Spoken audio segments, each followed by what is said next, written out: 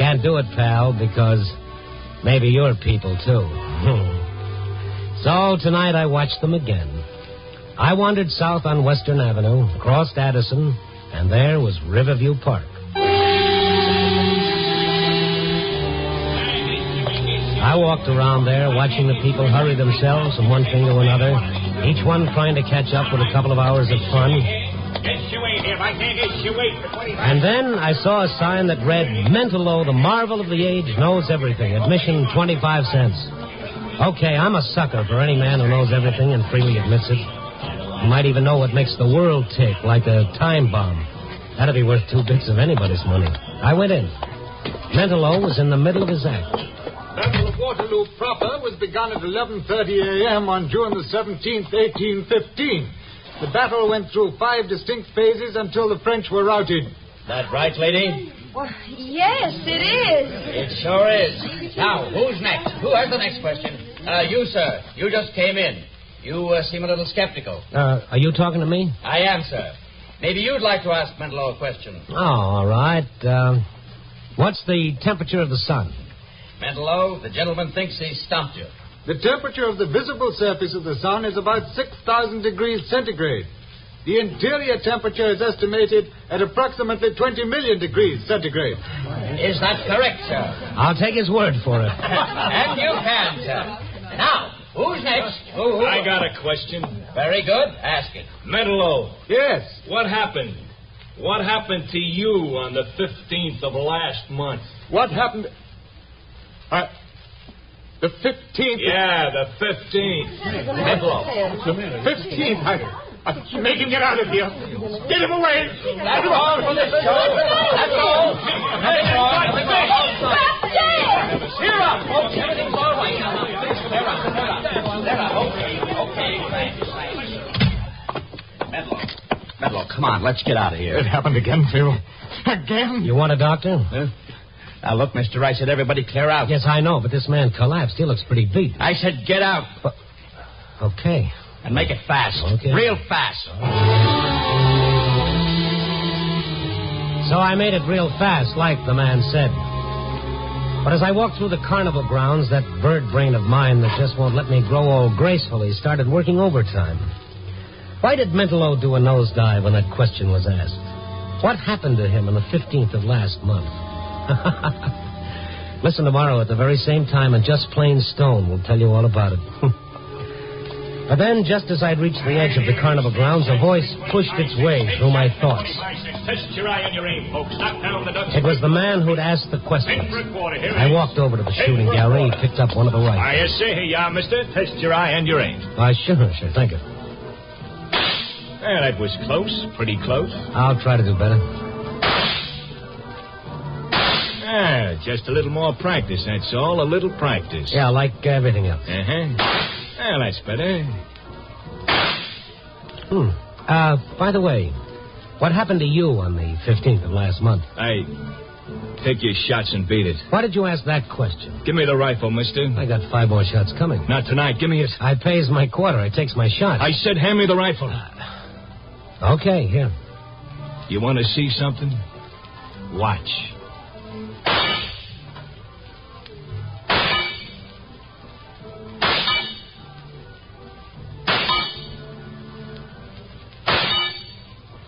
Well, with bullets or words, the man's good. You ain't a carny man. No? No. But you're awful curious. That's an old family failing and an occupational hazard. Why did you ask Mentolo that question? Did you know how it would affect him? You know, mister, a couple of months back, a guy picks up one of these rifles. He don't know nothing about guns, see? He gets careless and the gun goes off. At him. He's dead. Accident. Pal, you have a strange, oblique way of making me feel uncomfortable. I see what you mean. Now you're hitting the bullseye. So long, mister. Okay, twice I got curious, twice I drew blanks. I thought about it some more and then decided to pass it up in favor of the cotton candy. And then I saw Mentolo. He was walking down the midway, but like a man in a trance. There was something about him that screamed, I need help. His little figure seemed odd, incongruous against the laughing, hurrying people. I followed him, wondering, and then he stopped in front of the roller coaster. For a moment he watched it, and then, as if suddenly making up his mind, he headed for the ticket booth. That didn't figure, so I bought a ticket, too, and followed him to the loading platform. Tickets for the next ride, please. Tickets for the next ride. Here you are. Oh, thank you. Tickets for the next ride. Tickets for the next ride, please. I got in the car directly behind Metallo. That dazed, bewildered expression was still on his face. His hands gripped the side of the car. He half rose in his seat as though he were going to leave, but he sat down again. And then... All right. Lock the safety bars. It's 200 feet up. Lock your safety bars. We started up the long incline toward the top of the 200-foot grade. I kept my eyes on Metallo. He gripped the safety bar in front of him until his knuckles whitened under the pressure. A couple of kids behind me began to rib me. Geez, hi, I'm getting scared. Hey, mister, you gotta have a girl with you. I did, but I left her in the fun house. Oh, what a square she must be. Hey, if you get scared, mister, hold on to me. I'll keep that in mind. Hey, baby, I paid $4 for this. Let him grab his own cookie. hey, watch it. We're going over. Here we go! And then it happened. He started down the almost perpendicular drop. Metallo stood up. Metallo! Let me go. Let me go. Metallo struggled to his feet, almost dragged me out of my seat. I held him while we hurtled down the long drop and finally hit the bottom. And then Metallo stopped struggling to get free. He went limp and sagged back into his seat. Why did you stop me? I've got to kill myself. Well, he almost did, and me with him. My arms ached from the effort of holding him down. But the ride was finally over. I got him off and away. He let me lead him like a child out of the park and to his cheap hotel room on the north side. I told him who I was and then waited until he spoke. Why didn't you let me do it? Well, I'm just an old busybody. How about some coffee? No, nothing. Just leave me alone, please. Just a minute, I saw your act tonight. I heard the question that sent you off. It's always someone different who asks it. It's never the same person twice. Have you ever got hold of the person who asks it? No. I was afraid to. What did happen to you on the 15th of last month? I don't know. Something tells me that I must not remember. I must not. Your act is legitimate, isn't it? Legitimate? Yeah, no fake. No shills to ask questions you're sure to know the answer to. I have a photographic memory, Mr. Stone. I never forget anything. Yet you've forgotten one day of your life. Yes. You don't believe it, do you? Oh, yes, I do. But why did you try to kill yourself? Because I know that if I do remember, I wouldn't be able to stand it. Don't you have any clue at all? Two things. Two things that mean nothing. Well, maybe they do. What are they? It's just streamers in the sky and the name Helene. Streamers in the sky and Helene. Who is Helene? I don't know anybody by that name. I don't. I tell you, I don't. All right. Now take it easy, Metallo. Oh, get out and leave me alone. Get out. Yeah. Get out and leave him alone. Phil. Well, my friend the Barker, hello. What are you doing here? I brought Metallo home after he tried to kill himself. What? Metallo. You all right? I'm all right, Phil, but I don't want to remember. Look, Phil, for what it's worth, he's sick. He's got to see a doctor. No, Phil, get him out of here. Oh, Mister, get out. But this man is... Get out and don't come back. Because if you do anything that hurts Metallo, I'll kill you.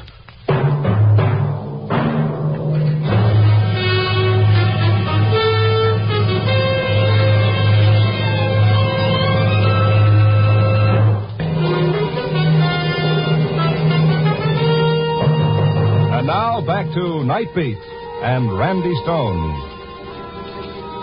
Like I said before, sometimes you'd like to seal off the rest of the world and forget it. Let 1,000 people die in a flood, we click our tongues and say, how terrible. And that's as far as it goes. But let one kid scratch himself on a nail and 87 people come running with the iodine. The human reality of what happens to a lot of people at once is too big for us. But what happens to one individual is something each of us can get hold of. I don't know, maybe that's what sent me to a friend of mine, a psychiatrist whom I dragged out of bed. But, Randy, what concern is mental of yours? Oh, I don't know, Ken. Why'd you become a psychiatrist? Why? I see what you mean. Okay, you see what I mean. Now, what gives with Mental? Self-protection. His mind is protecting him. Whatever happened on the 15th of last month is suppressed. The memory is horrible enough to force a complete blackout. Yeah, but he remembers two things, Ken. Streamers in the sky and the name Helena. What do the streamers mean? Almost anything. This guy's symbol for something else. Yeah, he tried to kill himself tonight. Will he try it again? It's likely. Well, what'll set him off again? Hard telling. Question, object, anything. Was Mentalo upset when you left him? Upset? He was practically hysterical. I'd better go with you. Oh, you're worried too, huh? I'd feel better if I saw him. Let's go.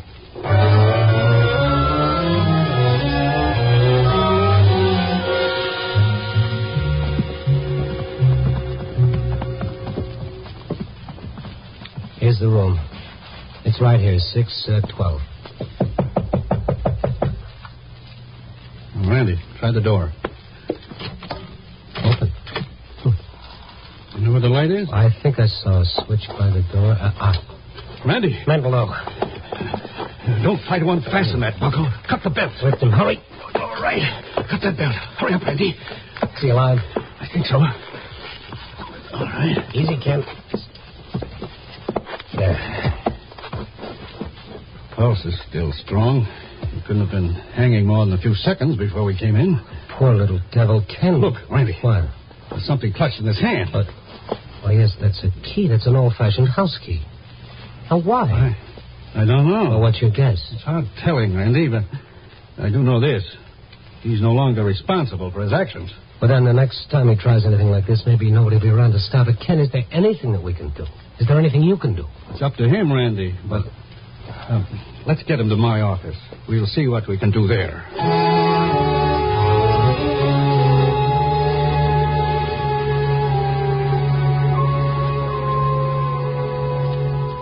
Feeling better, Mentalo? Yes, thank you. You know where you are? No, where's Phil? Oh, you're Barker? I don't know. Now listen to me, Mentalo. You tried to hang yourself. Do you remember that? Yes. After Phil left, I felt so hopeless. You had this in your hand, this key. Look at it. I found it in my pocket, and then I knew I had to kill myself. Is it your key? Do you remember what it's for? No. He won't remember that, Randy. Oh. Who are you? He's a friend of mine, and he's a doctor, Mentalo. Well, I don't want to. Now, look, twice tonight you tried to kill yourself. Once is enough to call in the police. No. Oh, don't worry. That's not what we want to do. I want to help you, and the doctor wants to help you. Please believe that. No one can help me because I can't remember, and I must not remember. The police will ask questions when they learn you tried to kill yourself. But it's no business of theirs or yours. Why don't you leave me alone? Why do you care? Oh, that's the same old question asked the same old way, and this time I've run out of answers. Make up one of your own. I don't know. I'm sorry. I believe you do want to help. Yes, we do. Now, look. There'll be no need to call in the police if you'll let us help you. You're sick. Do you know that? You're sick. Let us help you. All right. Good. Now, you trust Mr. Stone, don't you? Yes, I do. All right. You're going to sleep. When you feel this hypodermic needle, start counting backward from 100.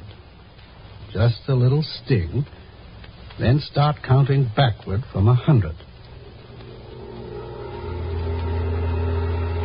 Now.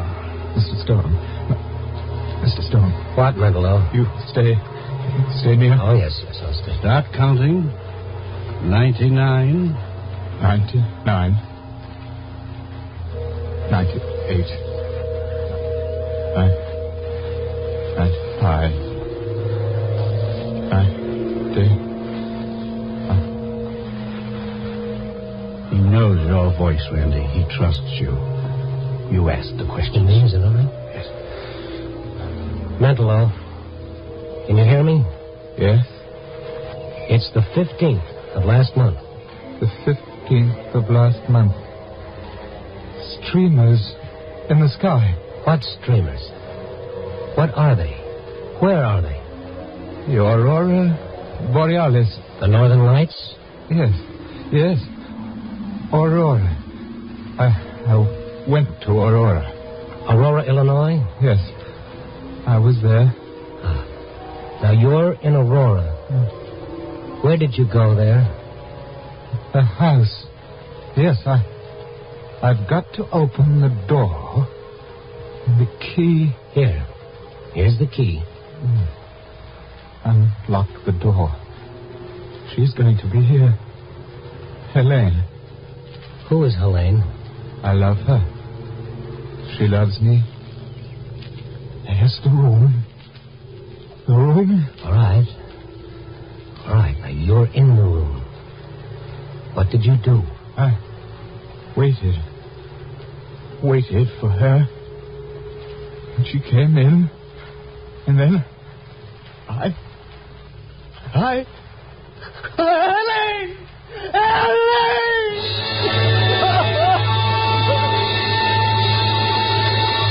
Mentalo. Helene! Ken, is he all right? Yes. We still don't know what happened. There's one way to find out, Randy. What, find the house in Aurora and take him there? That's it. What we've done here is bring him to recall that far. I see. Now it's a question of bringing back the whole thing, bit by bit. Ken didn't go along. Mentalo didn't want him to. It wasn't a long drive in miles. I watched Mentalo when I could. His face was contorted in an agony of effort as we drove through Aurora slowly, looking for one street, one house. Then...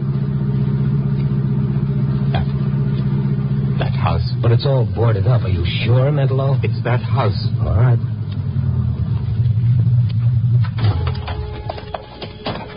The house set back from the street. The only light came from a street lamp half a block away.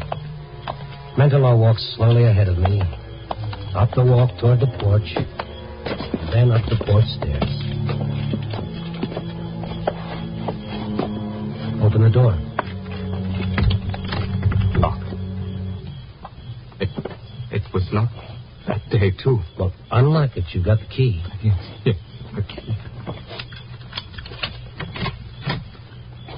Where's the light switch?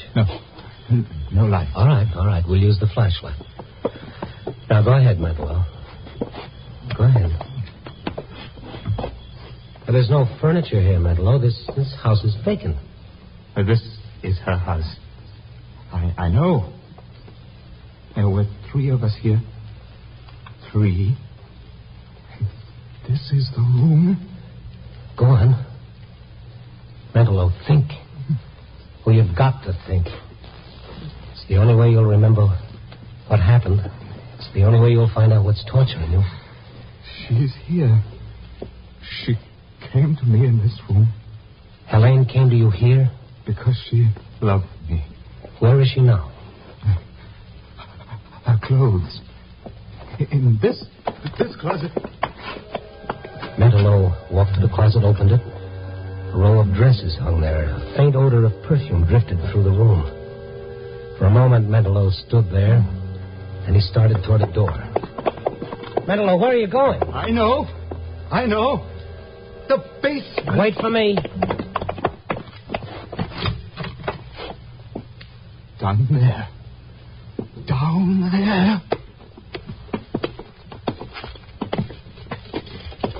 There's no one here, Mentalo.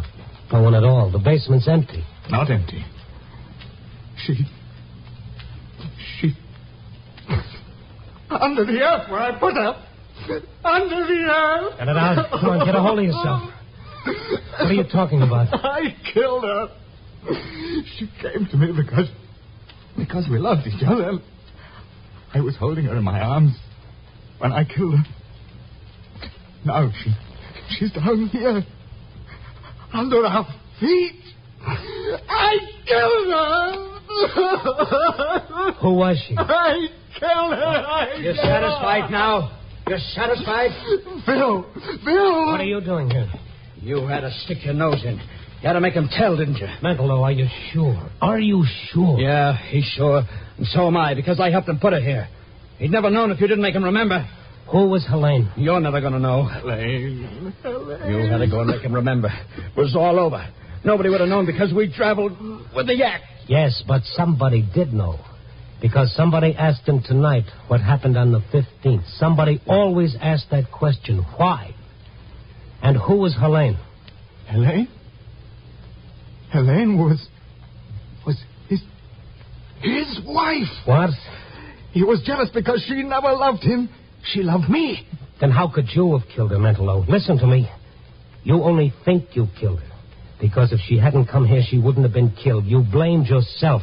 That's what it was. And then you forgot. The shock made you forget. Don't listen to him, Mentalo. Don't listen. I remember now. I remember. You killed her. Made me believe. But you're not going to tell anybody else about it. Both of you are going to stay here. I'm not afraid anymore, Phil. Because I know now I didn't kill her. You did, Phil. Mentalo went toward Phil. Phil had a gun pointed at him. I jumped back, turned off the flashlight. For a moment, there wasn't a sound. And then... Mentalo. Where are you? Mentalo. Wait, Mentalo. Don't move. You hear me? Don't move. Mentalo. Stone. Mentalo. Helene is here, Phil.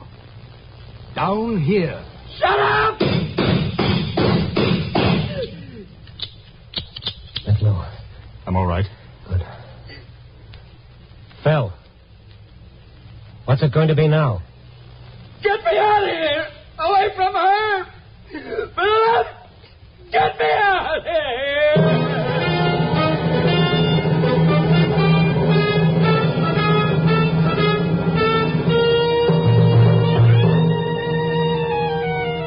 Well, it's almost dawn now. I can go home to my little trundle bed and sleep the day away. Yo-ho-ho, the reporter's life for me. Oh, sure. But anyhow, I got my story. Two men, one whose feelings of guilt forced him to believe he killed the woman he loved, and another man whose feelings of guilt made him a gibbering coward. But where's the moral? That someone always pays for a crime? Sure, but who is guilty? Maybe we should say, what is guilty? What's in that space above our eyes that makes us act the way we do? That makes us people? To louse up Shakespeare, there are more things in the darkness of the mind than are dreamed of in your philosophy, Mr. Stone. Oh, you can call me Randy, pal. Just call me Randy. Copy, boy.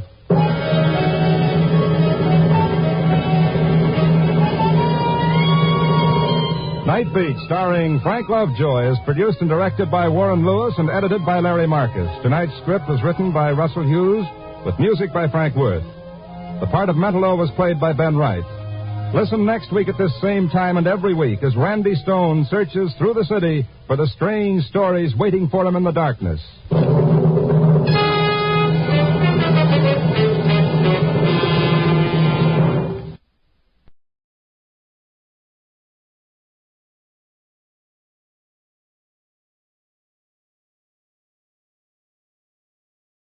The Columbia Workshop presents The Trojan Women by Euripides, adapted for radio by John Houseman and the translator Edith Hamilton, with score by Virgil Thompson.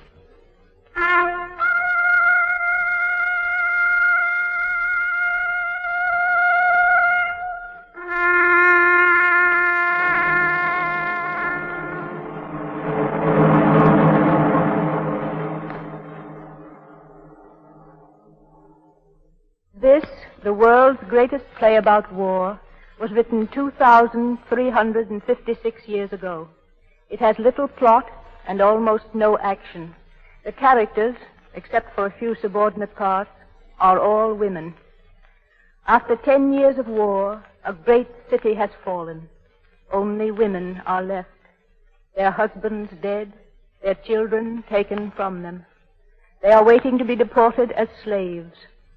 One is an old woman whose husband, the king, has been murdered before her eyes. Her sons, too, are dead, and she who was queen is now a slave. There is her daughter, a virgin dedicated to the service of the temple, who has become the property of the victorious commander-in-chief.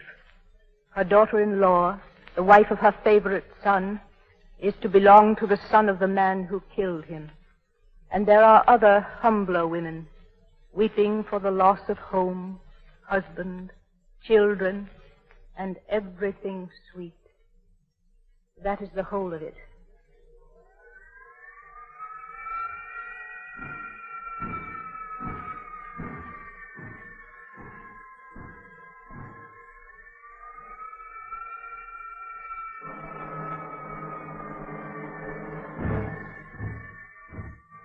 It is early morning, soon after sunrise. To the east, dim against the sky, are the shattered towers of Troy, the conquered city. To the west, running down to the sea, is the beach where the victorious Greek army is encamped, and the Greek warships and transports drawn up, being made ready for the long voyage home. We are just outside the city gates with the prisoners, Trojan women. One of them, an old woman, is lying on the ground, her face in the dust. The ways of fate are the ways of the wind. Drift with the stream, drift with fate. No use to turn the prow to breast the waves. Let the boat go as it chances. Keep silent. Speak. Weep then. Cry. For what? What sorrow is there that is not mine?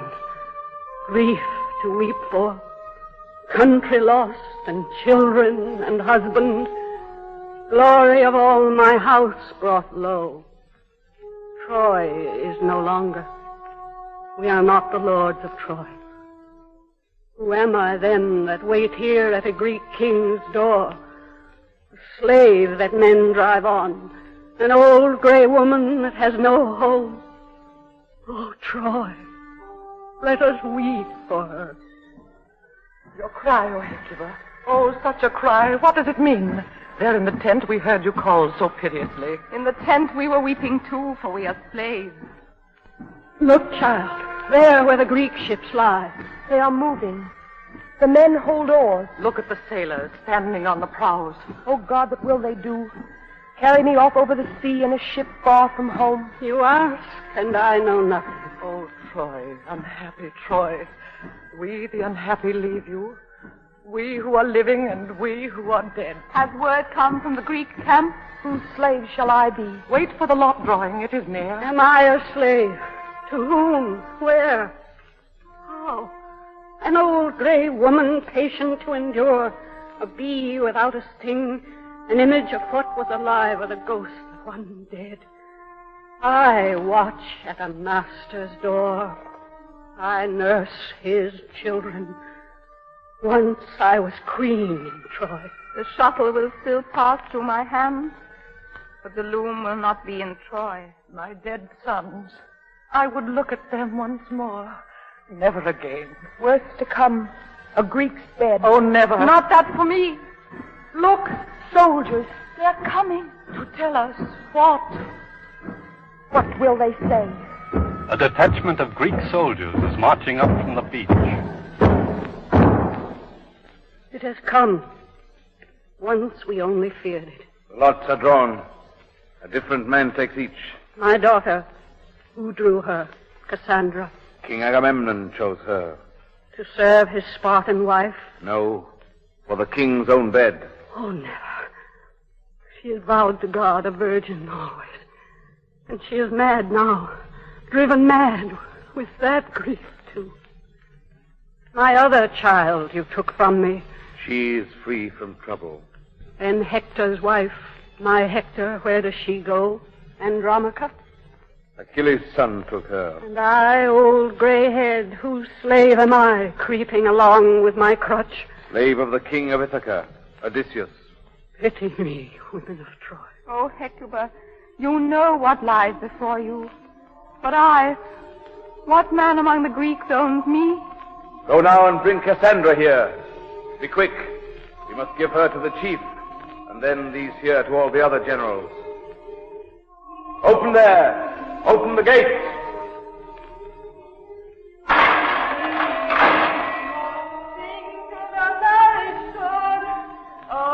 joyful song. It is my daughter, Sing Cassandra. for the bridegroom, joyously all.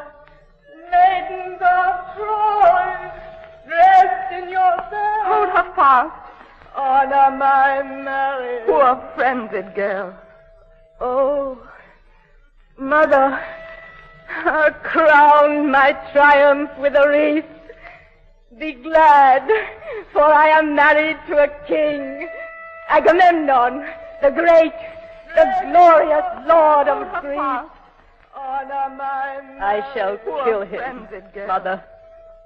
Lay his house as low as he laid ours. Make him pay for all he made my father suffer. For I am married and I will show you Agamemnon, this town now. Yes, Mother, is happier than the Greeks. Mother, I know that I am mad, but Mother, dearest, now for this one time I do not rave. Men died, by tens of thousands died, Mother, here before Troy. And why? No man had moved their landmarks or laid siege to their high-walled towns. War took them, and they never saw their children. No wife with gentle hands shrouded them for their grave. They lie in a strange land. No man and in their homes are sorrows, too. Lonely women who died. Old men who waited for sons that never came. No son left to them to make the offering at their graves. That was the glorious victory they won. Oh, fools! The men who lay a city waste, giving to desolation temples, tombs, the sanctuaries of the dead, who waited for sons that never came. To die. No son left to them to make the offering at their graves. That was the we Trojans died to save our people. No glory greater. Giving to desolation, the earth of their own land has covered them. And Hector's pain. Your Hector. Mother, hear me. This is the truth. He died the best. A hero. We Trojans died to save our people. Not no glory greater. So, Mother, the earth of their own do not pity Troy or me. Upon my bridal bed. Now, if the high gods had not made you mad, I would have paid you for those evil words, but... Well, you know her mind is not quite right. All she said against Greece and for Troy I never heard. The wind blew it away. Come with me to the ship now. Where is the ship? How do I go on board? Spread the sail. The wind comes swift. Now, if the high gods had not made you mad, I would have paid you for those evil words. My mother. Do not weep. Her mind is not quite right. All she farewell, said against Greece and for Troy I dear never heard. City. The wind blew it away. Brothers. Come with me to the ship now. Troy's Where is the ship?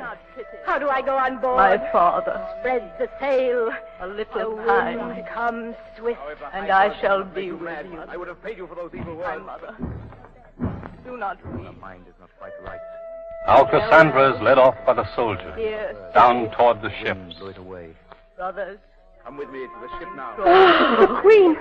See, she is falling. Oh, help! She cannot speak. Will you leave her on the ground? Up, lift her up. I cannot stand. And I shall Too much is on me. Oh, I will think of good days gone, crowning my sorrow by remembering. We were kings, and the king I married. Sons I bore him. Many sons.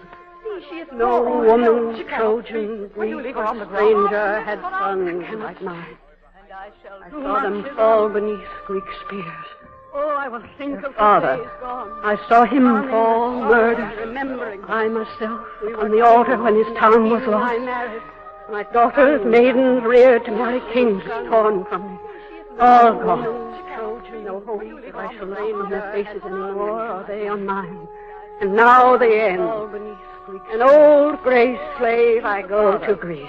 I saw him. I who bore Hector, On the altar when his son laid his old body down that once slept in a royal bed. Torn rags around me, torn flesh beneath. Rocks for my pillow. There to fall and die, wasted with an old gray slave I go to Greece. I saw him, who bore... Soldiers are passing, straggling out of the city. They are loaded with plunder. Their ranks part, and a woman is seen coming forward with a child in her arms. Look, Hecuba. It is Andromache. And in her arms her child, Priamax, the son of Hector. Most sorrowful of women, where do you go? I go where the Greeks take me. Soldiers are passing, straggling out of the city. Why should you weep? This sorrow is mine. My children gone. Gone. Happiness. It is Andromache. Joy. And you live. Hector. My son, my eldest son, whom I bore to Priam, come to me. Where do you lead go? Me to death. Death. Oh, deep desire. Such is our pain. For a city that has fallen. Look and see. My children. The end of the house where I bore my children. Driven like cattle, captured in a raid, my child and I. The free, changed to a slave. Fearful to be helped. Just now they took Cassandra from me, and still more sorrow for you. More than that. Number my sorrows, will you? Measure them. You have lost another daughter. Alexina lies dead upon Achilles' tomb. Murdered. My child. And that is what the soldier meant. Could not lead his riddle. She has died her death, and happier by far dying than I alive. Life cannot be what death is, child. Life is hope. Death is empty. Murder. My child. To die is only not to be. That is what the soldier meant. And rather death than life with bitter grief. She has died her death. They have no pain. By far dying. They do not feel their lives alive. Life cannot be what death is, child. If she never had been born. Oh, she does not know the wickedness that killed her. While I die is only not to. Oh, Hector, and my beloved, you were all to me. Wise, noble, mighty in wealth, in manhood. No man had touched me when you took me. She never had been took me from my father's home. She does not know the wicked. And you are dead.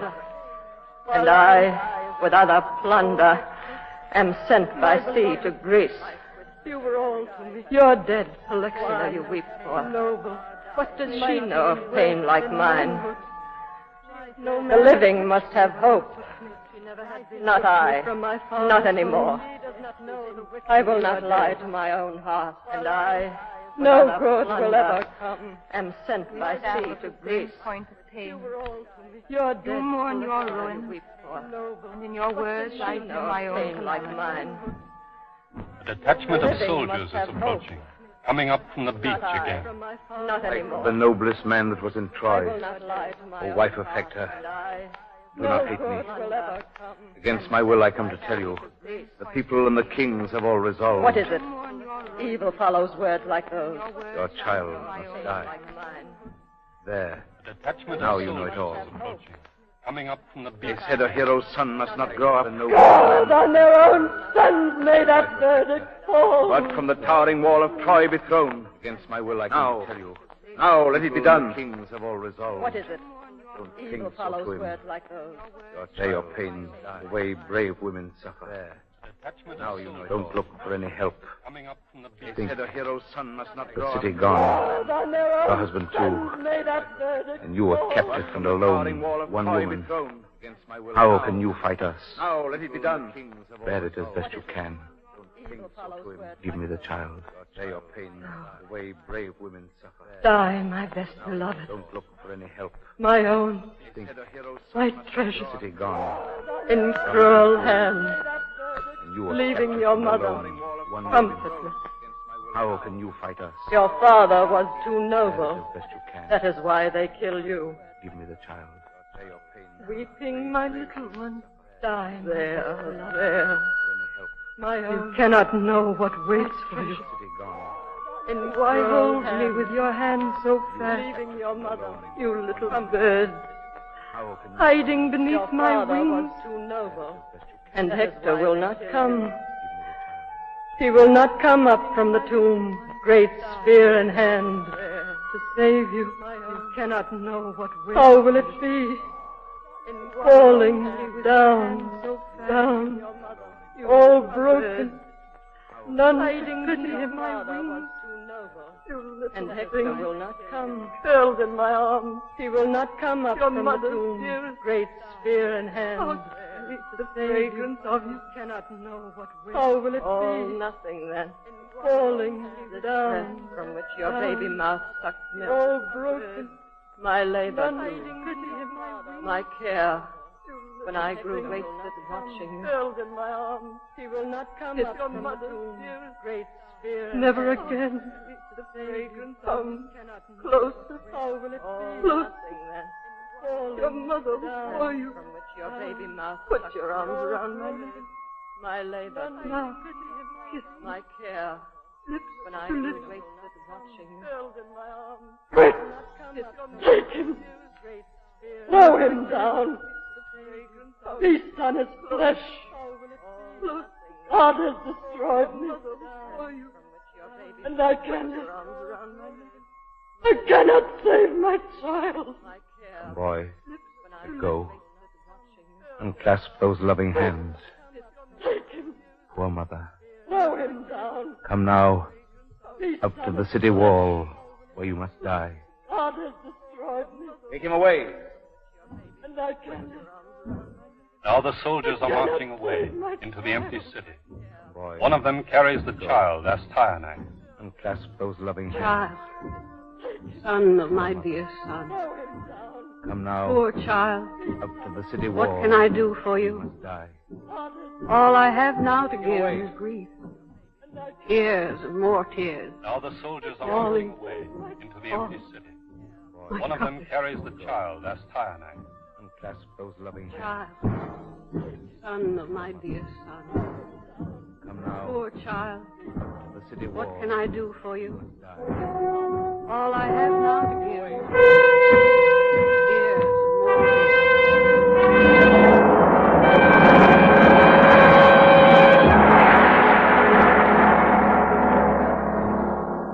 son of my dear son.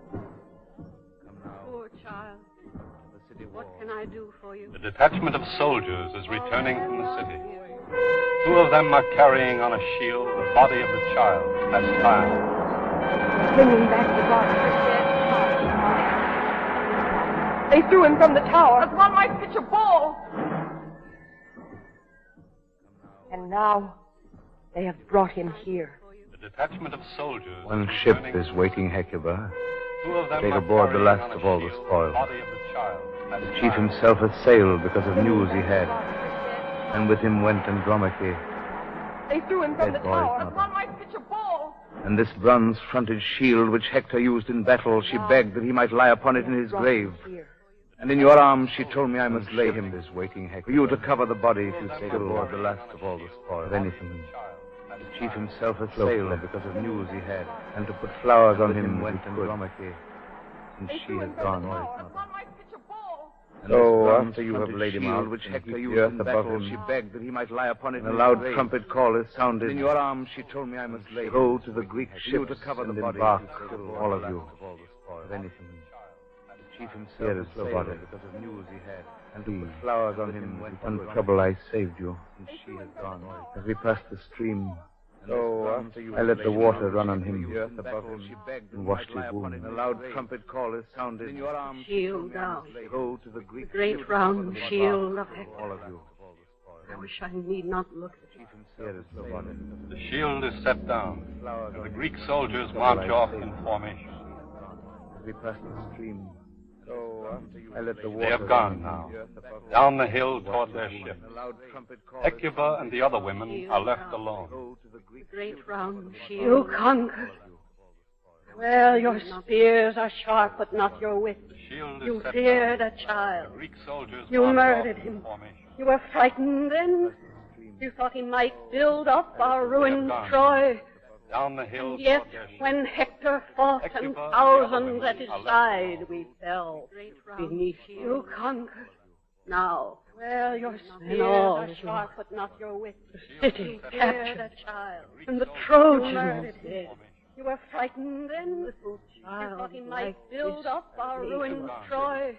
Now Hecuba is kneeling beside the dead child. And thousands at his side we fell beneath. Savagely, our ancient walls have torn away the curls your mother's fingers made. The city where she pressed her kisses, and the Trojans here where the broken bone grins white. Oh, no, I can't believe it. Now Hecuba is kneeling beside the dead child. Same dear shape your father's head, how loosely now they fall. Savagely, our dear proud lips forever closed. How often have you climbed into my bed, called me sweet names and told grins. Grandmother, when you are dead, I'll lead my soldiers all to ride out past your tomb. Not you, but I, old, homeless, childless, must lay you in your grave. How often have you climbed into my miserably called me sweet names? What could a poet carve? Grandmother, when you are dead, I'll lead my soldiers. Child lies here, whom strong men feared and slew.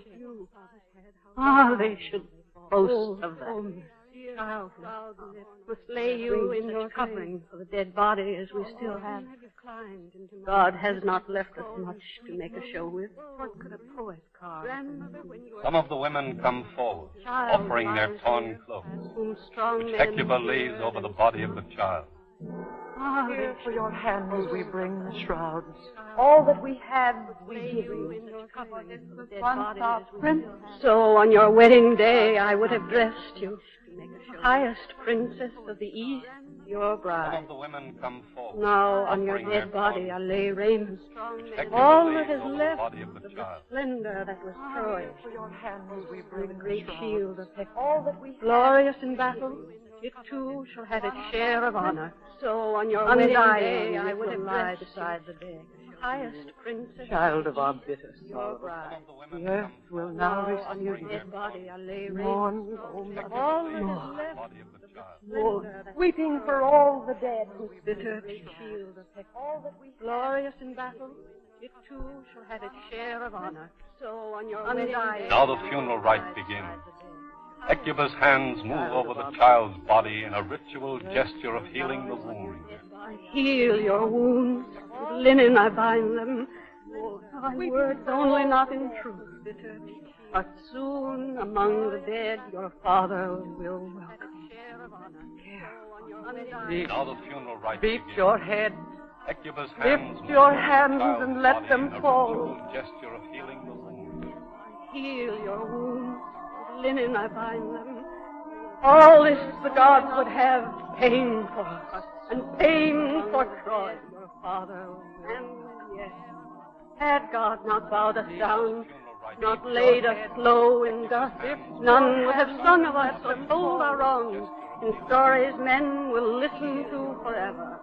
Linen I go, lay our dead in his poor grave, with these last gifts of death given to him. I think those that are gone care little how they are buried. Now 4 of the women go off slowly toward the city, carrying the body of the dead child on the shield, bury it in Trojan soil. Poor mother, her high hopes were stayed in you, and they are broken.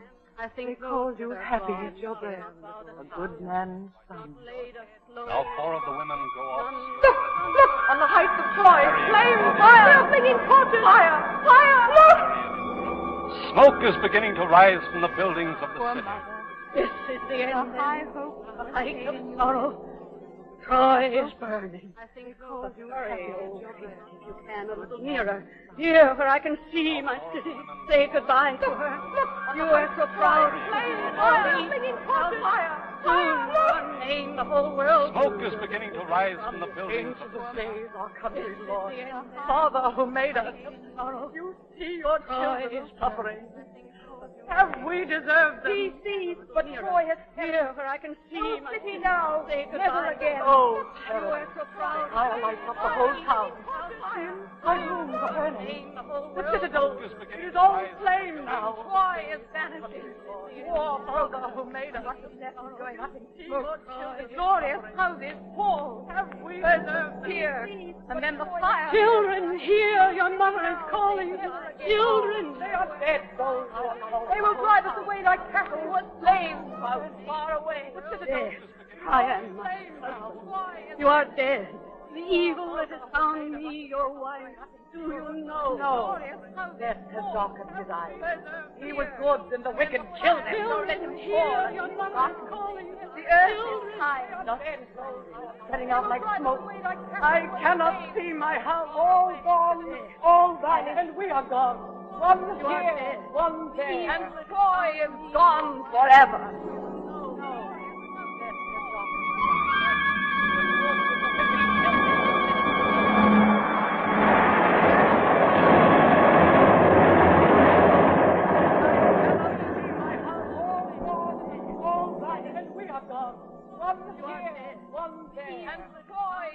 Is it the end? Do you know? The fall of Troy. Earthquake and flood and the city's end.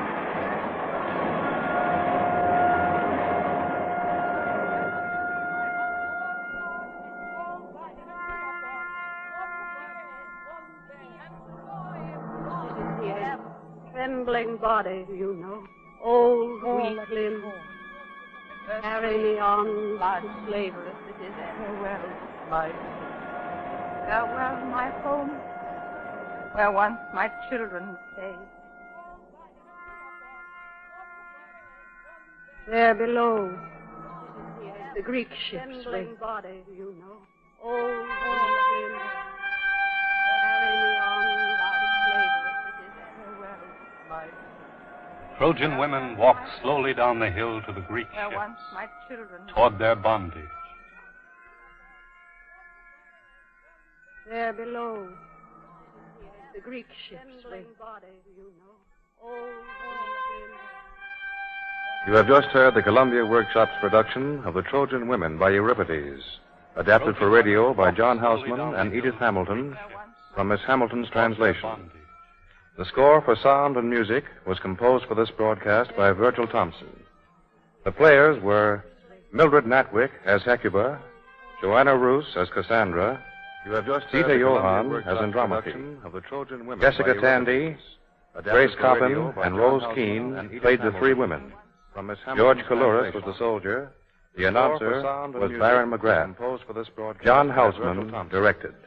The players were... Next week at the same time, the Columbia Workshop will present two short contrasting pieces. The first is Symptoms of Being 35 by Ring Lardner, adapted by Vera Eichel. The second is The Electric King by Lord Dunsany, adapted by a writer new to radio, Alfred Eisman, directed. This is the Columbia Broadcasting System. The Columbia Workshop will present two short contrasting pieces. The first is Symptoms of Being 35 by Ring Lardner, adapted by Vera Eichel. Good evening. This is Peter Tobin introducing Adapted by a writer new to radio, Alfred Eisman. Lux Radio Theatre. This is the Columbia Broadcasting. Tonight and every Monday night at this time, Lux Radio Theatre presents for your entertainment the finest in radio drama. Good evening. This week we present Home and Beauty by W. Somerset Maugham, a comedy set in London immediately after the First World War.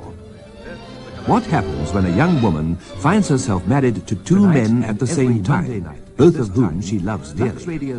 After her husband, Major Bill Cardew, has been reported killed in France, lovely, frivolous Victoria marries his best friend, Major Frederick Lowndes. Their domestic bliss is suddenly and hilariously disrupted by Bill's return from the dead. Victoria adores both her husbands, and they both adore her. But while the two men argue the toss in the most gentlemanly way, Victoria finds her own way of unraveling the matrimonial tangle. Listen in a few moments to Home and Beauty, adapted by Helen Cunningham, produced for Lux Radio Theatre by Rolf Jacobs, and directed by Delphine Lethbridge. Victoria adores both her husbands, and they both adore her. But while the two men argue the toss in the most gentlemanly way, Victoria finds her own way of unraveling the matrimonial tangle. Here's an idea that will make you feel soft and beautiful, and you can do it this evening. Just take a long, creamy bath with Lux Beauty Soap. Sink back and relax, and let the extra rich lather of Lux soften your skin to film star smoothness. Think of it, the creamy, moisturizing lather making your skin silky and relaxed. The precious perfume of Lux caressing you all over. You can do it this evening. Lux is the one beauty soap chosen by most beautiful Hollywood film stars. They choose it for its rich, moisturizing lather and precious perfume. Lux, a beauty treatment as you bathe. Think of it, the creamy, moisturizing lather making your Shield gives a confidence that actually shows in your eyes. Put on Shield deodorant and it's dry in seconds. That's the way it stays right through the day. Shield never makes you feel sticky. It just protects you and keeps you dry, feminine, fresh. Wear Shield, and the only thing you show is confidence. Shield gives a confidence that actually shows in your eyes, in your eyes. And it's dry in seconds. And now Act 1 of tonight's Lux Radio Theatre presentation, Home and Beauty. Protects you and keeps you dry, feminine, fresh. Wear Shield, and the only thing you show is confidence.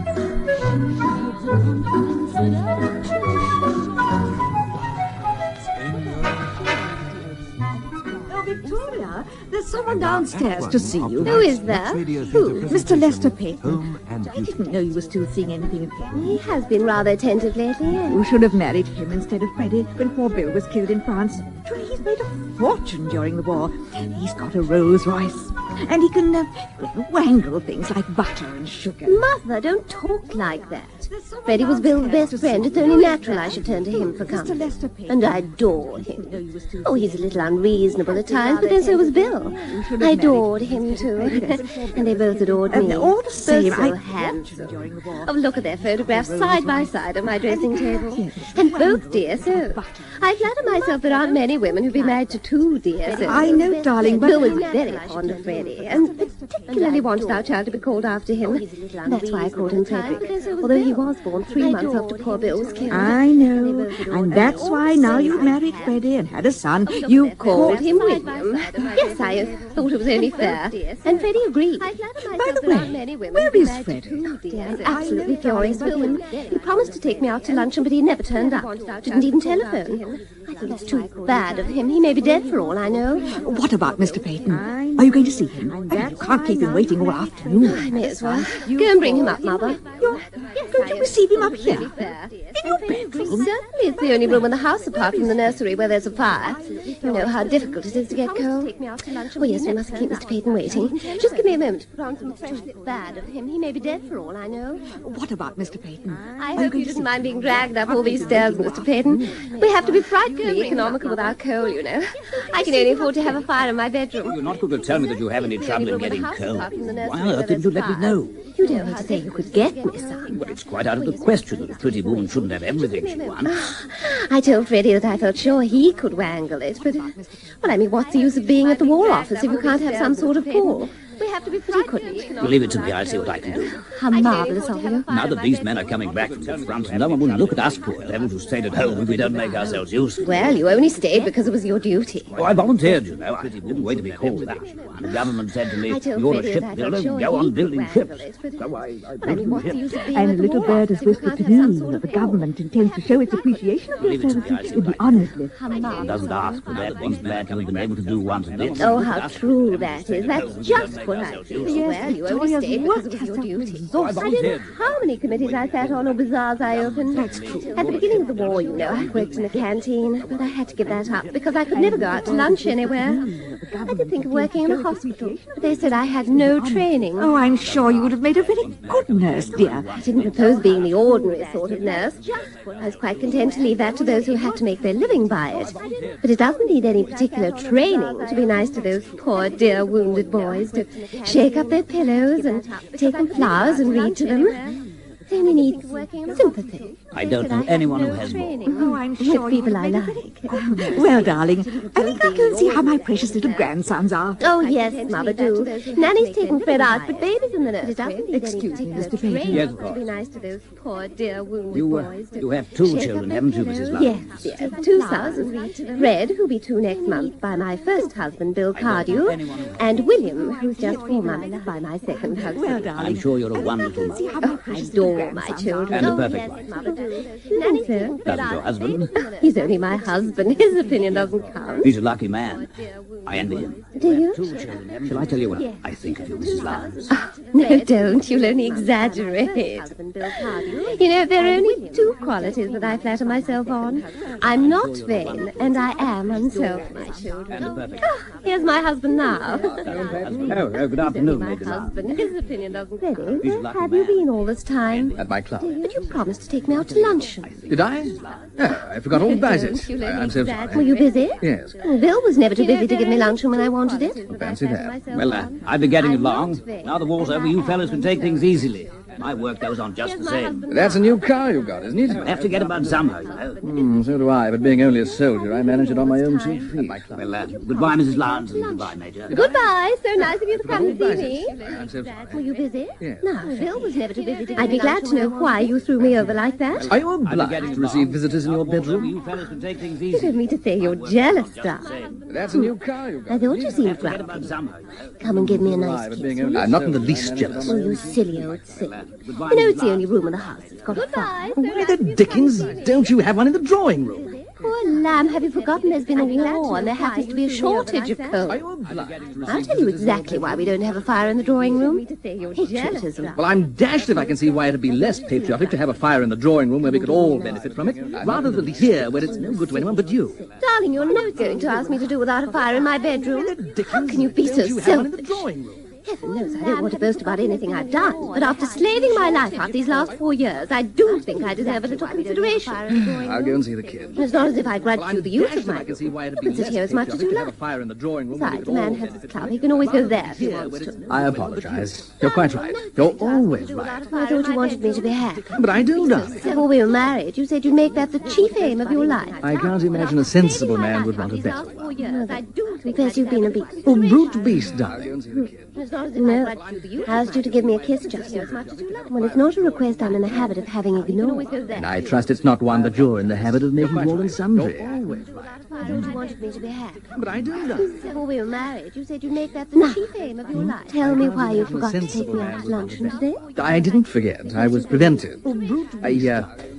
I haven't had lunch myself. I'll just ring and ask the cook to send me up something. Oh, the cook left this morning. Again? What do you mean again? It's not one This is that the you're first in the time habit she's of left. making. Hang it all, she's only been here a week. Why, I don't know why on earth you can't keep your servant. No one can keep servants these days. Other people do. Why you forgot. Don't speak to me like that, Freddie. I'm not used to it. I shall speak to you exactly as I choose. It's so petty to lose your temper just because you can't have something to eat. I should have thought after spending 2 years in the trenches you'd be accustomed to going without a meal now and then. Oh, for goodness sake, don't make a scene of it. But I was making a scene. I don't know why on earth you can't keep your Bill would never treat me like that. But I can't imagine how you knows can... I'm not exacting. I do everything I can to make you happy. I shall speak to patient you self. exactly as I choose. Even my worst enemy would have to admit that I'm not selfish. Victoria, now please, all I wanted Bill was... wouldn't have taken my poor loving heart and thrown it aside like an old hat. Oh, for goodness sake, don't make a scene He of would it. always have loved me. Oh, I adored that man. He waited on me, hand and foot. I'd give anything in the world to have my dear, dear Bill back again. Well, I'm very glad you feel like that about it, because he'll be here in about 3 minutes. What? Worst enemy would have to admit that I'm worse. Do you mean? He rang me up at the club. Please, all I wanted was... Teddy, what are you talking about? Who spoke to you? Bill. Bill? Oh, Bill who? Bill Cardew. He's dead, poor darling. Oh, I showed no sign of it on the telephone. Really, how can it be so hard to joke like Just wait and see if he'll feel like that about it, because he'll be here in about 3 minutes. I didn't mean what I said. Do you mean? Rang me up Darling, no. You can have a fire in your study and to the devil with a fuel controller. Feel sorry for all I said just now. Dead, poor darling. There now. It's all right, isn't it? Perfectly. But it's not going to prevent Bill from walking into this room in about 2 minutes. It's not true. It can't be. Poor Bill was killed at the Battle of Ypres. He was actually seen to fall. He was reported dead by the War Office. Know how distressed I was. I wore mourning and everything. We even had a memorial service. Yes, I know. But what a devil of a lot of explaining to be turning up like this. I shall go stark staring mad in a minute. How do you know it was Bill on the telephone? I recognize his voice. What did he say exactly? Yeah, he said he was at Harwich Station and would be in London at 3:13 and would I break it to you. But that was before luncheon. Why didn't you come at once and tell me? To tell you the truth, I was a bit shaken by then. I thought the first thing was to have a double whiskey and a small soda. And what did you do then? I sat down to think, and I thought steadily for a couple of hours. And what have you thought? Nothing. Recognize his voice. It's a devilish awkward position for me. For you? And what about me? I mean, after 3:13, Bill was my eldest child. That was I before think it rather funny that I married his wife. Amazing. To tell you the truth, I was a bit You shaken. mean you haven't told him? No. He's coming here under the impression that I'm his wife? Yes, I sat down to think. And I Why thought... on earth didn't you tell him at once? It was the only thing to do. Well, it just didn't strike me at the moment. Besides, it's rather a delicate thing to say on the telephone. Well, someone must tell him. I've come to the conclusion that you're the person to do it. No, I'm not going to deal my darling Bill this bitter blow. He's coming here under the impression that I'm his wife. Darling, you've got so much tact. I never knew anyone who could deal with a delicate situation as you can. Well, it just didn't strike me at the moment. And you've got such a wonderful tenderness. No. There's only one way to deal with this. You just take him by the arm and you say, "Look here, old man, the fact It's no good, Victoria. my darling Bill this bitter blow." Fortunately, I have no personal vanity. Oh, where's that powder puff? Where's my lipstick? Hello. Well, here we are again. Bill! Was I right? No. There's only Now, one give me way a kiss, old lady. You just take him by the arm and you say, "Look here, old Well, Freddie, old man, how's life? A1, thanks. Are you surprised to see me? A little. In fact, a good deal. You've neither of you said you were glad to see me. Where's my lipstick? Yes, of course we're glad, Bill, darling. Yes. Tactful of me to get old Freddie to come round and break the news, don't you think, Victoria? Yes, darling. And exactly like you. It's just like old times to hear you calling me darling every other minute. It's one of Victoria's favourite words. You know, I nearly didn't warn you. I thought it would be rather a lark to break in on you in the middle of the night. I'm just as glad you didn't do that, Bill. We're glad to. What a scene, my word. The Sleeping Beauty on her virtuous couch. Enter a man. Shrieks from the Sleeping Beauty. It is I, your husband. Calling me darling. Is a little lamb, Victoria. You know, I nearly didn't warn you. Devil, I thought it would be rather a lark to break in on you in the middle of the night. Bill, I'm just as glad you didn't. Who is this man? I may be a bit thinner. Don't come near me, I shall scream. It's only going to kiss you. Oh, take him away. Enter a man. Shrieks from the Victoria, Sleeping who Beauty. is that man? Well, Mrs. Shuttleworth, it's Bill Cardew. He's dead. He doesn't seem to know it. It's a horrible dream. Of course he's dead. That man's an impostor. Shall I show you the strawberry mark on my left shoulder? I tell you, Bill Cardew's dead. Prove it. The War Office announced it officially. Victoria went into mourning. Why, we had a memorial service. Well, Mrs. Fully Coral.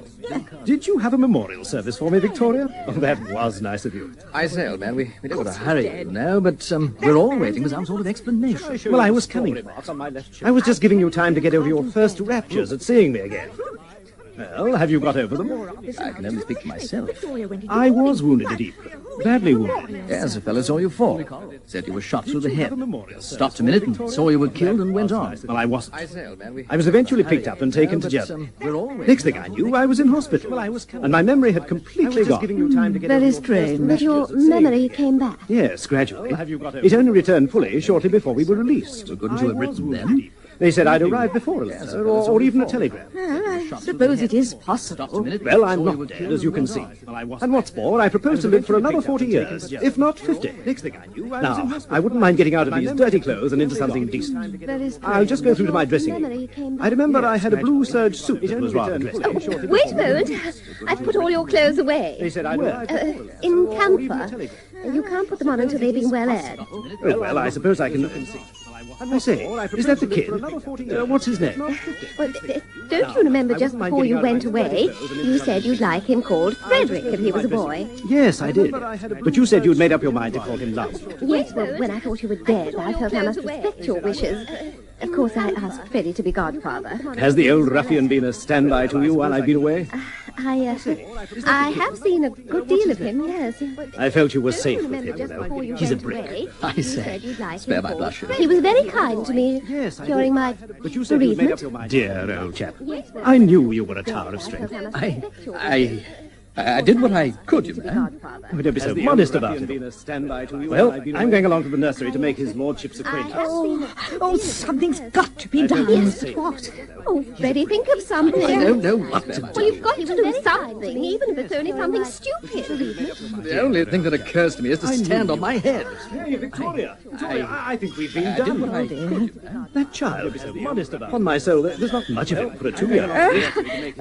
That baby was 4 months last Tuesday. 4 months? Oh, Freddie, think You've of been busy in something. my absence, Victoria. Well, you've got to do something. Freddie, for goodness sake, explain. Don't just stand there with your mouth open. The fact is, you've made a rather absurd mistake, Bill. You've been away so long that naturally there's a good deal you don't know. Well, that infant you saw isn't your son. I had a sort of suspicion that he was. 4 months. Fool. You've been busy in my absence, Victoria. Well, the deuce is the father. Well, in point of fact, Don't just stand there with your I am. mouth open. You don't mean to say you're married? Yes, lots of people are. In fact, marriage has been quite a thing during the war. Well, I'm jolly glad to hear it, old man. I knew you'd be caught one of these days. You were a wily old bird, but... Ah, well, we all come to it. My very best congratulations. Well, that's awfully good of you. I'm staying here, you know. Oh, are you? First rate. Is your missus here, too? In fact, marriage is rather difficult to explain during war. Well, don't tell me she's only got one eye. Look, can't you guess why I'm staying here? No. Oh, well, we all come. You don't mean you've married Victoria's mother? Good question. Well, no, not exactly. What do you mean by not exactly? I hope you haven't been trifling with the affections of my mother-in-law. Oh, do I look as if I were the mother of that baby? We live in an age of progress. One should keep an open eye about things. You misunderstand me, Bill. Can't you guess? Is there nothing between you and Victoria's mother? Certainly not. Oh, well, I'm sorry. I should have liked to be your son-in-law. And you would have done the right thing by her, wouldn't you? Really, Bill? I don't think you ought to talk like that about Mother. If he's compromised her, he ought to marry her. He hasn't compromised her, and he can't marry her. Well, I don't want to be inquisitive about things, but if you didn't marry Victoria's mother, who did you marry? Confound you, I married Victoria! I'm sorry. I should have liked to be your son-in-law. And you would have done the right thing by her, wouldn't you? Really, Bill? I don't think you ought to talk like that about Mother. He hasn't compromised her, and he can't marry her. Well, I don't want to be inquisitive about things. It's hello to Mrs. Felicity Usher, known as Flick. Hello, Flick. Hello, Mr. John. Tell me, Flick, what's the biggest wash day challenge that you could possibly imagine? My son's white shirts. Quite honestly, I think he's the dirtiest boy in the school. Really? Now, if I gave you a challenge, just one chance to get the dirty white shirts of your sons perfectly white again, how would you do it? Hello to Mrs. Felicity Usher. Because surf contains super glue, I think it's most important that white clothes should be white and not grey and grubby looking. And to look smart, they must be white. Obviously, whiteness is very important to you. Yes, therefore in the school. Yes, like Flick, most housewives I've challenged trust the experienced one, surf with super blue for perfect white again. How would you Gosh, do it? Mary, you're lucky to have such a hard-working servant. Oh, what do you mean? I haven't got a maid. Oh, how on earth do you manage to keep your floors so clean and shiny? Ah, that's easy. I use Dual. Dual? Yes, Dual. Obviously, The self-shining floor cleaner. It's so easy because Dual cleans and polishes in one go. How do you mean? Well, Dual lifts all the dirt out of the floor and dries for bright, long-lasting shine, all by itself. So when you use Dual, you don't have to worry about polishing? No, Dual cleans and polishes in one go. Oh, so clean and shiny.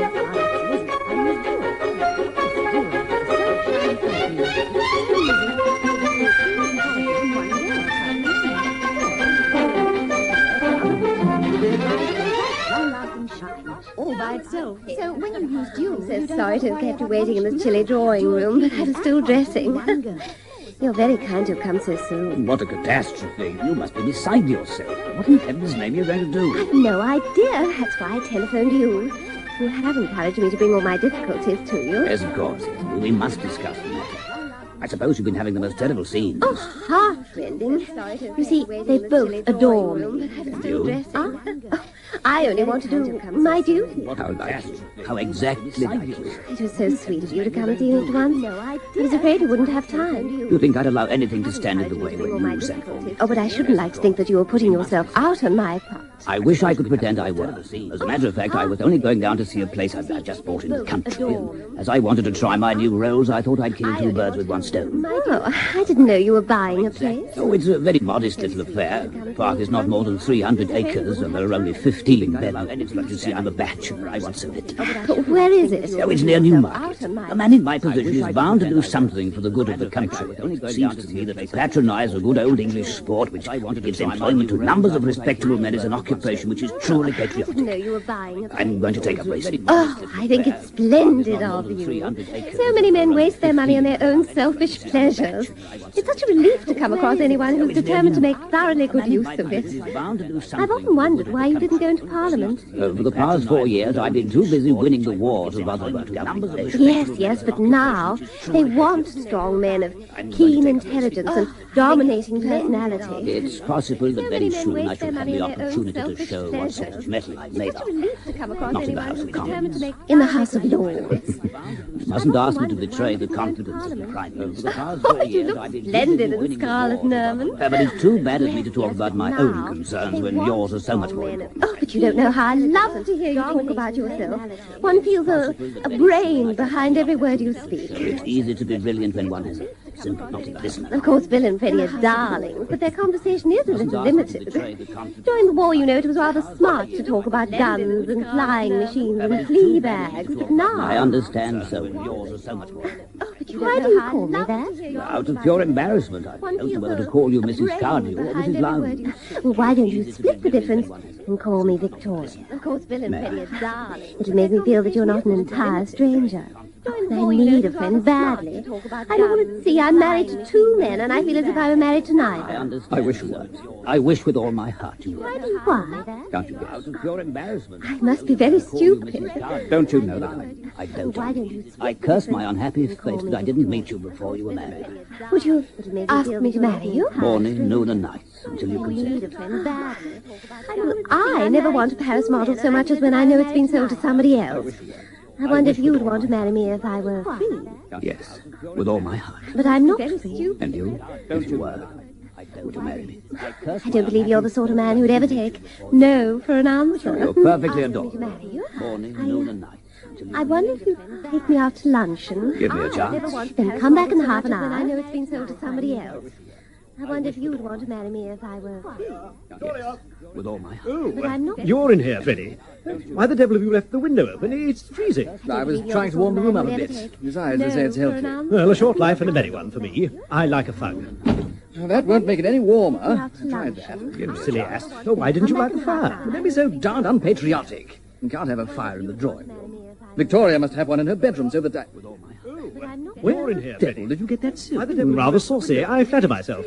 Victoria sent it in for me. Well, she needn't have sent you the only new suit I've had since the war. I think that's a bit thick. Like a fug. Well, I couldn't go round in the dirty old thing I arrived in. Well, if you'd had the decency to ask me, you might have had the suit I've got on. Thanks, but I don't altogether like that one. It's a bit baggy at the knees. You're very much mistaken if you think you're going to wear all the new clothes and I'm going to wear all the old ones. If you're going to be shirty about it, where the devil did you get that type? Victoria sent it in for me. Well, she needn't have Victoria gave it to me on my birthday. Yeah, well, it's mine. She gave it to me on my birthday first. And where did you get those cufflinks? Well, if you'd had the decency to ask me, Victoria gave them to me as a Christmas present. Oh, did she? Well, she gave them to me as a Christmas present before she gave them to you. You jolly well take them off. I'll see you blowed first. At your death, you left everything to her in your will. If she chose to give them to me, it's no business of yours. Well, I'm not going to argue about it, but I think it's dash bad form to swank about in a dead man's jewelry. By the way, did you ever have a hammered gold cigarette case? Rather. That was Victoria's wedding present to me. Did she? Did you get it too? Thrifty woman, Victoria. Jolly well take them off. I'll see you blowed. Unless I have a fire, I shall turn into the Albert Memorial. Well, it's all late. Apply a match and see what happens. I think I will. Here are some matches. No, thanks. Swank about in a dead man's jewelry. Did you ever have a hammered gold cigarette case? Rather. But now I can take my overcoat off. Victoria will be Victoria. Oh, that's your lookout. You'll have to take the responsibility. Me? It has nothing to do with me. You're the master of this house. Not at all. I am but an honoured guest. Oh, no. The moment you appeared, I sank into insignificance. My dear fellow, where did I sleep last night? In the spare bedroom. That proves conclusively that I'm a guest, and nothing more. Where the devil do you think I slept? Down here. Why on earth did you do that? You were perfectly sober when I went to bed. Victoria said I couldn't sleep in the next room to hers now that you were back. Oh, well, I dare say you made yourself very comfortable on the sofa. Look at the darn thing. By the way, why has all the furniture been changed? Well, Victoria had the room redecorated after you were killed. It had too many old associations. She wanted to distract her mind. Oh, I was under the impression that you'd undertaken that. I was sympathetic. That is surely what you'd have liked me to be. Of course, I'm not blaming you. If you'd seen Victoria in tears, you couldn't have expected a man not to try and console her. She's the only woman I ever knew who looks as pretty when she cries as when she smiles. It's a great part. There. I knew you'd take it like a sensible man. Quite so. When would you like me to clear out? My dear fellow, why should you want to do that? Surely you don't for a minute imagine that I shall be in the way. I propose to make my visit quite a brief one. Couldn't have expected a man. I'm sorry about that. Victoria will be very disappointed. But of course that's no concern of mine. You and your wife must arrange that between you. Dear fellow, you quite misunderstand me. I am not a man to come between husband and wife. What the devil do you mean? Well, if it comes to that, what the devil do you mean? Good morning, Bill, dear. I propose to make my visit quite a brief one. Good morning, Victoria. Good morning, Freddie. Victoria. Good morning, Victoria. I went to Bill first because he's been away so long. Very naturally. And he was your husband long before I don't want either of you to be jealous of the other. I am not a man to come between. Who lit that fire? He did. It was his match. Of course you don't care if we run so short of coal that my wretched babies die of double pneumonia. It's simply criminal to use coal in here. I'm tortured by the pangs of remorse. But if you feel so badly about it, need you get quite so close to the fire? Well, there is a fire. I may as well get some benefit from it. Now, as I was saying, I don't want any jealousy. I adore you both, and I'm not going to show any favoritism. It's quite all right, Victoria. I know quite well that I only came second in your heart. As long as Bill was around, you never had a thought for me. Oh, I don't know about that. Even the most constant woman likes a change now. No. I know Victoria has a faithful heart. She can never really love any man but you, Bill. I adore you both, and I'm not going to show any You know how I adore you. You're the only woman in the world. I know quite well that I only came second. Bill has come back. And therefore there's only one course open to me as a gentleman and a man of honor. It's a bitter, bitter sacrifice, but I'm equal to it. I renounce all rights in you. I will go away, a wiser and a sadder man, and leave you to Bill. Goodbye, Victoria. Give me one more kiss before we part forever. Beautiful of you, Freddie. What a soul you've got. It's a bitter, bitter sacrifice, but I'm equal to it. Goodbye, Victoria. I renounce. Forget me and live happily with a better man than I. I shall never forget you, Freddie. Goodbye. Goodbye, Victoria. Go quickly now. I shall break down. Goodbye, Bill. Do be kind to her. I couldn't do this for anyone but you. Nothing doing. What do you mean? Get away from that door and let me pass. Only over my dead body. Bill, why prolong a painful scene? My dear Victoria, I am not the man to accept a sacrifice like that. No, I'll not come between you. Goodbye. Bill, how noble. Victoria, I'm a gentleman and a soldier. To all intents and purposes, I'm as dead as mutton. I'll remain so. Victoria will never be happy with me now that you've come back. Get away from that door and let me pass. She's yours. I understand it all. You're both so noble, so heroic, so unselfish. But I can't have you both. I must have a husband, but only one. I cannot have and will not have two. Wait, I have an idea. Let's draw lots. How do you mean, Freddie? Well, we'll take two pieces of paper and make a cross on one of them. Then we'll fold them up and put them in a hat. We'll draw, and the one who draws the cross gets Victoria. Oh, that'd be rather thrilling. No, I'd sooner toss for it. I'm lucky at tossing. You mean to say you funk it? I don't exactly funk it. It's an awful risk to take. Oh, it would be so romantic. Come on, get some paper, Freddie. Yes, all right. No, I don't like it. This isn't my lucky day. I saw the new moon through glass. I knew something was going wrong the moment I opened my eyes this morning.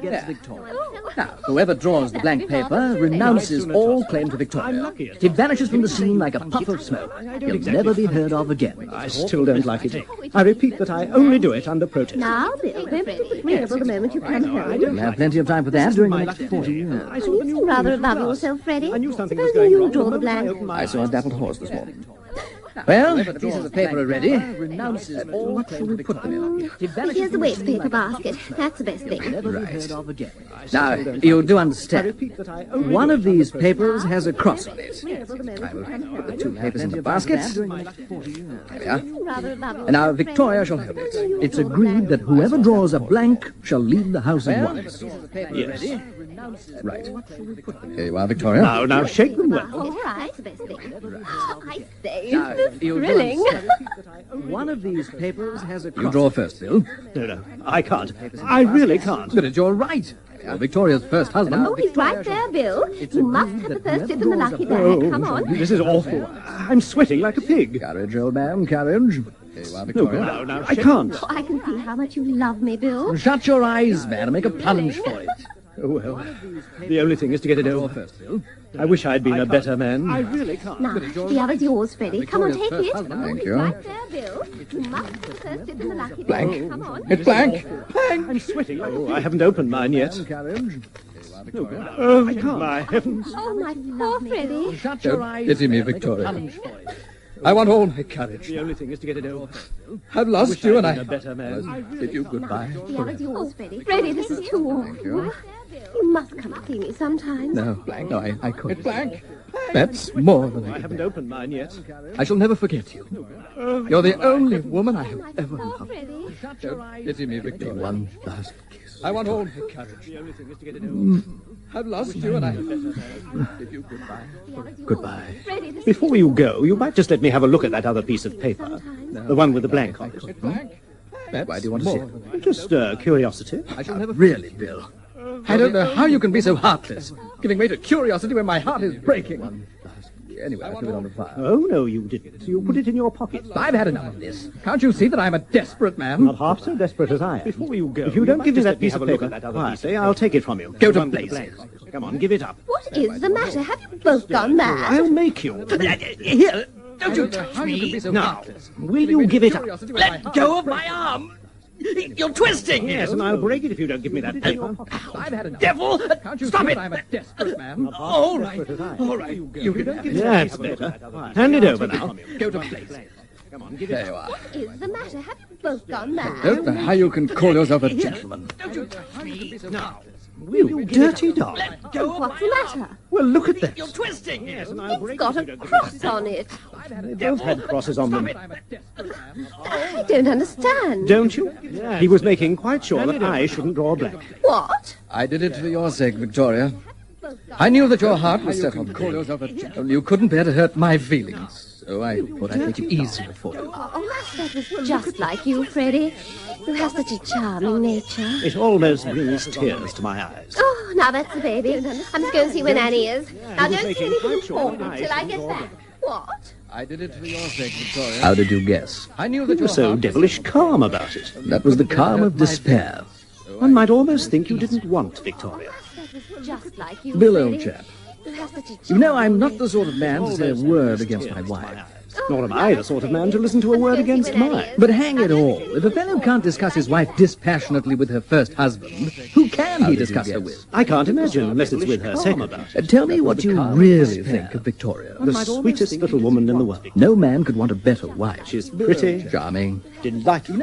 I confess that sometimes I thought it hard that when I wanted a thing it was selfishness, and when she wanted it was only her due. I did sometimes wish I could call my soul my own. The fact is, I'm not worthy of her, Bill. As you so justly said, no man could want a better wife. No, you said that. But I'm fed up. Could want a better wife. If you'd been dead, I'd have seen it through like a gentleman. But I confess that turned up. And now it's over to you. No. Look here, there's only one thing to do. She must choose between us. I'd rather toss for it. I'm not going to risk anything like that. I've had enough of your hanky-panky. I thought I was dealing with a gentleman. Here she's coming. Nanny's given notice. What? So I've telephoned Mother to come and fetch the children. Well, that's all right then. No, all the other servants are leaving too. Right now. Well, that's a bit thick, I must say. Oh, I've done everything in the world for them. And now to walk out like this. Following the example of that wretched cook, of course. Oh, well, Freddie and I will do the housework and cooking until you get some more. But there's one thing, Victoria. Yes. So Well, we've decided there's only one thing to be done. No, You must choose between us. Can I? I adore you both. Besides, there's nothing to choose between you. And I don't want to hurt anyone's feelings. No, you must decide. Now take a good look at us, Victoria, and say which of us it's to be. To tell you the truth, I don't see why it should be either. Well, hang it all, it must be one or the other. I think no one can deny that since the day I married you, I've sacrificed myself in every mortal way. I've worked myself to the bone to make you comfortable. Very few men have had such a wife as I've been to both of you. But one must think of oneself sometimes. How true. And say, which of us The war's over now, and I think I've done my bit. I've married 2 dear souls. Now I want to marry a Rolls Royce. I thought you adored us. I adore you both. It thinks of one and half a dozen of the other, and the result is... a washout. Hang it all, I think it's a bit thick. Do you mean to say that you fixed up to marry somebody else behind our back? You know I wouldn't do a thing like that, Freddie. Well, I don't get it. My dear Freddie, have you ever studied the domestic habits of the unicorn? We're afraid our education was very much neglected. The unicorn is a shy and somewhat timid creature, and it's impossible to catch him with the snares of the hunter. But he's strangely impressionable to the charms of the fair sex. When he hears the frou-frou of a silk petticoat, he forgets his native caution. In short, a pretty woman can lead him by the horn. Oh, Victoria, dear, I've come for the children. Oh, and Mr. Peyton is downstairs. Did he come in a Rolls Royce? And it's impossible to catch him. I'll come down at once. The unicorn's going to take me our charms to luncheon. When he hears the frou-frou of a silk petticoat, he forgets his native caution. In short, a pretty woman can lead him by the horn. Did he come in a Rolls Royce? And it's impossible to catch. New Skip is the best powder for automatic washing machines. Ask any manufacturer about Skip's low lather formula and how it works with his machine to give the best results. And ask any housewife about Skip's great new whitening power. It's true.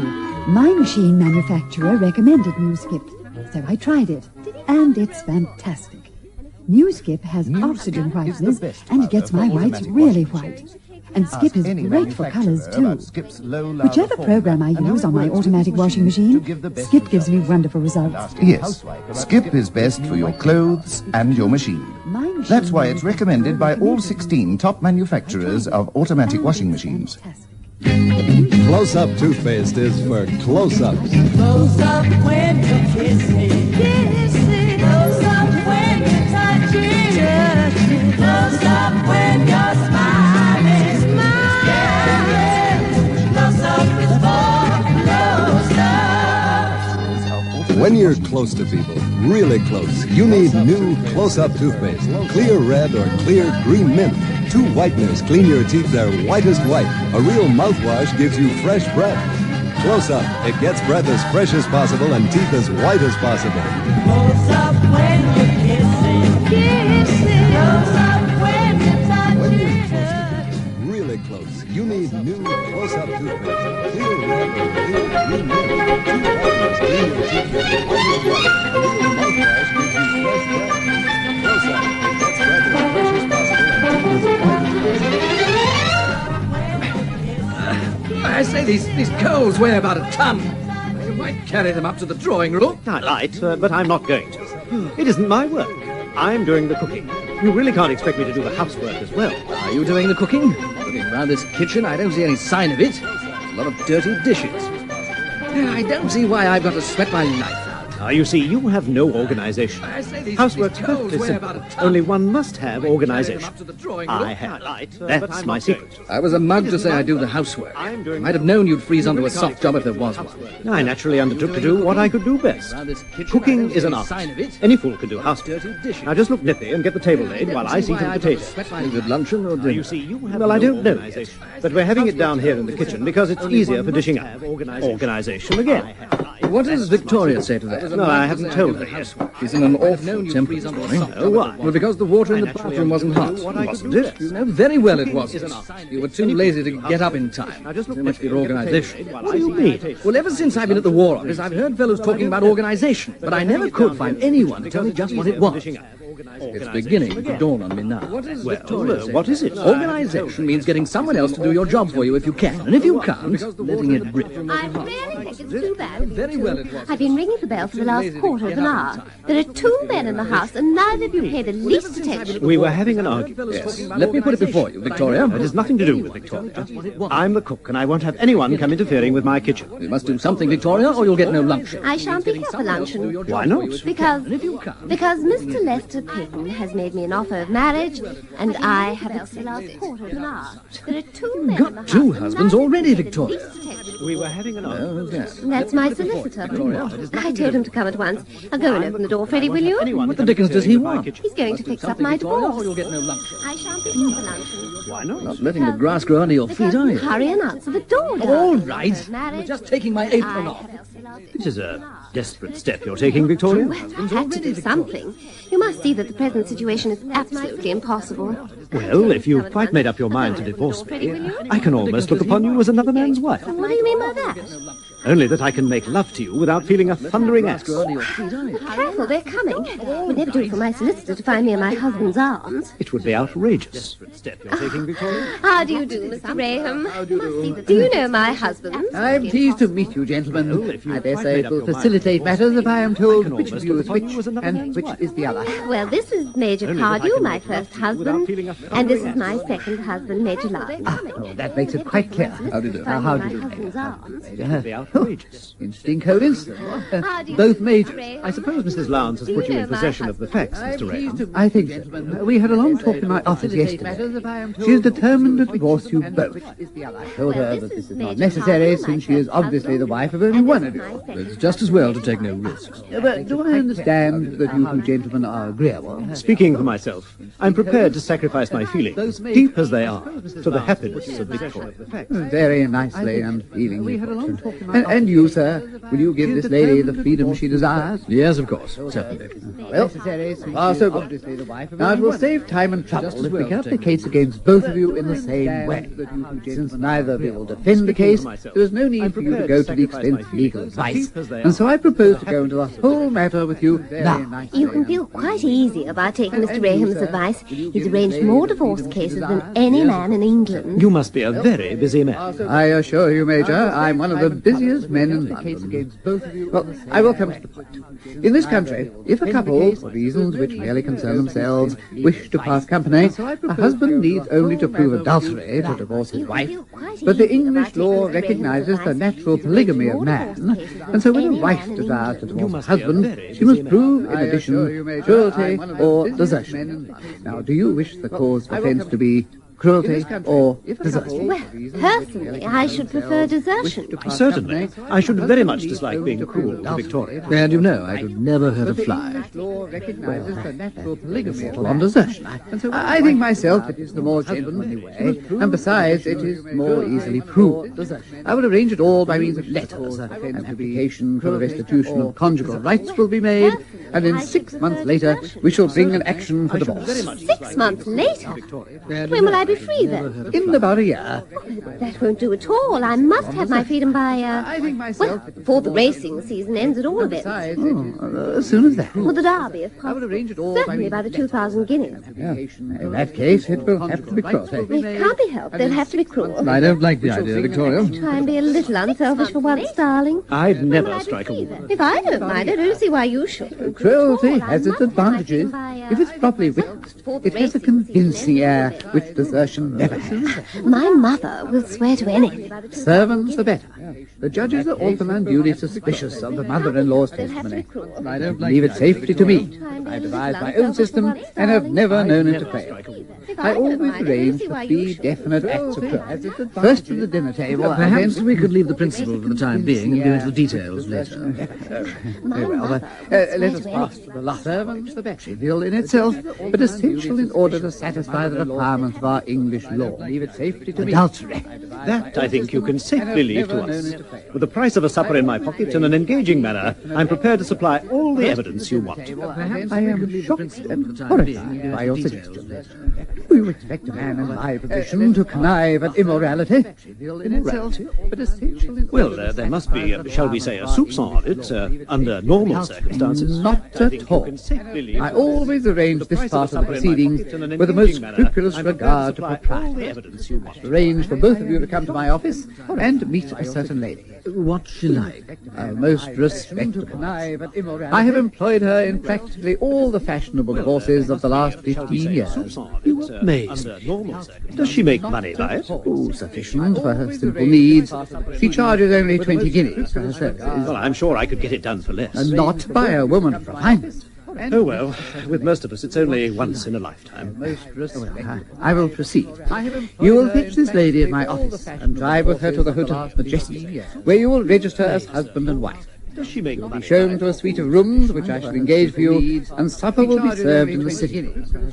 You will partake of this, and you will drink champagne. I should like to choose the brand myself. I have no objection to that. Thanks. Then you will pay cash.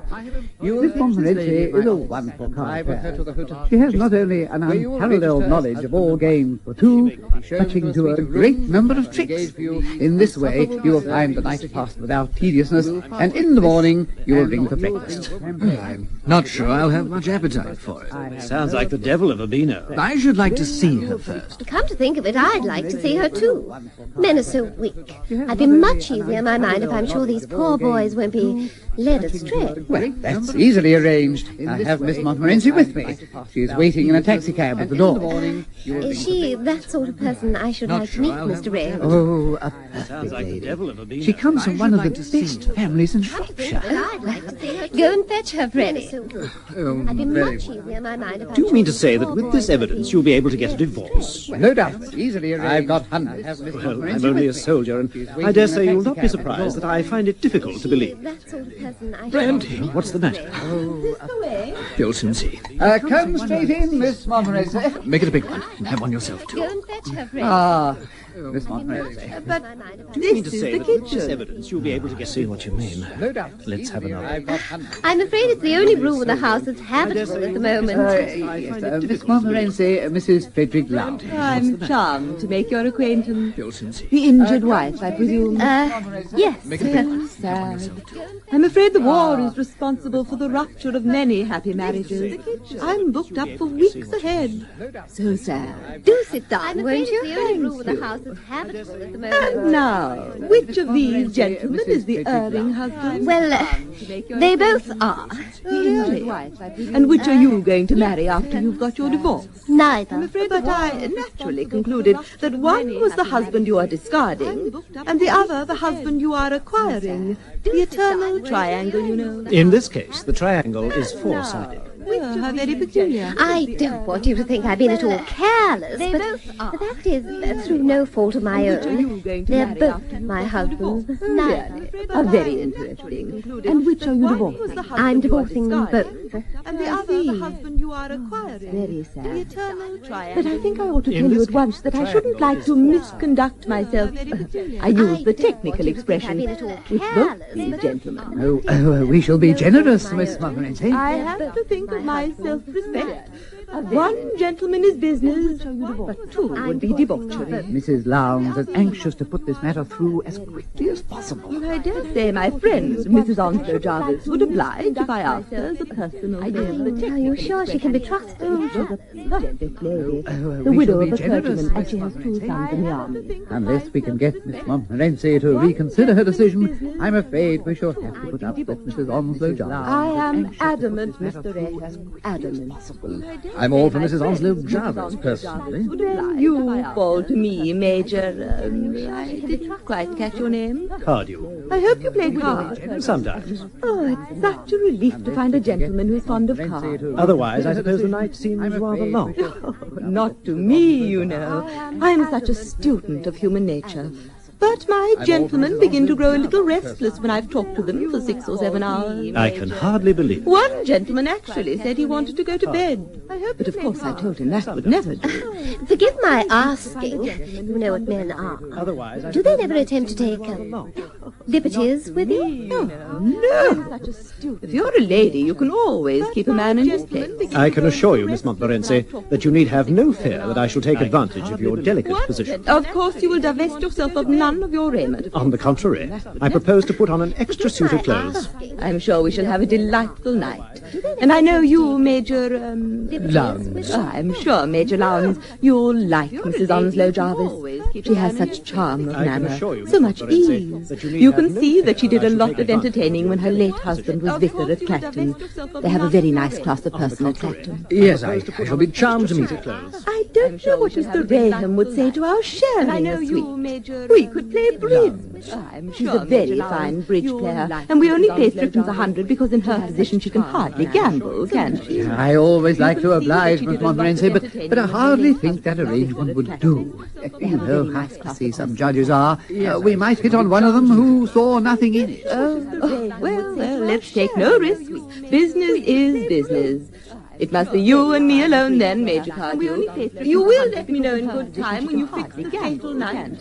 I'm very booked up just now. Of course, we'll do everything to suit your convenience, Miss Montmorency. And now, Mrs. Lowndes, settled up everything. I think Miss Montmorency and I will go. Can't think of anything else. Goodbye, then. I am not going to say goodbye to you, Major Cardew, but au revoir. Believe me, I look forward to our next meeting. Good morning, Mrs. Lowndes, and good morning, Major Cardew. Shall I show you to No, we shall find our Montmorency. Goodbye, Mr. Raham. Goodbye. Goodbye. Well, this is a bit of all right you've let us in for, Victoria. Well, darling, it's the only thing I've ever asked you to do for me in all my life, so you needn't complain. Bear it like a martyr. The only thing left is for me to bid you goodbye. Already? You must understand, under the circumstances, it wouldn't be quite nice for me to stay here. Besides, without servants, it's beastly uncomfortable. I should go to Mother. This is a bit of all right you've let us in for, Victoria. Well, darling, it's the only thing I've ever asked you to do for me in all my life. The children there already, so... Bear it like a martyr. What do you even favour lunch? For me, Lester would give me a better one, I think. In any case, I realise it's a painful moment for both of you, and we shan't make it any easier by dragging it out. Goodbye, Bill. I forgive you everything, and I hope we shall always be good friends. Goodbye, Victoria. I hope this will not be, by any means, your last marriage. When everything's settled, you must come and dine with us. I'm sure you'll find Lester has the best wines and cigars that money can buy. Goodbye. And now, Freddie, it's your turn. Now that there's nothing more between us, you might give me back that tie pin I gave you. And I hope we shall always be good friends. Here you are. Thank you.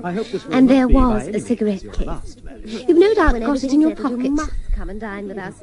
I'm sure you'll find Lester has the best wines and cigars. They say jewellery's gone up tremendously in value since the war. I'll give Lester a cigarette case as a wedding present. You always do, Victoria. You men like it. Goodbye, Freddie, dear. I'll always have a pleasant recollection of you. Thank you. Goodbye, Victoria.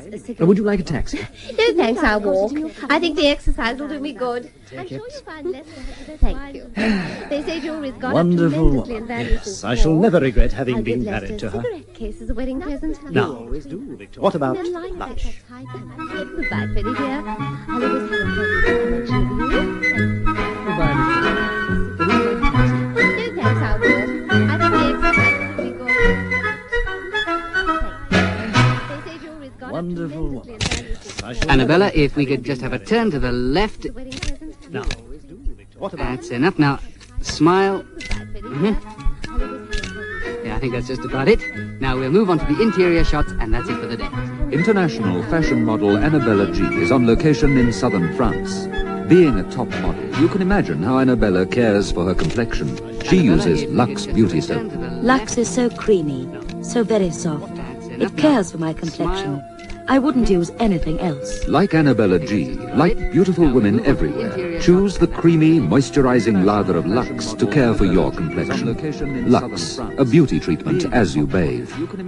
Gosh, Mary, you're lucky to have such a hard-working servant. What do you mean? I haven't got a maid. Well, how on earth do you manage to keep your floors so clean and shiny? Ah, that's easy. I use Dual. Dual? Yes, Dual. The self-shining floor cleaner. It's so easy because Dual cleans and polishes in one go. How do you mean? Well, Dual lifts all the dirt out of the floor and dries to a bright, long-lasting shine, all by itself. So when you use Dual, you don't have to worry about polishing. No, Dual cleans and polishes in one go. So clean and shiny. Ah, that's easy. In tonight's Lux Radio Theatre presentation of Home and Beauty by W. Somerset Maugham, the part of Victoria was played by Margaret Milner Smythe, with Roger Service as Bill Cardew, her first husband, and Tony Wood as Freddie Lowndes, her second husband. As her mother, you heard Sheila Raymond Jones. John Simpson played the part of Lester Patton, and Peter Lee Hunt that of Mr. Raham, the lawyer. Miss Montmorency was played by Gillian Lombard. Home and Beauty was adapted by Helen Cunningham, produced for Lux Radio Theatre by Rolf Jacobs, and directed by Delphine Lethbridge. Her second husband. Sheila Raymond Jones. John Simpson Peter Lee Hunt that of Mr. Raham, the lawyer. Miss Montmorency was played by Gillian Lombard. Home and Beauty was adapted by Harold Allen, produced for Lux Radio Theatre. The Jello program starring Jack Benny with Mary Livingston and Phil Harris and his orchestra. The orchestra opens the program with All Fair in Love and War from the Gold Diggers of 1937.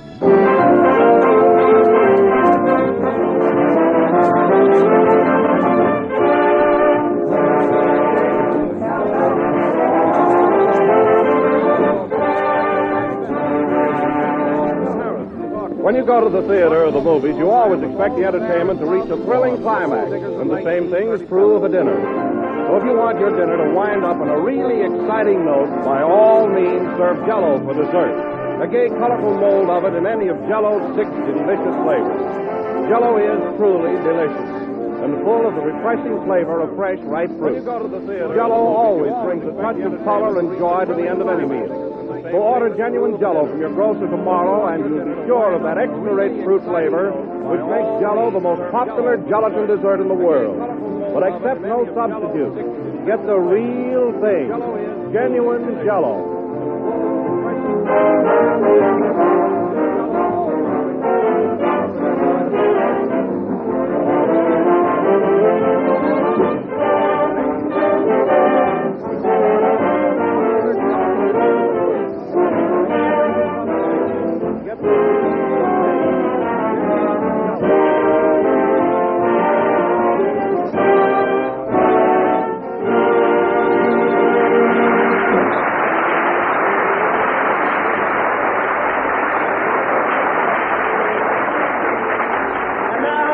Gentlemen, we bring you that Hollywood fashion plate whose pockets bulge from his tailor's bill, Jack Benny.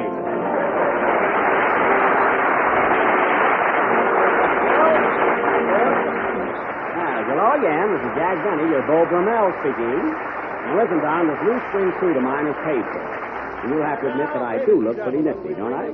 At the risk of losing my job, no. From his tailor's bill. Now, wait a minute. It's a pretty swell suit. I've been looking in the mirror all afternoon, and we ought to know. Hey, Don, that's a snappy spring outfit you're wearing.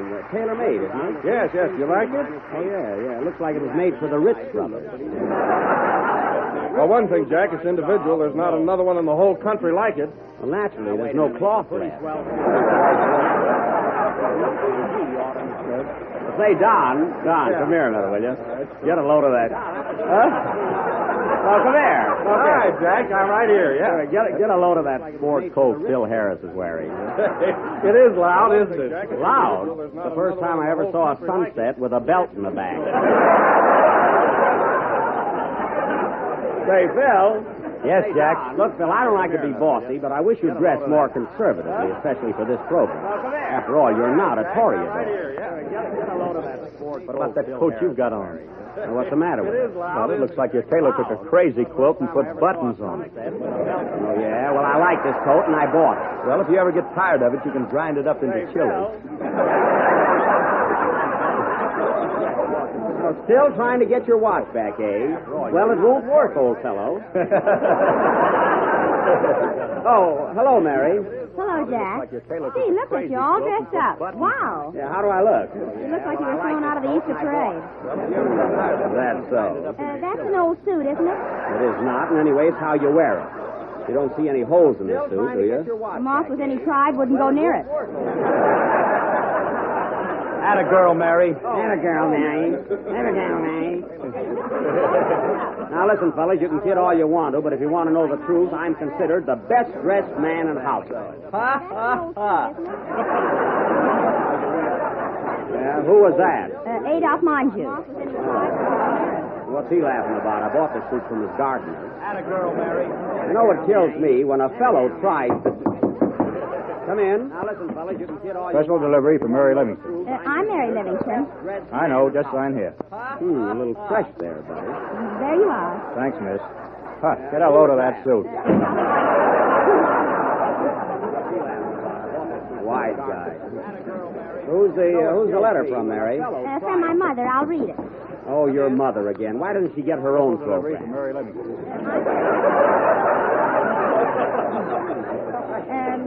She says... Well, just forget about it. We haven't got time. Hey, Jack, here comes Kenny all dressed up. Boy, I'll bet he knows it's spring, too. I'll give you 2 to 1 he don't. Well, look at them, all dolled up in sport clothes. Hello, Kenny. Ain't I something? Yes, but I can't put my finger on it. Where'd you get that outfit, Kenny? Oh, from a little tailor around my neighborhood. Pretty cold, isn't it? Cold looks more like a vest to me. Gosh, did those sleeves fall off again? Turn around there. Let me look at you, Kenny. Nice material. But look, isn't that coat awfully long? Well, the pants aren't finished yet. Oh. Don't let him kid you, Kenny. You look all right. Oh, from a Those are little new tailor shoes you got around my on, too, aren't they?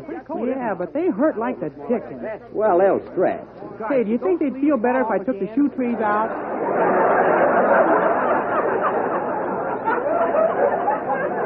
Yeah, why don't you do that, Kenny? It will. Say, Jack, you ought to hear this letter from my mother. Gee, she's cute. Well, as long as she's cute, go ahead and read it. Okay. Newark, New Jersey, April 8th. Newark? I thought your folks lived in Plainfield. There was a cyclone. Oh. Dear daughter Mary, I was happy to get your letter and glad to know that you are well. I was so excited when I talked to you on the phone last Sunday that I forgot to turn off the gas range. How do you get oatmeal off a ceiling?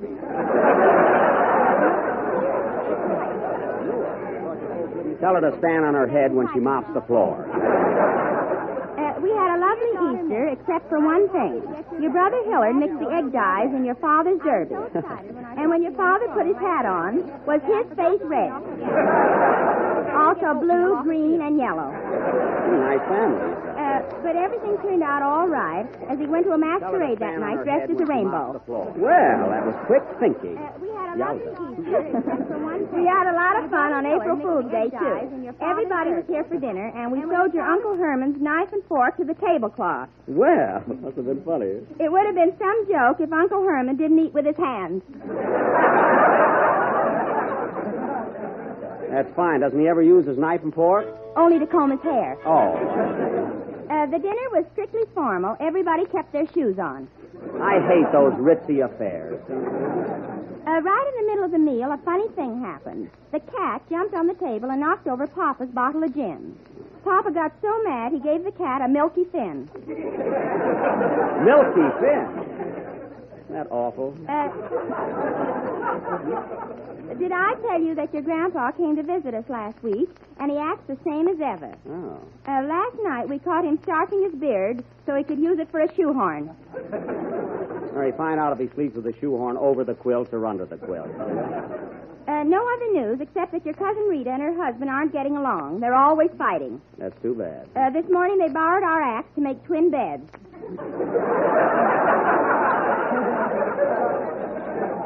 No more news or ink. So we'll close with love to you, Jack, John, Kenny, Phil, strawberry, raspberry, cherry, orange, lemon, and lime. And the millions of people who eat it every day. Yours truly, Mrs. Livingston. Well, I'm glad that's over. Oh, here's some more, Jack. P.S. There was another cyclone, and we're back home. Well, there's only one thing that can top that. Sing, Kenny.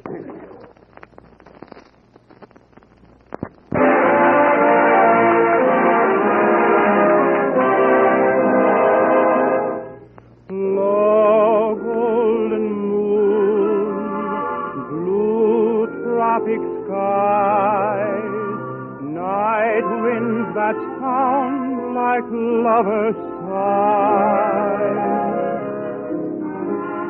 Two hearts in tune, two shining eyes, lighting my way to paradise.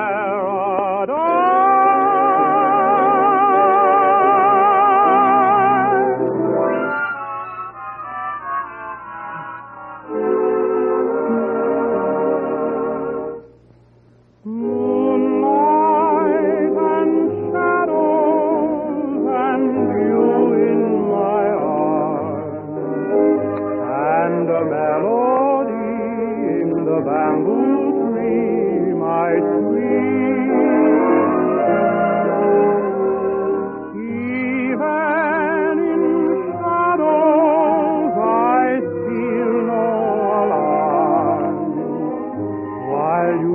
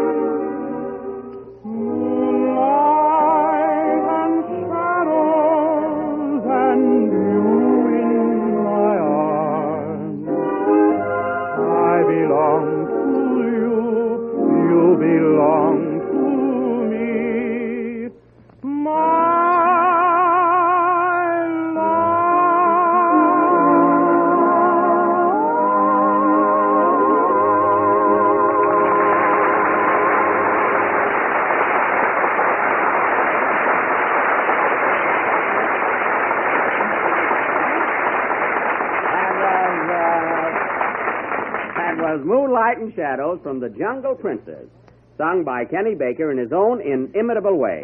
And very good, Kenny. Oh, you always say I sing good. Well, you do, don't you? Yeah, but you don't have to rub it in. Isn't Kenny fast on the repartee tonight, Mary? Huh? He's got a mind like a snail with a rheumatism. Yeah. I see, Mary, you're keen.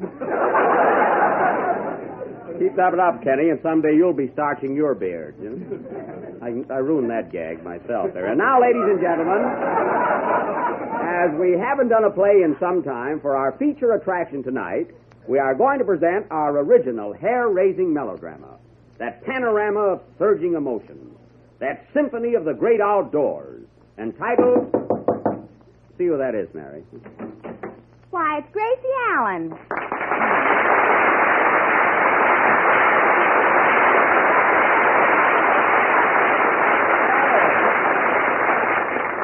Hello, Gracie. Well, Jack, Benny, of all people, what are you doing here?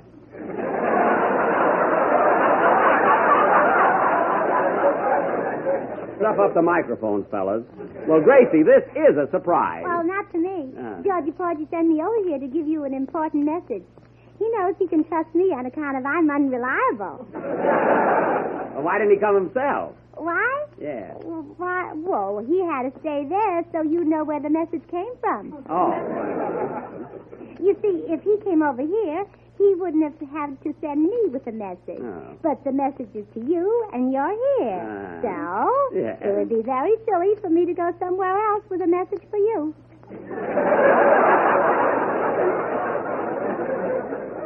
Or would it? Well, I think that... Oh, hello, Mary. Did you have a good time in New York? Ooh, gee, what a cute hat. Do you like it? Oh, it's beautiful and so original. Just like mine. I must have made it yourself. They are alike, only mine's got something under it. Well, mine is just plain. I like simple things. Have you seen George? No, Gracie. What's the message he sent to me? The message? Yeah. The Jack, message. do you think that about him... Oh, well, here's Georgie Porgy now. Give me a kiss. Hey, wait a minute. Gracie, that's Don Wilson. Oh, it is not. Don Wilson is a box of Jell-O. Don Wilson is our announcer, and anyway, he's twice as big as George. Well, who cares? I'm not going to lift him. Oh, and Jack, who's this cute little boy? That's Kenny Baker, our tenor. Say hello, Kenny. Hello.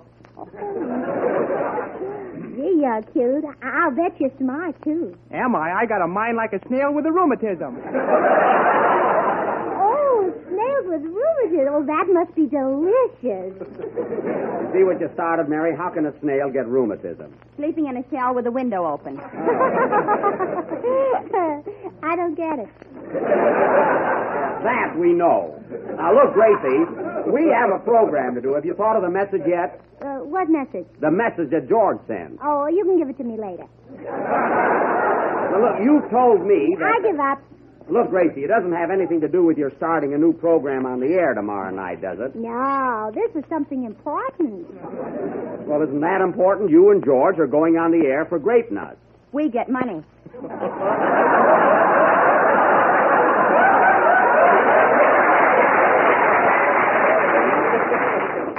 Quiet, Mary. They'll want it, too. Say, Phil, find out if this is still the Jell-O program, will you? It certainly is, with those 6 delicious flavors. Strawberry, raspberry, cherry, orange, lemon, and tomato juice.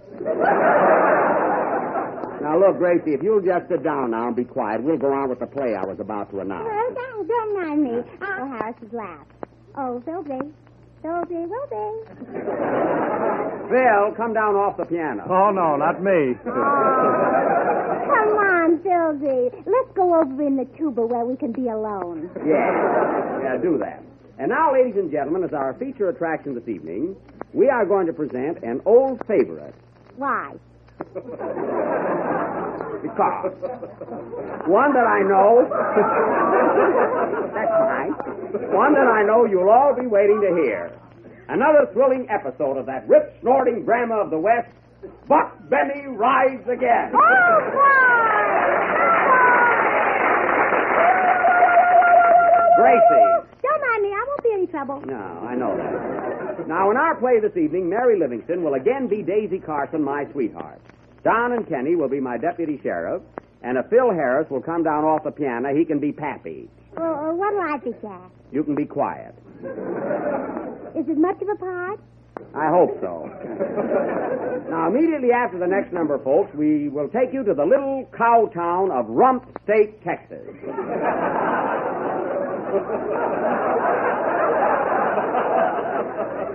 Where we find... Come in. Hello, Jack. Is Gracie here?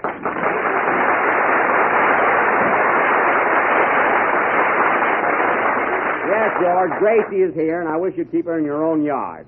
Well, I sent her over here to give you some tickets for our broadcast tomorrow night.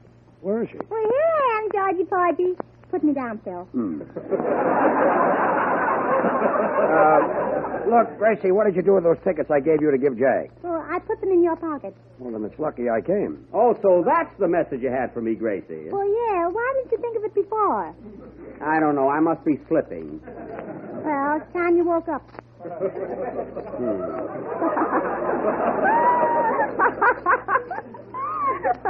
Mary, what are you laughing at? I don't know. Hello, George. Well, I see things are just as crazy on this program. Well, thanks, George. Thanks for those tickets. Nice dovetailing. And look, we're going to start... we're going to start our play right after the next number. Would you mind keeping an eye on Gracie? You know, keep her under control. Oh, you're nuts, too, huh? Well, do the best you can. Play, Phil. Say, Georgie, hasn't Phil Harris got the waviest hair? Yes,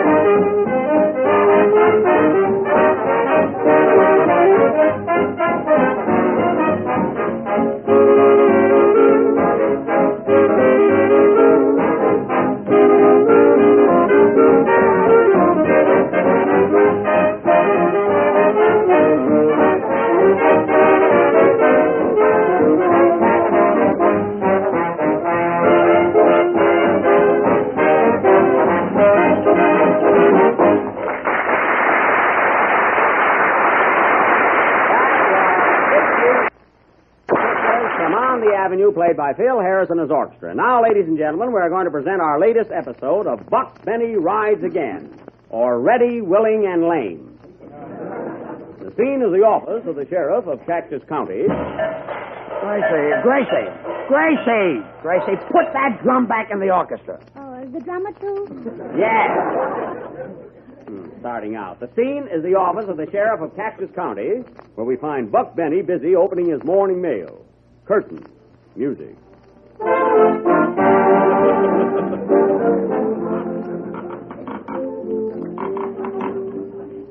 Doggone these wooden envelopes. Hey, deputies. Yes, Sheriff.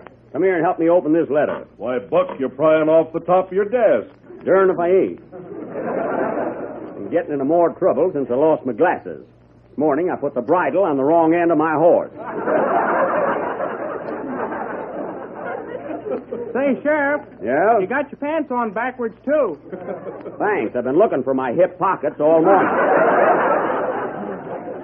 Say, Wilson, any news on Cactus Face? Nope, ain't seen hide nor hair of him. Well, it's been going on long enough. We got to get that critter. Dead or alive. Oh, isn't he wonderful, George? Quiet, Gracie. You know, boys, Cactus Face has stolen every cow in these here parts. Fine state of affairs. Not a cow left in the county. Oh, well, that's too bad. I'll be a cow for you. Moo! Quiet. Come on, Moon. Come on. Gracie, we're in the sheriff's office. We're in jail. Oh, yeah? Then where's my daddy? Now, Gracie, please. Well, my daddy's in jail more than your daddy, isn't he? Hey, Gracie, go ahead, Jay. Now, listen, deputies. Getting Cactus Face alive may be dangerous, so be on your guard and stick close together. Meanwhile, I'm going out and investigate. Good luck, Sheriff. Good luck, Sheriff. Good luck, Sheriff. Thanks, men. Wish I had my glasses, though. I'm blind as a bat. Well, boys, if you need me, I'll be over at Daisy Carson's. So long. Doggone it, I thought there was a door there.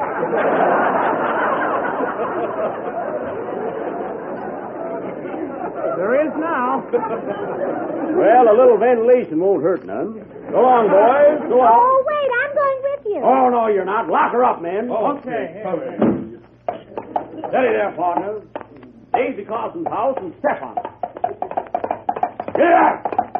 Get here! Buck Benny, rise again!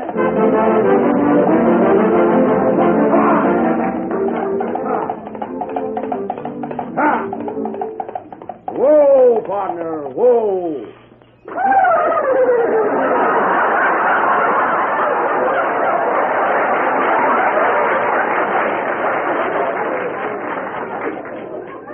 Two men on a horse.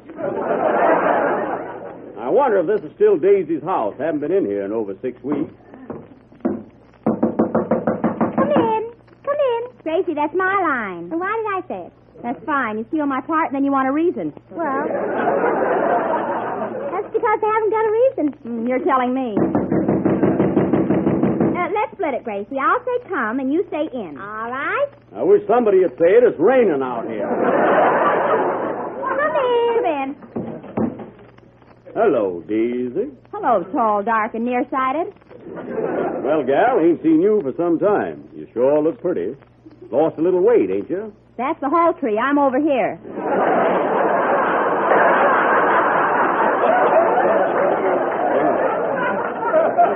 Well, Daisy, it's spring. And you know that old saying, in the spring, a young man's fancy likely turns to the thoughts of love. So I'm going to ask you once more to marry me. Will you, gal? What did I say last time, Buck? You said no. Well, add positively. Gal, when you say that, you're a tearing at my heartstrings. I know I ain't much.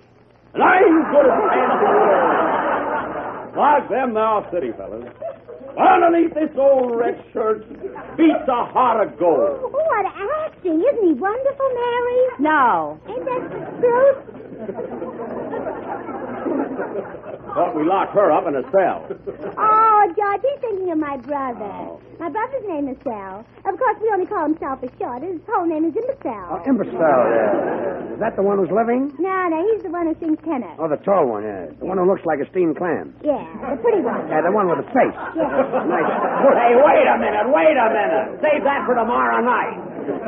Oh, yeah? Whose program is this? Is it your program or my program? It's my program. Well, then don't act like it's your program. Gracie, please, go ahead, Jay. Thanks. You're welcome.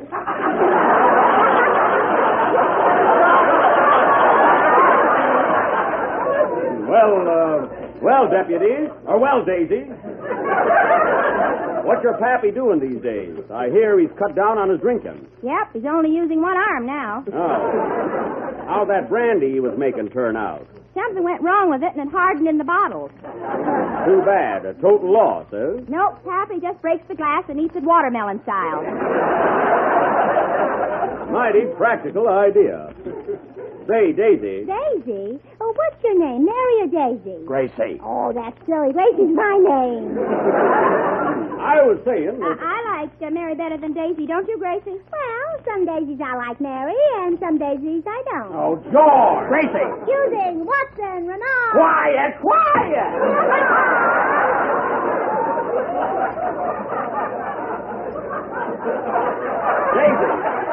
Daisy, where's your pappy? He was papering the room here this morning, and that's the last I saw of him. Doc, that is new wallpaper, isn't it? But wait a minute, what's that big lump on the north wall? Here comes Pappy now. Hello, Buck. Hello, Frank. Mind moving, little Buck? I gotta put some paper right there where you're standing. Pappy, you're not going to paper the floor, are you? Shucks, honey, I thought it was the ceiling. That's so George, that's so Harris. Isn't he cute? No, I am too. Them darn Easterners are ruining our play. What was you saying, Buck? I wasn't saying you did a mighty good job papering. Looks fine. Doggone it, Daisy, I got bad news for you. I gotta tear down all this paper I put up. But, Pappy, it looks swell. Can't help it, honey. I lost my job. I'll help you find it, Frank. Okay, look for a lump with a kick in her, Buck. I always look for a lump after a kick. There's the phone, Daisy. Rip off the paper and answer it. Okay. Hello? Hello? Funny, can't hear a thing. Thanks, Buck. You found my job. Here's the phone. Hello? Just a moment. For you, Buck. Thanks. Hello? Hello, Deputy. The quiz, What's that? kid. Brought to You did? I'll be right with you. So long. What's up, Buck? My boy just located a hideout of Cactus Face Elmer. They're waiting for me down by the creek, and I'm heading that way. So long, gal. So long, Buck. Come on, partner. Yeah. Giddy up, partner. Giddy up. Gracie. Giddy up, partner. Giddy up, partner. Gracie. Come on, partner. Look, Gracie rides again. Yippee! It's my own fault for starting this. Play, Phil. Everybody would like to think of new and exciting dinners 7 days a week, and no mistake. Of course, there's a limit to the number of kinds of meat or fish you can serve, but when you're thinking of dessert, there's no end to the number of ways in which you can serve Jell-O. And here's a new Jell-O dessert that's bound to make a big hit: orange and date cup. Just dissolve 1 package of orange Jell-O in 1 pint of hot water and then chill. Arrange 2/3 of a cup of cut-up oranges and 2/3 of a cup of chopped dates in sherbet glasses. When the Jell-O is slightly thickened, pour it over the fruit and chill until firm. It's refreshing and zestful, while the whole family will certainly enjoy it. So try orange and date cup soon to add that springtime touch to your menus. Order Jell-O tomorrow from your dealer, but be sure you get the real thing, genuine Jell-O. Look for the big red letters on the box. The last number of the 28th program in the new Jell-O series, and we'll be with you again next Sunday night at the same time. And I want to thank George Burns and Gracie Allen for dropping in on us this evening. Also, to wish them lots of luck on their new series of broadcasts for Grape Nuts over the same network starting tomorrow night. See your local paper for announcement of time. And I hope to see all of my Los Angeles friends at the annual radio editor show at the Shrine Auditorium next Saturday night. Oh, Jack. What? What's funny about that? We laughed when Gracie did it. Good night, folks. Good night.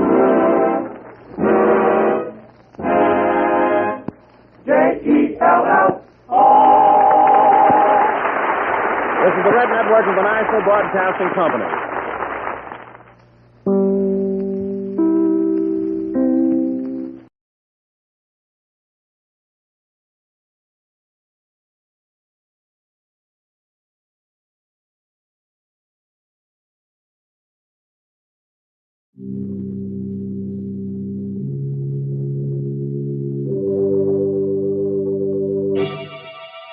Lipton Tea and Lipton Soup present Inner Sanctum Mysteries.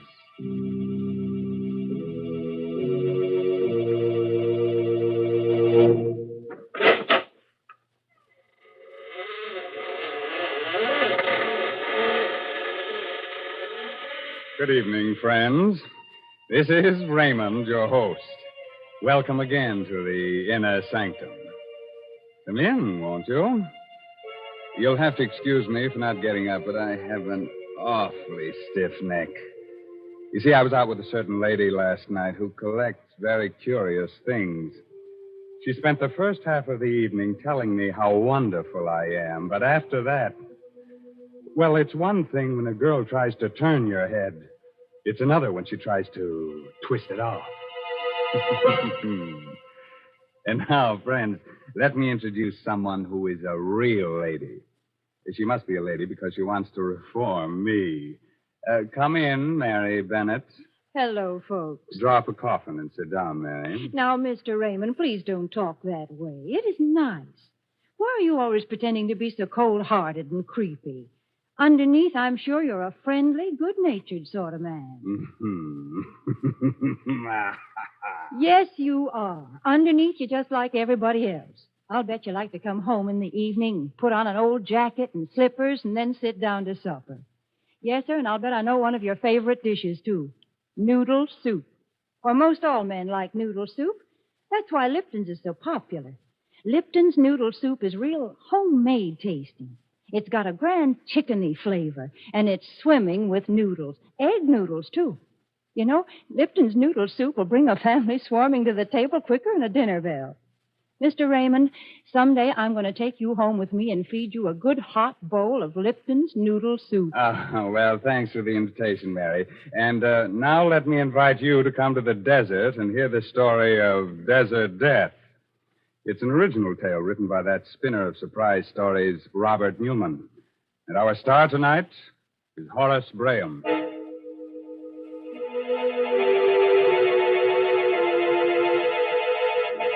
The desert, eerie and mysterious at sundown. The sun sinking slowly in a purple haze. The cactus casting long and weirdly twisting shadows. The hot winds still. Silence over all. Driving fast, a dusty car comes down the narrow desert road. At the wheel is Dan Darrell, a rancher. Next to him is his Indian friend, Toby Priest. Still worrying, Toby? Stop teasing me, Dan. You know I never did worry. I just told you what my people used to think it meant. Used to think? Didn't you say we ought to postpone our trip into town today? I did. And when did you say it? Right after you saw them. 3 vultures lying together toward the sunset. That means 3 days. A bad omen for a journey. Hey, look. I see him. What's a man doing out here in the middle of nowhere on foot? Anything the matter, stranger? Need any help? You're very kind. Our car broke down and, well, we were in a bit of a spot. Didn't know whether anyone would be likely to come along here or not. We? Oh, I didn't see your friends. Well, climb in. We're going to Palo Verde. We're glad to take you that far. Well, that's very decent of you. Thanks. My name's Darrell, Dan Darrell, and this is Toby Priest. Well, I'm very happy to know you. I'm Richards. This is Brennan and Smith. How do you do? Howdy. You're British, ain't you? Why, yes. Clever of you to spot it. We're on our way out to the coast. One of those hush-hush missions. That's why it's so important we get into town. Oh, sure. Which way'd you come? Medicine Creek or Route 12? Why, Medicine Creek. It sounded more scenic.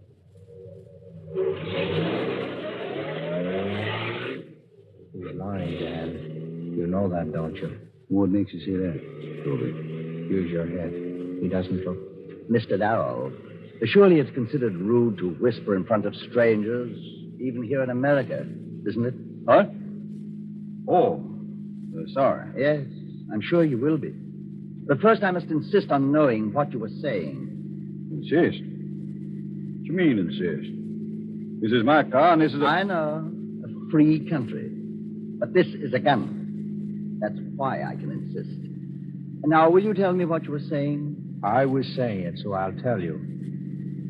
I said you were lying, that you weren't British at all. No? Then who are we? I think that you're Nazi prisoners who escaped from that camp up near Post City. Oh? And what makes you think that? First, none of your clothes fit you, so they're obviously not yours. Second, you said your car broke down, but there wasn't any car around. Third, you said you came by way of Medicine Creek, and that road's closed. All right.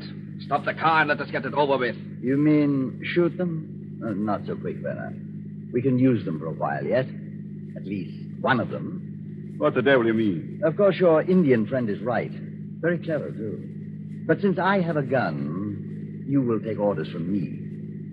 Our first need is water. You have any in the car? No.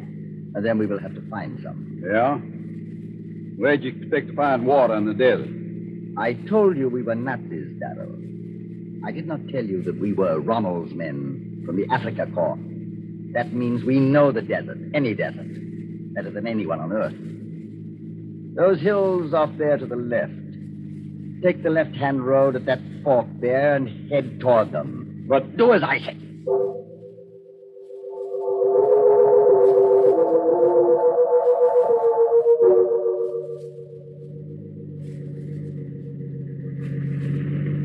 How much further you want me to go up this wagon track? Slow up.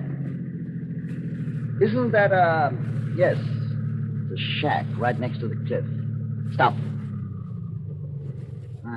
Looks deserted, but there, next to it. Is that not a well? It should be. Brenner, go see if there's any water in it. Jawohl, Herr Colonel. You two come with us. We'll go look at the shack. What is this place? Those terraces up there on the cliff? A pueblo. Cliff dwellings. Centuries ago, my people lived in villages like this. There is water in it, Herr Colonel. Even a bucket to get it up with. Good. Come into the house. Match, Schmidt. From the dust, I'd say no one had been here for a good many years. Prospector's cabin, wasn't it? Probably. That means... there's what I want. Shovel. What the devil do you want that for?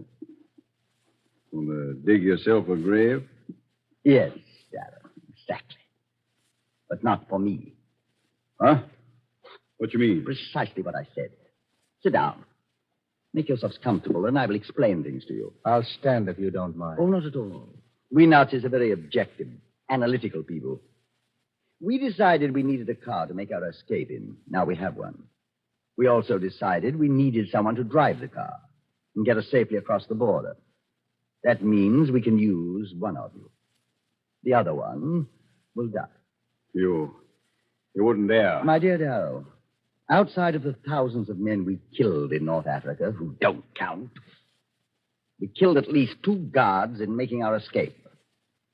Do you really think one more death means anything to us? The only question is, which of you shall die? This one here. He talks too much. Well, that's not quite fair, Brenner. He's just, shall we say, less stoical than the Indian. On the other hand, I think that in the long run, he would probably prove easier to handle, less dangerous. That means that the Indian died. What? Why, you... Shut up, Thank you, Brent. Schmidt, take the gun, the shovel, and our Indian friend, and watch over him while he digs his grave.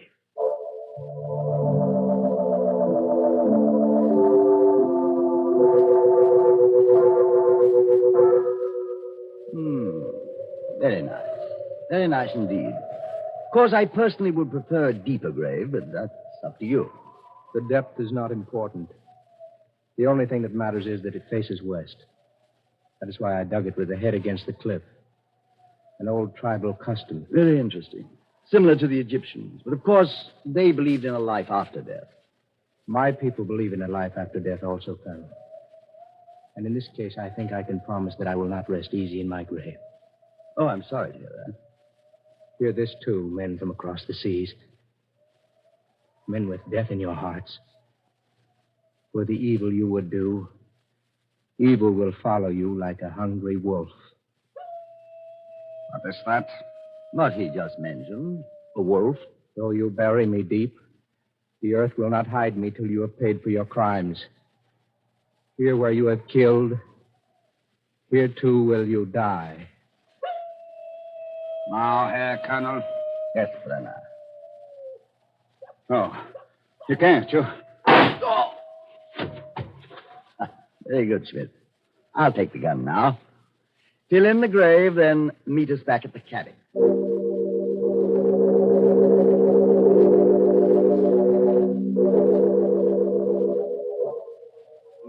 What a place. It's worse than Qatar. I wish you'd sit down, Darrell, and stop staring out of the window. You're worried about your friend. I buried him very nicely.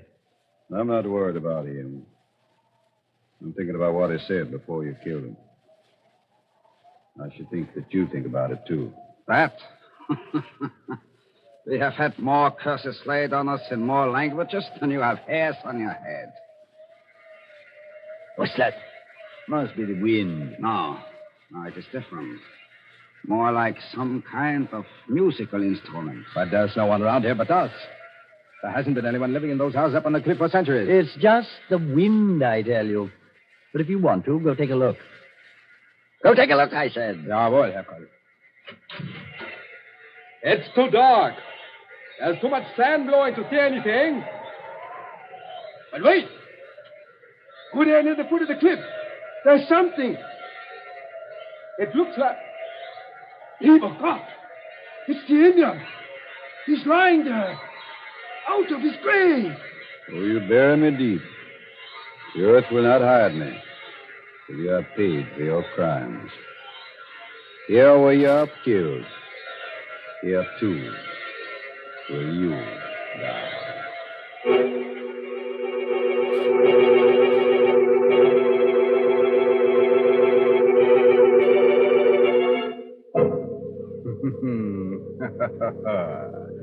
A 100 curses in a dozen different tongues. Perhaps they did mean 3 deaths. If so, who are the others that'll die and who will live? Gosh, Mr. Raymond, this is exciting. What? Oh, Mary Bennett, I've overlooked you in all this desert. Tell me, Mary, whom do you hope will die, huh? Well, I don't like to see anybody killed. But those Nazis sure ought to be clapped in jail. Mm-hmm. And deprived of their Lipton's noodle soup, aren't they? Well, I should say. Lipton's noodle soup is much too good for fellas like them. It belongs to law-abiding folks who've got a right to sit down to a plate of homemade tasting soup. And say, that's just the kind of noodle soup you get when you use Lipton's. Lipton's is the noodle soup with the old-fashioned flavor, you know, brimming with noodles and blessed with a real chickeny taste. Yes, it takes Lipton's to show how good a noodle soup can be. Now, Mary, don't get so excited. Stay calm. Why don't you go and perch on that tombstone over there while I go on with the story of death in the desert? I'm warning you, if I do go on, you'll be seeing strange sights and hearing strange sounds every time you put out the lights. But it's your funeral. It's just a moment later now. The 3 Nazis are still standing at the open door of the deserted cabin, staring out into the darkness. Then the colonel turned sharply, glares at them. What was that you said, Darrell? I was just repeating what Tova said. Before you murdered him. It's true, Herr Colonel. That's what he did say. The earth will not hide me. And there he is, out of his grave, lying there. Shut up. Fine Nazi you are. A fine example of the Africa Corps. Listening to the ravings of a savage and believing them. Schmidt, where did you bury the Indian? In the sand. Then this wind came along and blew the sand away. And that's all. And that strange wind? Another trick of the wind.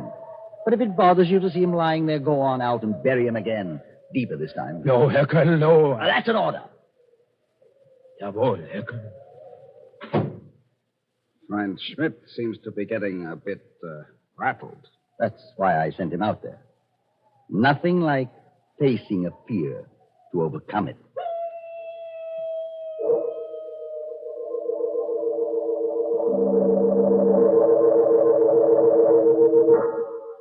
Colonel Ulrich, do you not think it is about time that Schmidt came back? He's only been gone about 5 or 10 minutes. I told him to dig the grave deep this time. I know, but I do not see him out there anywhere. Well, how could you expect to when it's so dark and when the sand is blowing like that? Maybe we'd better go out and see what's taking him so long. And you too, Mr. Darrell, if you don't mind. Not at all. Schmidt! Schmidt, where are you? Blasted idiot. probably wandered off into the desert. Schmidt! Well, look, the Indian. He is still lying there. He never did bury him. That means Schmidt never even got over there. Must have lost his way right after he got outside. Schmidt! I think you can save your breath, Colonel Ulrich. Come on over here to the well. Huh? What are you talking about? Schmidt. Dead. Well, why are you looking at me like that, Brenner? Exactly as I said. He lost his way in the darkness, the sandstorm, fell down the well. I guess that is what must have happened. As for you, Mr. Darrell, since you discovered Schmidt, you shall have the pleasure of burying your friend the Indian again. Jawohl, Herr Colonel.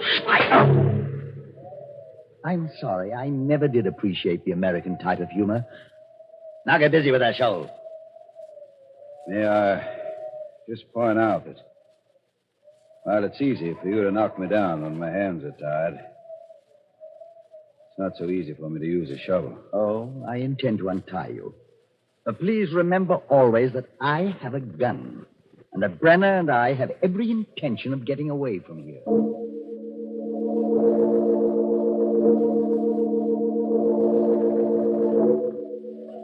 I'm happy to see that you've stopped pacing the floor and looking out the window, Mr. Darrow. That means you've stopped expecting something miraculous to happen that will save you.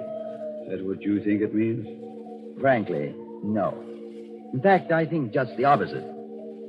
You're looking much more cheerful than before. You're thinking one of them is dead. Now it will be that much easier to get away. It really pains me to disillusion you. Schmidt was a sergeant, a fool. I can assure you that neither Brenner nor myself are going to be bothered by strange noises or tricks of the wind. Right, Brenner? Of course not, Colonel. Good. And now, if we're to make an early start, I think we should get some rest. Brenner, you take the first watch and wake me at midnight. I advise you to get some rest, too, Darrell. Maybe you'll be able to dream of some way of escaping. Thanks. But I'm not sleeping. As you wish. Good night. Quite a character. He was one of the best soldiers in the Africa Corps. Yeah? Where's Africa Corps now? Where are you? This isn't Africa, Brenner. This is America. This is a part of America where strange things happen. Things that even the Indians can't explain. Indians. Ignorant savages. That devilish music again. Where does it come from? I thought you said it was a wind. Or was it Ulrich that said that? It must be the wind. It must. Though you bury me deep, the earth will not hide me till you pay for your crimes. What is that? That was what Tova said just before you killed him. Schmidt was first, Brenner. You will be next. I'm waiting, Brenner. Waiting.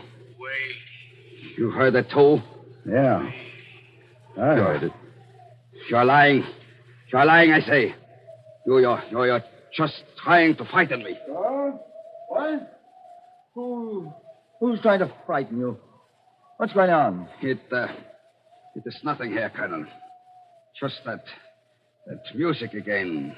For a moment, it sounded as if someone was calling my name. Someone was calling your name, Brenner.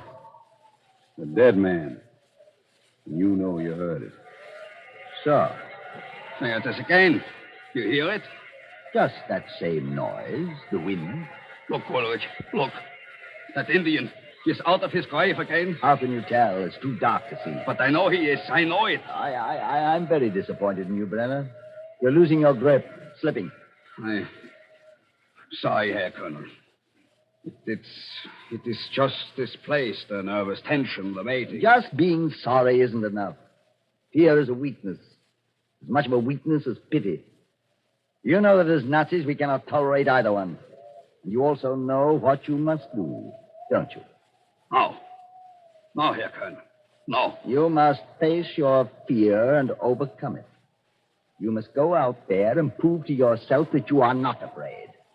That you've just been imagining things the way Schmidt did. But Schmidt... Schmidt was a fool, and he had an accident. You are an officer, and you will not have an accident. Now go ahead and convince yourself that this is all nonsense. Jawohl, Herr Colonel. But leave the gun with me. What's out there is imaginary, but Mr. Darrell is very real. If I didn't have a gun, he might get ideas. Jawohl, Herr Colonel. Here. I will be back in a few minutes. You're looking at me very strangely, Mr. Darrell. Perhaps now you're starting to understand the fiber of the Nazi character. And perhaps now you're beginning to realize why you can never win this war. Because we allow nothing to defeat us or stand in our way. Any sign of weakness is ruthlessly stamped out. And... Abel! God, what's that? Sounded to me like Brenner. Outside, quick. And don't try to get away or I'll shoot you down in your tracks. Okay. Which way? Towards the cliff, where we buried the Indian. That's where he went and... What's that over there? My guess is that it's your friend, Brenner. Maybe you better make sure. It is Brenner. Dead. Strangled. So it was all imagination, huh? Just face your fear and overcome it. Aren't you feeling just a little frightened, Colonel? Yeah. No. There's some rational explanation for everything that happened. Look. The Indian.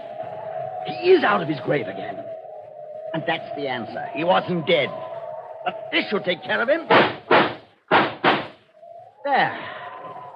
And you will notice that even at a moment like this, I look ahead. 1 shot before and 4 now.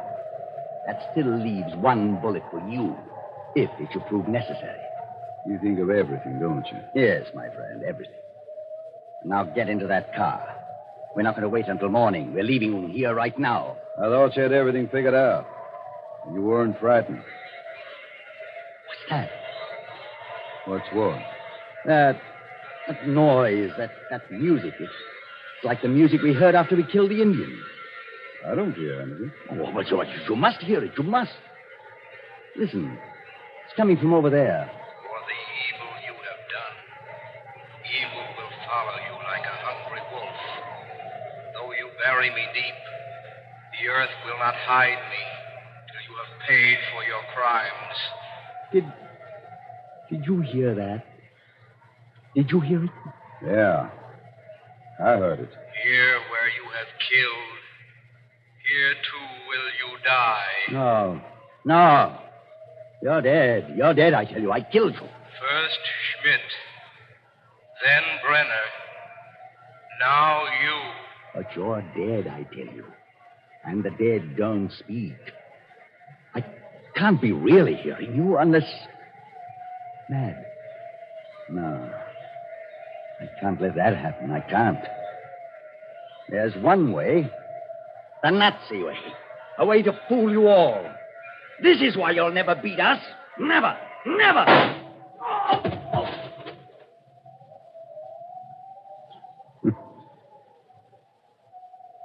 Toby! Toby! Where are you? Over here. Near the foot of the cliff. Are you all right? That first bullet creased my head. I was already dropping by the time he fired. Outside of that, I'm all right. I figured that was what had happened when Schmidt went down the well. I knew it was an accident. I was pretty happy that it was you that buried me the second time. That you put my face against the cliff, left a hole for me to breathe. The first time, well, it was pretty tough until the wind blew the sand off. Yeah, but what about when he shot you again? That ungodly music. It wasn't me he shot that second time. It was Schmidt. I pulled his body out of the well. I figured that in the dark, no one would be able to tell the difference. As for the music, that's why I dug the grave here. You see these holes here in that cliff? My people drilled them centuries ago. The wind blows through them. Makes weird music. This bottom hole was blocked up, but I opened it while I was digging the grave. Talking of graves, there's 3 of them we should be digging right now. Just one more thing I'd like to ask you, Toby. What's that? What you said this morning. Those 3 buzzards flying together toward the west. Does it Really mean 3 deaths? There were 3 deaths. Weren't there, Dad?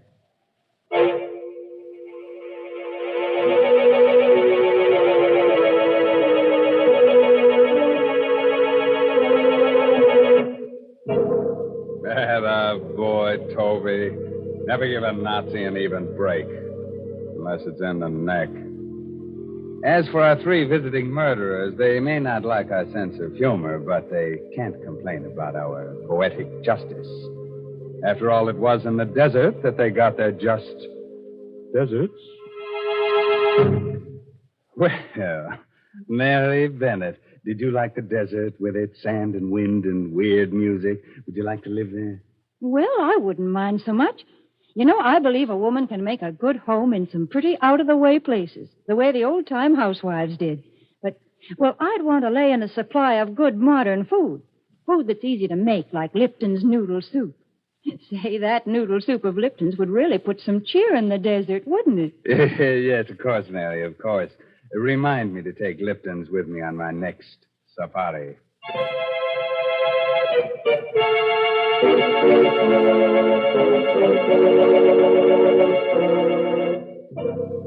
We must have a word of advice.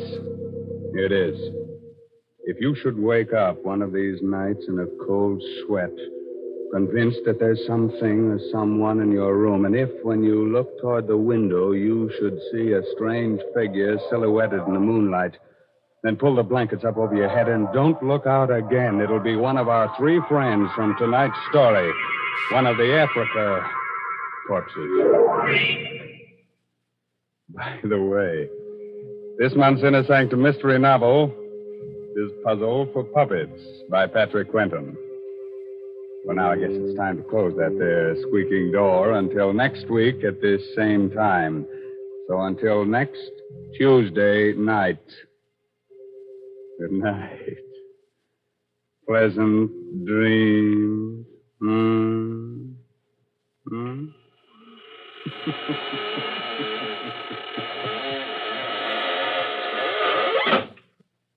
Folks, here we are outside the squeaking door.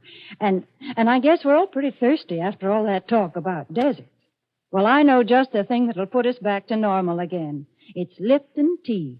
Yes, a cup of that brisk Lipton tea would do just fine. And did you notice that word brisk? B-R-I-S-K. It's a mighty important word in tea language. The tea experts always use it. It means that Lipton tea has a lively flavor, never wishy-washy. That's why most folks prefer Lipton's to any other kind. Don't forget, that's Lipton tea. And don't forget to tune in again next Tuesday night to Inner Sanctum.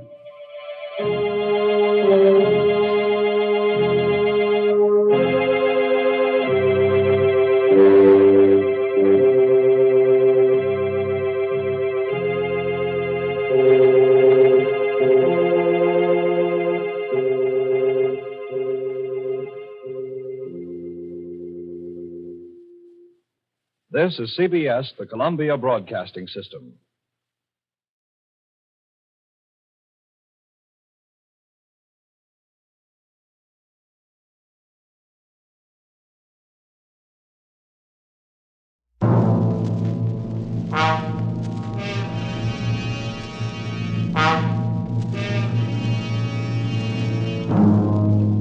Are you burned up at the high price of turkeys? Can't get eggs for your pumpkin pie? Want to get away from it all? We offer you Escape.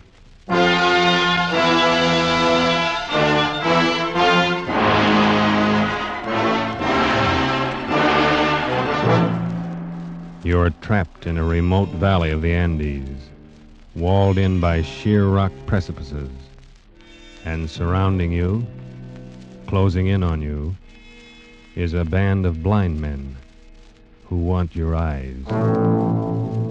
Escape, produced and directed by William N. Robeson and carefully plotted to free you from the 4 walls of today for a half hour of high adventure.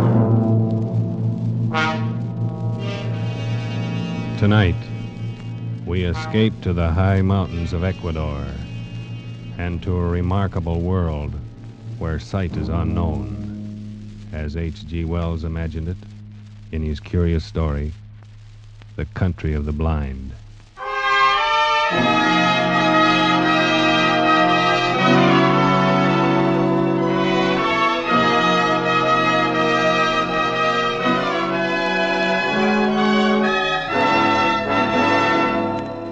My name is Ibarra. I am a mining engineer in Quito, Ecuador, high in the towering Andes. And up until a year ago, my chief sport was mountain climbing. My last climb was an attempt to scale the remote and forbidding peak of Pariscotopetl, a 20,000-foot crag unconquered by man. It is unconquered still. 3,000 feet from the icy summit, our party turned back and fled for their lives. All of us escaped except one, a guide named Nunez, who slipped and fell over the precipice, disappearing into the vast chasm that yawned 10,000 feet beneath us.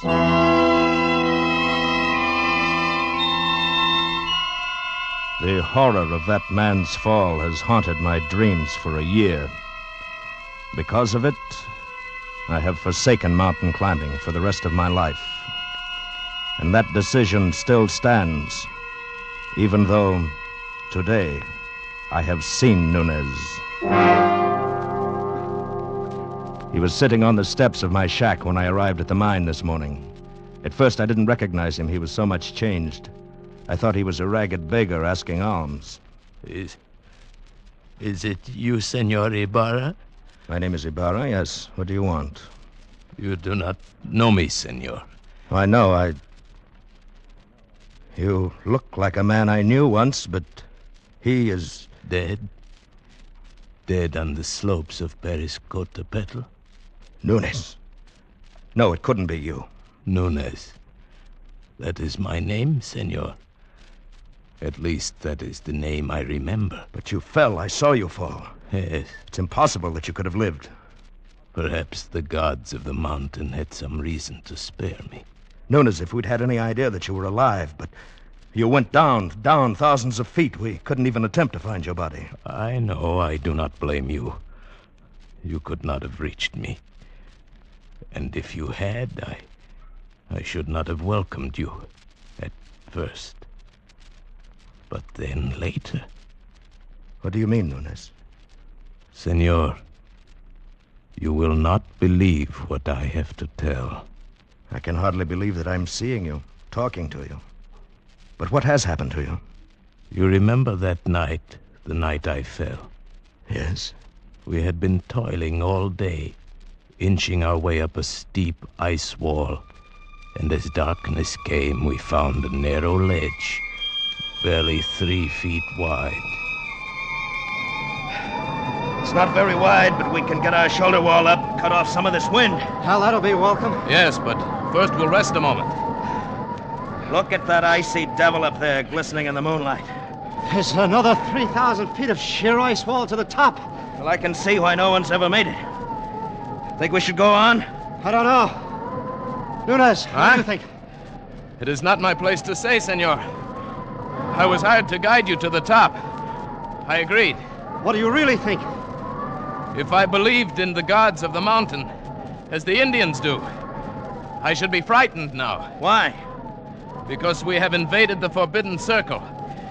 This part of the Andes is unmapped and unknown, senor.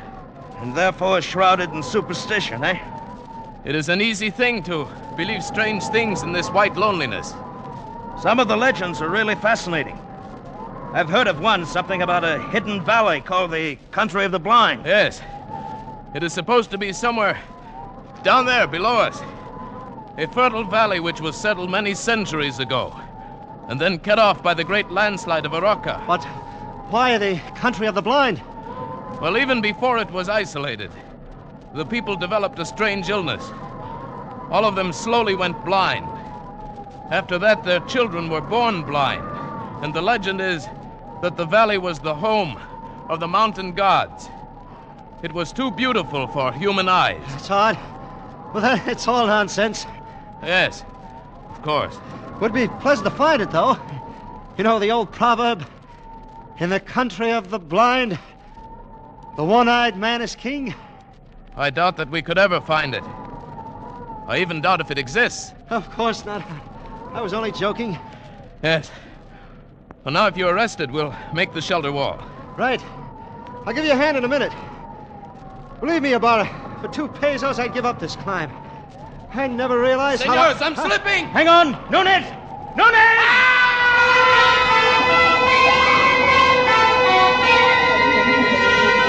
In one horrible instant, my foot had slipped on the treacherous ledge and I'd gone over, falling far out into the icy black night, falling down. I fell perhaps 1,000 feet. Then I felt a heavy stinging impact of snow. I'd fallen on an almost perpendicular snow slope. And now I was sliding down, tumbling over and over. And then suddenly I realized that my own motion had almost stopped. And it was the snow that was moving. I was riding an avalanche. At almost the same moment, I went over the second precipice. It was higher than the first, much higher, perhaps 4,000 feet. I fell with the snow for what seemed minutes, every second expecting the terrible final impact. But the impact never came. Miracle of miracles, that sheer wall blended almost imperceptibly into another steep snow slope. And again I was sliding. Gradually, as the arc of the slope curved away, I felt myself slow down. And finally, I rolled to a stop and lay still. When I awoke, it was morning, and I was covered with snow. I shook off the cold white blanket on my chest and rested a moment. And then I rolled over on my back and looked up.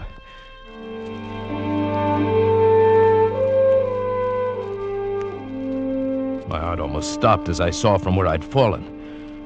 Why, the mountain towered 10,000 feet above me. Then carefully I felt of myself.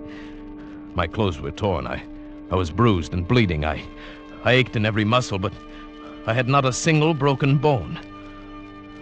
I lay there and offered up a prayer to the gods of the mountain.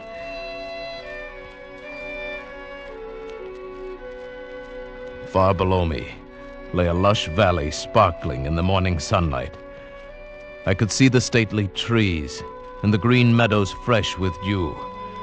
I started down the mountain, but it was still an arduous descent. The farther down I got, the more I realized the beauty of the scene. Why, this was a hidden paradise I'd fallen into, and I was the first man ever to see it. So I thought, but I was wrong. I realized that first when I saw the cultivation in the meadows, and then the walks, well-kept stone walks laid in a symmetrical pattern all over the valley. And then I saw them. There were men and women lying under the trees and resting in the fields. Nearby, a collection of windowless huts marked a village, and the plastering of the houses was done in a wild variety of colors. I thought to myself, the plasterer who did that must have been blind as a bat. Then I saw 2 of the men quite close to me. They were standing on a bridge over the little stream. They were dressed in odd, loose clothing, and there was a strange look about their faces. They failed to notice me as I approached until I shouted. Suddenly they looked up attentively in my direction. I waved wildly at them, but they took no notice. Why, the fools must be blind. Blind? Could it be that I have fallen into the country of the blind? In the country of the blind, a one-eyed man can be king. Hello there. You needn't be afraid. I won't hurt you. I come in peace. It is a man, or a spirit come down from the rocks. Oh, I'm a man, all right. Just like you, but I've had a miraculous escape, and now I find myself here in your valley. Valley? Valley? Come hither. Let me feel of you. Yes, certainly. Here, my arm. Is my face? You see, I am a man, like yourself. Here, feel my lips. They move with speech. Oh, careful there. Gently, those are my eyes. Eyes? Eyes? That is strange. Feel this Correa. Yes, I feel. Careful.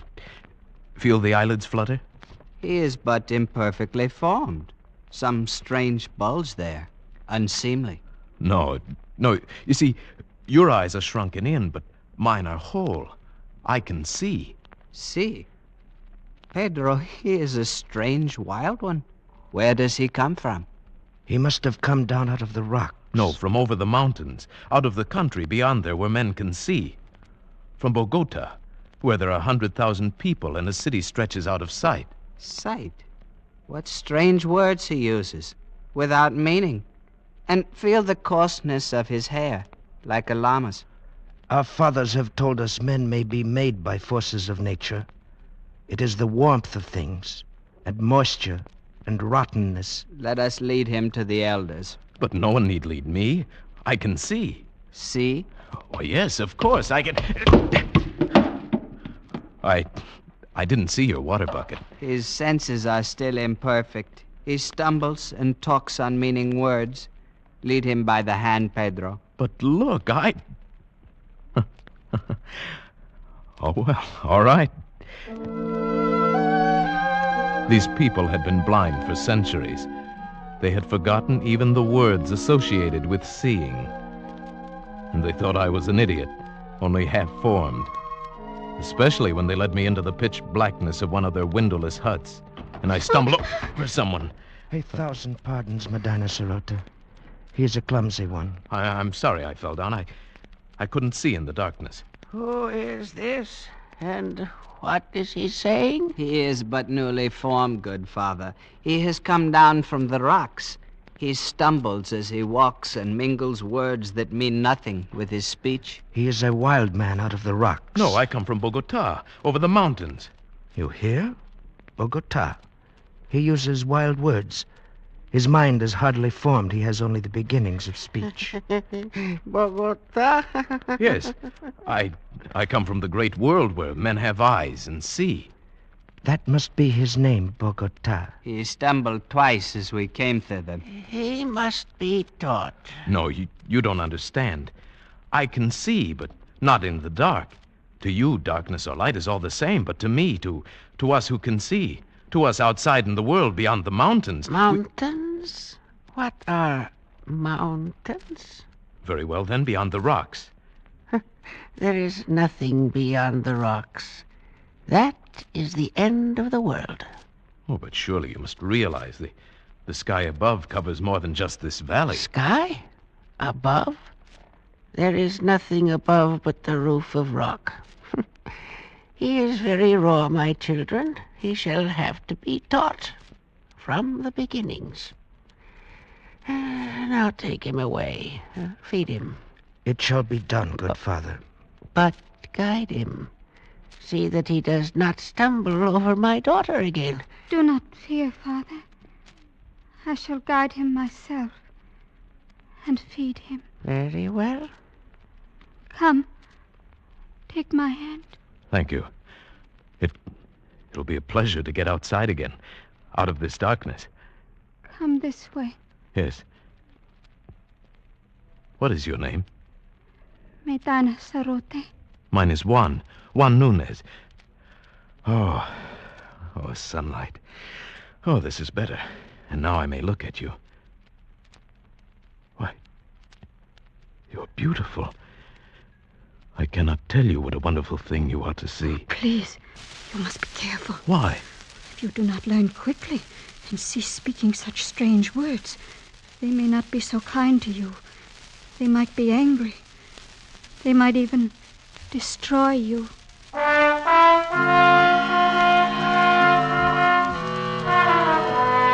This thought had not occurred to me, and suddenly I had a twinge of fear. Still, the proverb kept running through my mind. In the country of the blind, a one-eyed man is king. But try as I would, I could not make them understand my wonderful gift of sight. They thought me stupid and untaught, almost an idiot. Day by day, I learned their peaceful ways, but they could not learn mine. It was beginning to get on my nerves. Theirs too, perhaps. Bogota? Bogota, come hither. Bogota, you move not. No, and I won't, you old beetle. I'll show you. I'll leave the path. Bogota, trample not on the grass. It is not allowed. How did you know I stepped on the grass? I heard, of course. Heard, but I didn't make a sound. Why do you not come when I call you? Can you not hear the path as you walk? I can see it. There is no such word as see. Cease this folly and follow the sound of my feet. Oh, my time will come. You will learn. There is much to learn in the world. Has no one ever told you in the country of the blind, the one-eyed man is king? Blind? What is blind? Oh, never mind. Bogota, I must warn you. Just keep quiet and learn. And stop this nonsense about seeing. Nonsense, is it? I'll show you I've taken enough of your insults. Unformed mind, got no sense yet. I'll be king here. I can see and I'll be king. Bogota, stop it. No, I'm through with your orders. I'll show you what an advantage sight can be. I can hit you and hurt you, and you can't see me to strike back. Bogota, put down that spade. You devil, your ears are sharp, aren't they? Bogota, there must be no violence. By heaven, I'll hit you if you come any closer. I swear I will. Put down that spade and come off the grass. You don't understand. You are blind, and I can see. I can see. Bogota. I'll hurt you. I swear I will. Put down that spade. Leave me alone! I hit him with a spade and ran. Over the wall outside the valley, back to the rocks, back to the cliff I'd come from. When I reached that sheer rock wall, I knew there was no place to go. For 2 days and nights, I stayed outside the valley. I grew hungry and cold. Then I realized the hopelessness of my position. I was trapped. I must spend the rest of my life here. There was no way out. So I went back. I confess, O chief of the elders, I was mad, I admit. I was only newly made. That is better.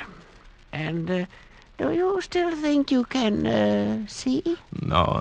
That was folly. The words mean nothing less than nothing. And what is overhead? Rock. There's a roof above the world, a roof of rock and very smooth. Very well. And... Please, before you ask me any more, give me food or I shall die. Very well, give him food.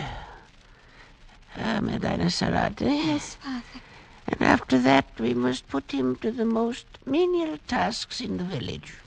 Guard him well. And perhaps he shall learn yet. Thank you. Thank you.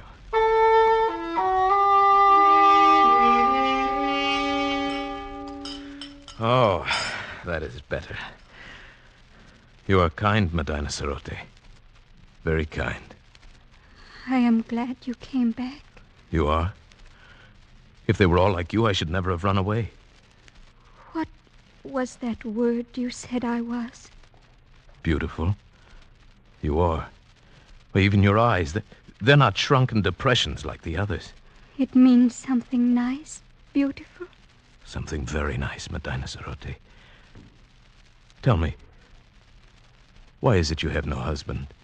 I have a disfigurement. These long hairs. Oh, your eyelashes?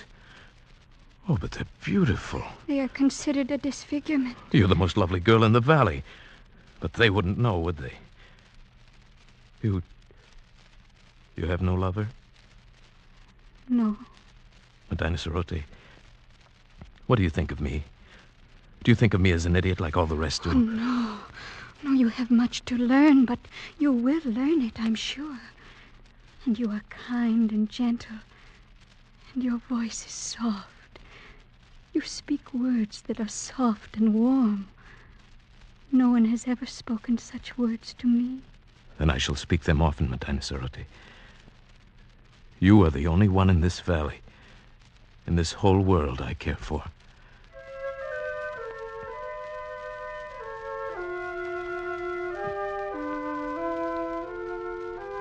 And so it began.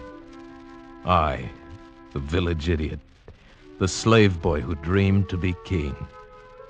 I, with my eyes still whole, fell in love with Medina Sarote, the daughter of the elder of the village. Only to her could I open my heart without fear. Only to her could I speak of the beauty I could see around me.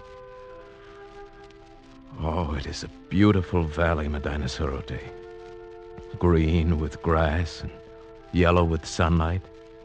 And flowers, bright flowers dotting the hills. And in the cool of the night, the stars gleam like diamonds in the sky.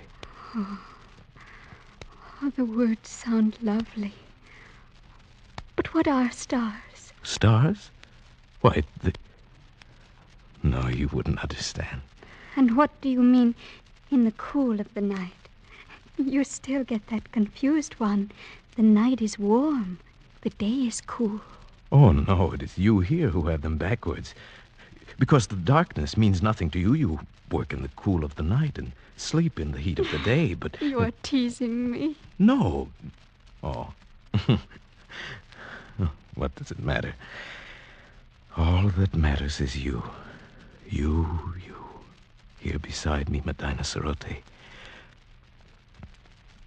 I love you. And I love you. I know they still think me an idiot, but you listen to what I say, and you don't think me an idiot, do you? Oh, no. I like to hear you speak. Then, would you marry me? Yes. Yes, Juan. I will marry you.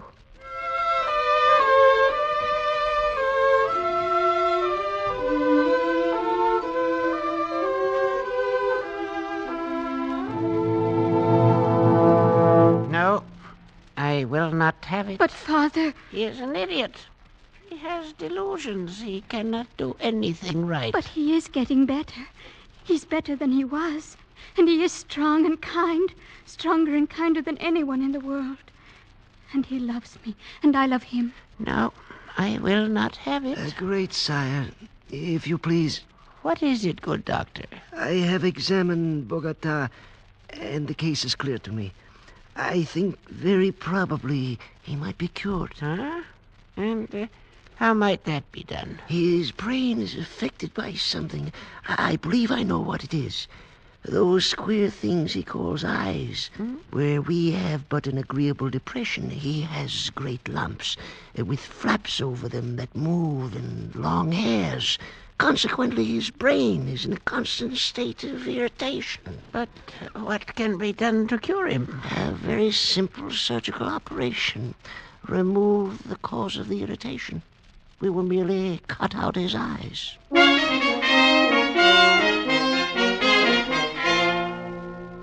But, Juan, they say it will make you well.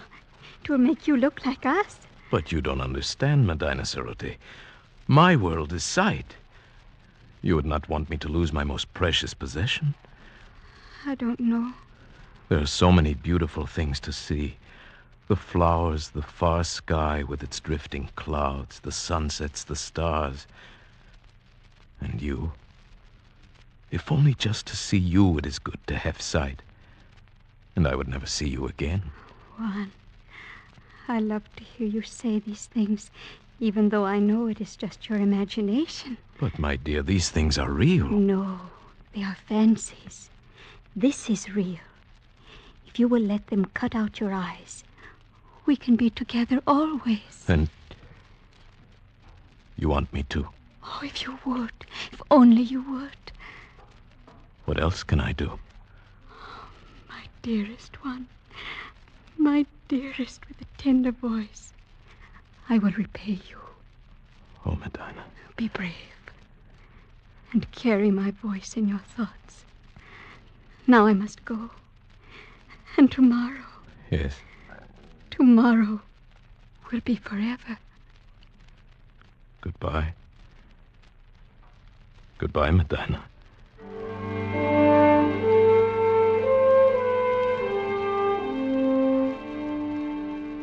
I suppose I knew it then, when I said that. I only meant to go up on the rocks and look out over the valley, to spend my last days feasting my eyes, my precious eyes, on the wonderful, beautiful world of light and color. But when I got there, it was too beautiful, too lovely, this valley, this home of the mountain gods. Beautiful and forbidden. I drank it in. The green of the fields, the blue of the gently curving stream, the orange of the lichen in the rocky crevices, I climbed higher to see the great snow-capped peaks towering above and away to the distant sky, and still higher as the shadows turned the snow to purple and crimson and deep blue. The valley now was far below and as beautiful as a painting. But like a painting, it seemed unreal. Medina Sarote was small and far away, a distant dream. And the world of sight was here, all around, overpowering, wonderful. I turned and began to climb up that sheer rock wall.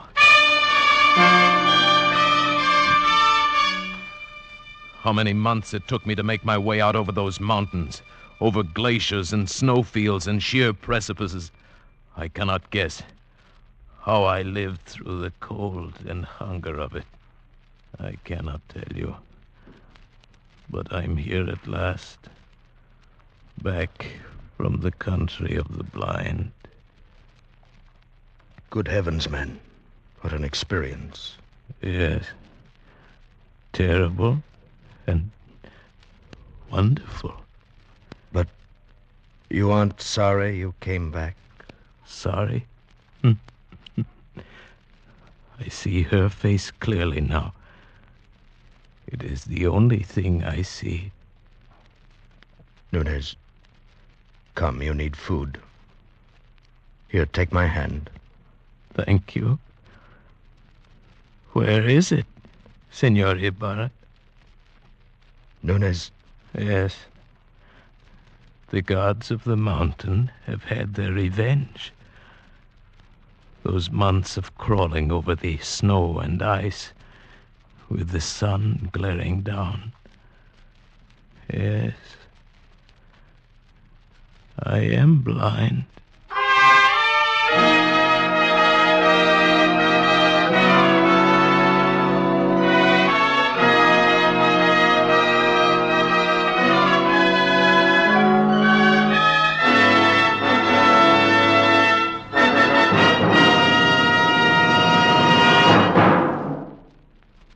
Escape is produced and directed by William N. Robeson, and tonight presented The Country of the Blind by H.G. Wells, adapted for radio by John Dunkel, with Paul Frees as Nunez, Peggy Weber as Medina Sarote, Bill Conrad as Ibarra, and Harry Bartel as Correa. The special musical score was conceived and conducted by Cy Fewer. Next week, when you're tired from a hard day at the office, or your back aches from bending over a hot stove, next week at the same time, when you want to get away from it all, we offer you escape. This is CBS, the Columbia Broadcasting System.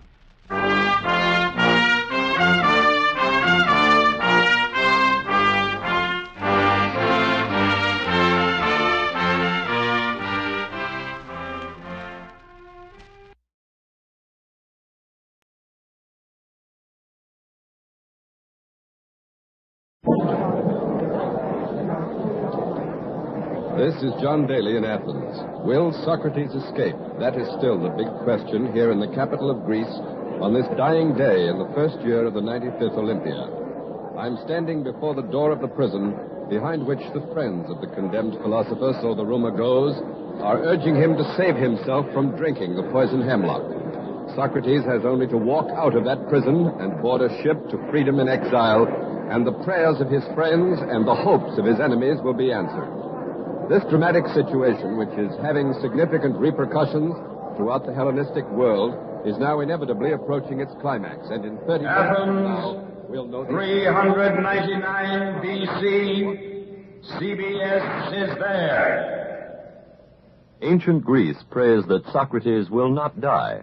CBS takes you back almost 2,347 years to that fateful day when one of the most enlightened democracies on earth trembled on the brink of a cup of poison. All things are as they were then, except for one thing.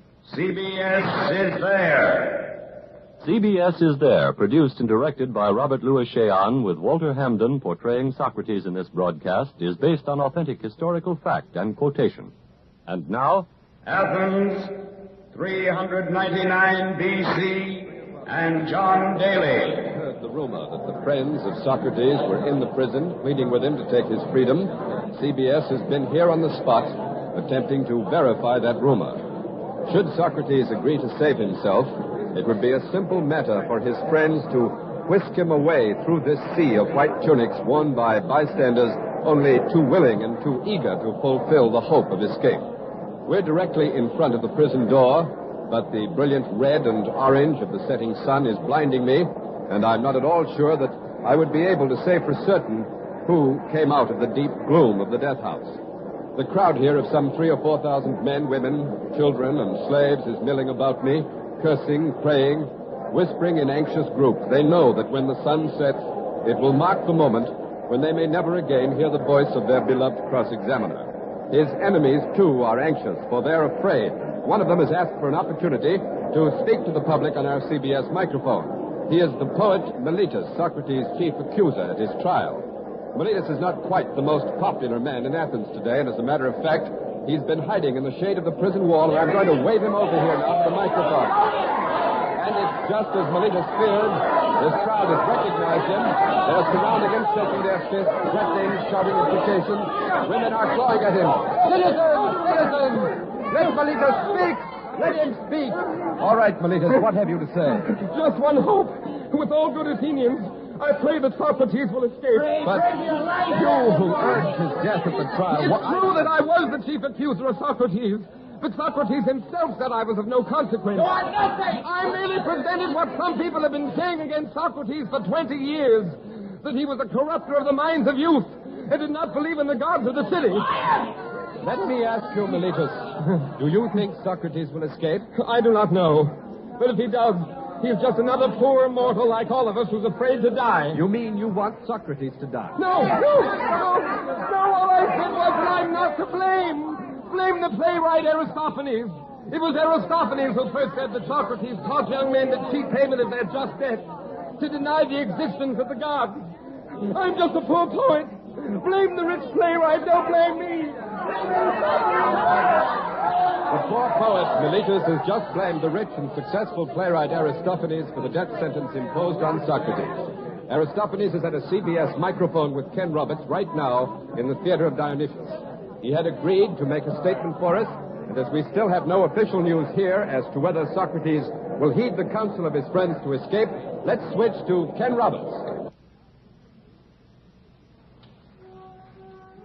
This is Ken Roberts in the Theater of Dionysius. The playwright Aristophanes is right here beside me. He heard what Miletus said, and by the smile on his face and the nodding of his head, I understand that he certainly would like to make a comment. Aristophanes? I take it that the poor poet, Miletus, was referring to my play, The Clouds. Yes, the comedy in which you lampooned Socrates as an evil character who ran a thinking shop. Yes, the shop was called the School of Very Hard Thinkers.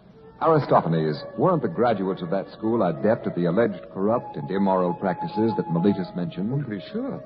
But that was the comedy situation. And at that, it wasn't one of my better comedies. No, to blame a single play, not a very good one at that, for the death sentence of so celebrated a philosopher as Socrates is preposterous. After all, I'm a playwright, not a hangman. But Aristophanes, Socrates himself said at his trial that your play contributed to the case against him. No. He mentioned my play merely to brush it aside as of little consequence. Yes, but... Sir, one of my severest critics measures the failure of a play by the amount of food eaten during the performance. When The Clouds was first offered 24 years ago, the trash collectors worked overtime. On the opening night, Socrates himself enjoyed the jolly lampoon of himself and laughed heartily at the caricature. He even stood throughout the performance to give the first nighters a better shot should they wish to hurl a handful of ripe figs at him. I take it, then, that you're specifically denying Miletus's charge that your play was responsible for Socrates' death sentence. Oh, emphatically. The death sentence was imposed not by any mere play, but by the ignorant jury of 500. Socrates himself said that. What else would you expect of an uneducated majority who have rather an odd conception of democracy? What's your conception of democracy, Aristophanes? Well, it certainly isn't killing a man who happens to disagree with me. I believe with Socrates that the sovereignty of the people has become a sovereignty of politicians. Socrates also believes that government is an art, and as such, it requires more training, knowledge, and skill than any other. You cannot leave questions of politics and justice to chance, nor to the vote of the mob. And do you believe that the jury was acting as a mob? Of course. 500 men must decide a whole case in one day.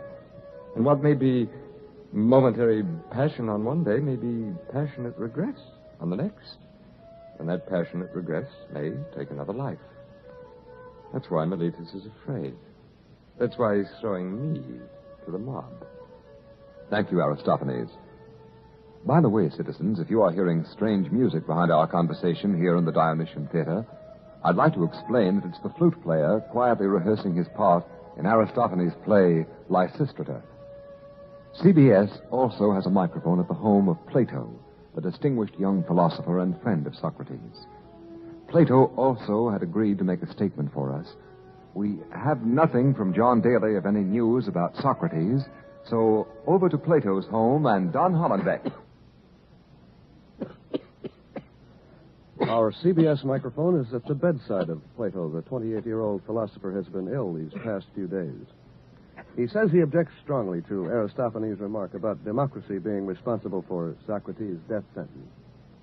Meletus is throwing Aristophanes to the mob, but I protest the manner in which Aristophanes is throwing democracy to the mob.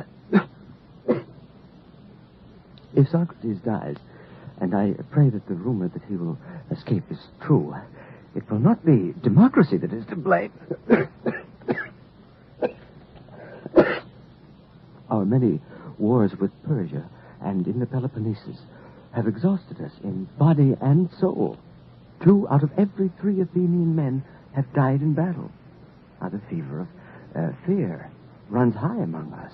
We are confused, desperate, and so we seek someone to blame and sacrifice Socrates on the altar of our dying faith. It is not our jury system, as Aristophanes charges, that condemned Socrates. It is the prejudice of old men whose minds have been poisoned against him since they were children. The old men you speak of, Plato, they are the jurors? Yes. But they are merely the symbol of old ideas that fear to be challenged, cross-examined, and perhaps exposed as no longer virtuous in our time. That is why the old men hate Socrates. Socrates is like a gadfly on the backs of men. He forces them to cry out, "Socrates, you make me acknowledge my worthlessness." He makes them say, "I had best be silent, for it seems that I know nothing at all." And for that, he is hated. Now, Aristophanes is wrong. It is shameful. If Socrates dies, it will not be democracy that's to blame, but those who have lost faith in democracy. Thank you, Plato. We have heard Meletus blame Aristophanes. Aristophanes blamed the shortcomings of our democracy, and Plato blamed our loss of faith in democracy. But no one has come forth to say that Socrates was justly condemned for the alleged crime of atheism and corrupting the minds of the youth. In order that you may have a chance to form your own opinions, CBS has prepared a special transcription of Socrates' trial, which we will play now. The next voice you hear will be the recorded voice of Socrates speaking to the jury at his trial 1 month ago in the amphitheater. Athenians, you say first, I do not believe in the gods, and then again that I believe in demigods. You might as well affirm the existence of mules and deny that of horses and asses. Come here, Meletus. Now, is it not a fact you think it very important for the younger men to be as virtuous as possible? I do. Well, come then, tell the judges who it is improves the younger men.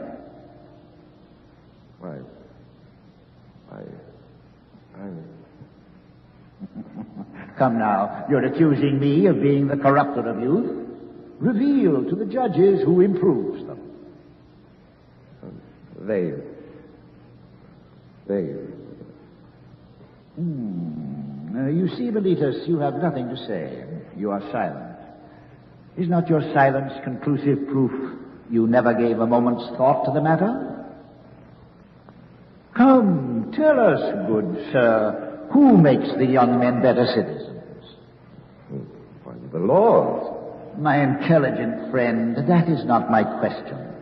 What man improves the young who starts with the knowledge of the laws? The judges here, Socrates. Why, what do you mean, Meletus? Can they educate the young and improve them? Certainly. All of them, or only some of them? All of them. By here, that's good news. There's a great abundance of benefactors. And do the listeners here improve them or not? They do. And do the senators? Yes. Well then, Meletus, the members of the assembly, is it they who corrupt youth, or do they all improve them too? They all improve them too. Then all the Athenians, it seems, make the young into fine fellows, except me. I alone corrupt them. Is that your meaning? Yes, most certainly that is my meaning. It's absurd to believe that only one man is the corrupter of all, and that all the rest of the world is the improver of youth.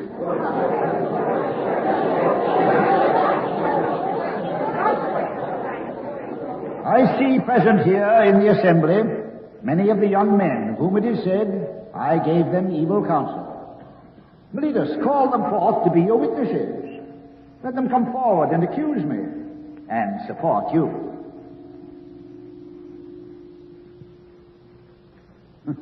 Not one youth comes forward. Then let their fathers, who have grown up and are uncorrupted, or their relatives, come forward.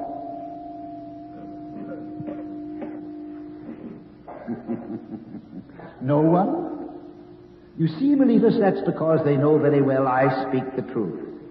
And they know very well, Meletus, that you're a liar.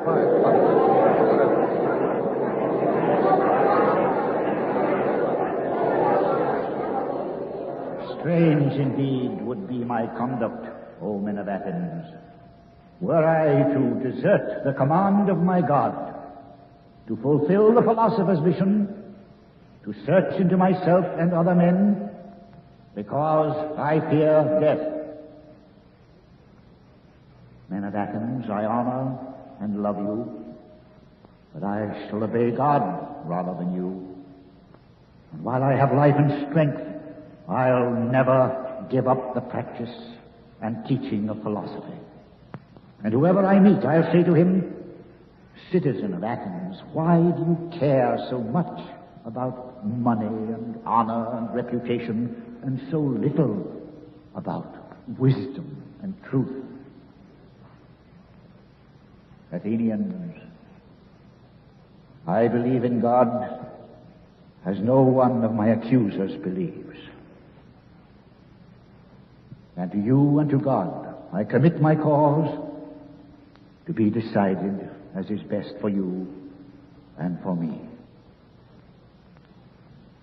Then acquit me or not, but know I shall never alter my ways, not even if I have to die many times.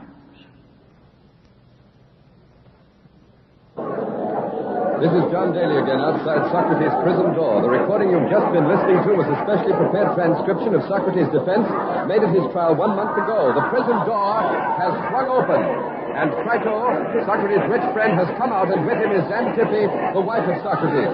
Xantippe is crying. Wailing would be better. Crito has his arm around her shoulder. Behind Xantippe is a slave with a baby in her arms, the youngest child of the 70-year-old Socrates. Here they come. Crito! Crito, will Socrates escape? Will Socrates escape? Escape? He must escape. What will become of me and my children? What good is it, death? Please, Xantippe, come away. Come away. No. I've been silent all my life. And he has talked himself into all of this trouble. Please, Why didn't he keep his peace? Why didn't he stay at home like a good father and husband? Go home. Socrates wants you to go home. Home. He was never home. He left before the sun came up and returned long after we were asleep. He never brought money into the house. All he did was talk. Woman, this is shameful. Have you no respect? Respect? Did he have respect for me? Did he care for me and my 3 children? Talk. But I told him, Socrates, this is the last time you will ever talk to your friend. Go now, woman, go. This is as far as I'll take you. Never talk. Go, I say. That was shameful, most unfortunate. Xantippe is going off now. The crowd is parting, letting her through. What is it, Crito? What is it? She did not give a true portrait of Socrates. Socrates' mission in life is to seek truth, and not to seek the easy comforts of home and hearth. His friends have provided for his family so that the philosopher might be free to inquire into the nature of knowledge. Socrates is a war hero, a veteran. Is this the best that Athens has to offer? A poor veteran who endured the hardships of war better than any mortal man? As for his children, we will provide for them after Socrates is gone. It is the matter of... What do you mean by gone, Crito? Will Socrates escape or will he die? Come with me. But where? Where are we to go? Come with me and you will know. All right, I will. As Crito turns toward the prison door, the crowd opens to let us through. Xantippe has increased the tension here. This crowd is restive, confused, and still no answer to the all-important question, will Socrates escape? That bang was the door slamming shut behind me. It is being locked now. Crito is moving down the corridor in the deep gloom to which my eyes are not as yet accustomed. And now Crito is beckoning me into a cell, a high-walled, rock-ribbed chamber. And ironically enough, the slanting sun through the narrow window up there is shedding a rosy glow that seems to illumine and make of this chamber here a temple. There are 4, 5, 6 men standing by an empty couch, the prisoner's couch, I presume. Socrates doesn't seem to be here. Perhaps he has... No, Socrates is coming in now through another door and moving directly toward this microphone. He's going to talk to his friends once more. My dear friends, your anxiety to save me is most valuable, if it be right. I am still, as I've always been, a man who will listen to no voice but the voice of reason. Come then, let us reason together on whether or not I should escape. If I run away to exile, where could I go? Will not orderly men and cities look askance at me as a lawless person? Is that true, sir, or not? Yes, it's true, Socrates. And do you think life would be worth living in disorderly states like Thessaly? What could I do there? I'd scarcely have the face to converse about virtue. But at least you could be with your children and your family, Socrates. What? Make them strangers to their own country? And the men of Thessaly, would they look upon the children of an escaped prisoner with good feeling or with contempt? Then leave your children here, sir. Your friends will take care of them. To be sure. But if they are real friends, will they not take care of them as well, whether I go to Thessaly or to the other world? Certainly, Socrates. Escape then and live. That's exactly what my friends have been urging me to do. But if I escaped and they helped me, they'd be committing a crime against the state. And for that, the state would punish them. Their lands, their wealth would be confiscated. And they might be banished as well. How, then, could banished or impoverished friends care for my wife and My children? No, my dear friends. That is not the way. A man should be guided only by the knowledge that he is doing right, even though the consequences are death. A citizen must obey the laws of his city, or his city will perish. The law of Athens condemned me, and therefore it is right I perish rather than the city that gave me life. So you see, my friends, the voice of reason tells me I have no choice but to die. The jailer has come in with the cup of poisoned hemlock in his hand. He is trembling. His hand shakes as he approaches us. Socrates, I know I shall not find you unreasonable like other men. They are angry with me. They curse me when I beg them drink the poison because the authorities make me do it. I'm sure that you will not be angry with me, but with those you know are to blame. Friends, how courteous the man is. How generously he weeps for me. And the whole time I've been here, he has been constantly to see me and has been the best of men. And now, I wish to prophesy to those Athenians who have condemned me, for I am dying, and then it is that men have most prophetic power. I prophesy that as soon as I am dead, a far severer punishment than death will surely overtake my judges. They have done this thing thinking they will be relieved from having to give an account of their lives. But if they think by putting men to death, they will restrain men from reproaching them for the evil of their lives, they are very much mistaken.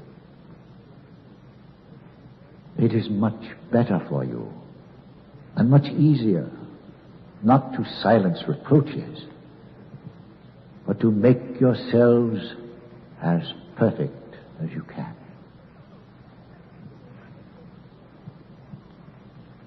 This is my parting prophecy to those who have condemned me. Of you, my friends, I have but one request to make.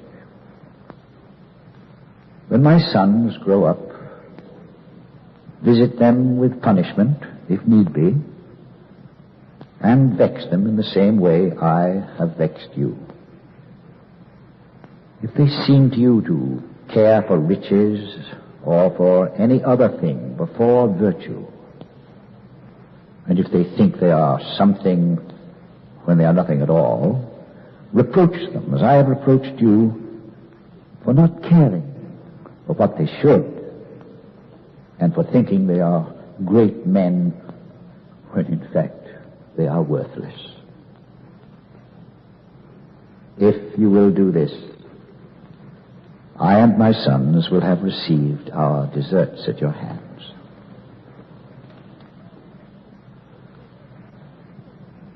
And now, the time has come. I to die, and you to live. Whether life or death is the better is known to God. And to God only. Wait, Socrates. I think the sun is upon the hills.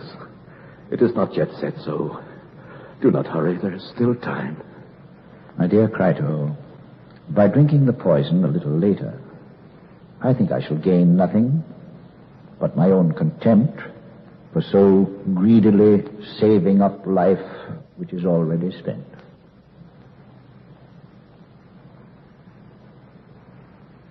The state of death is one of two things. whether the dead man wholly ceases to be and loses all sensation, or it is a migration of the soul unto another place. If death is like a sleep unbroken by any dreams, it would be a wonderful gain, for then it would appear that eternity is nothing more than a single night. But if death is a journey to another place, what greater good can there be than this? To sit and converse with such gods as Orpheus and Homer. I am willing to die many times if this be true.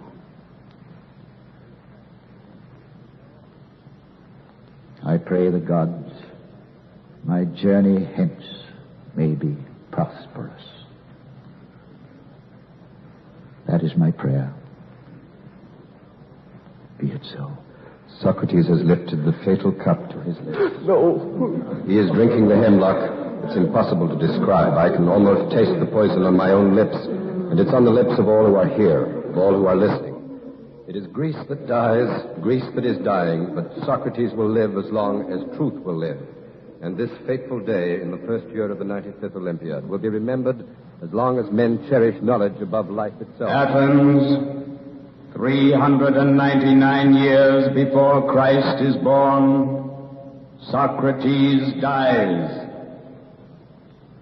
You have been listening to The Death of Socrates, another broadcast in the series CBS Is There, produced and directed by Robert Louis Cheon. The Death of Socrates was written by Joseph Bliss and Robert Louis Cheon, and the role of the philosopher was portrayed by Walter Hamden, with Oliver Cliff as Meletus, Arnold Moss as Aristophanes, Carl Swenson as Plato, Esther Sondergaard as Xanthippe, Charles Webster as Crito, and Philip Clark as the jailer. Next week. Philadelphia, July Accord, 1776. CBS is there. This is CBS, where 99 million people gather every week, the Columbia Broadcasting System.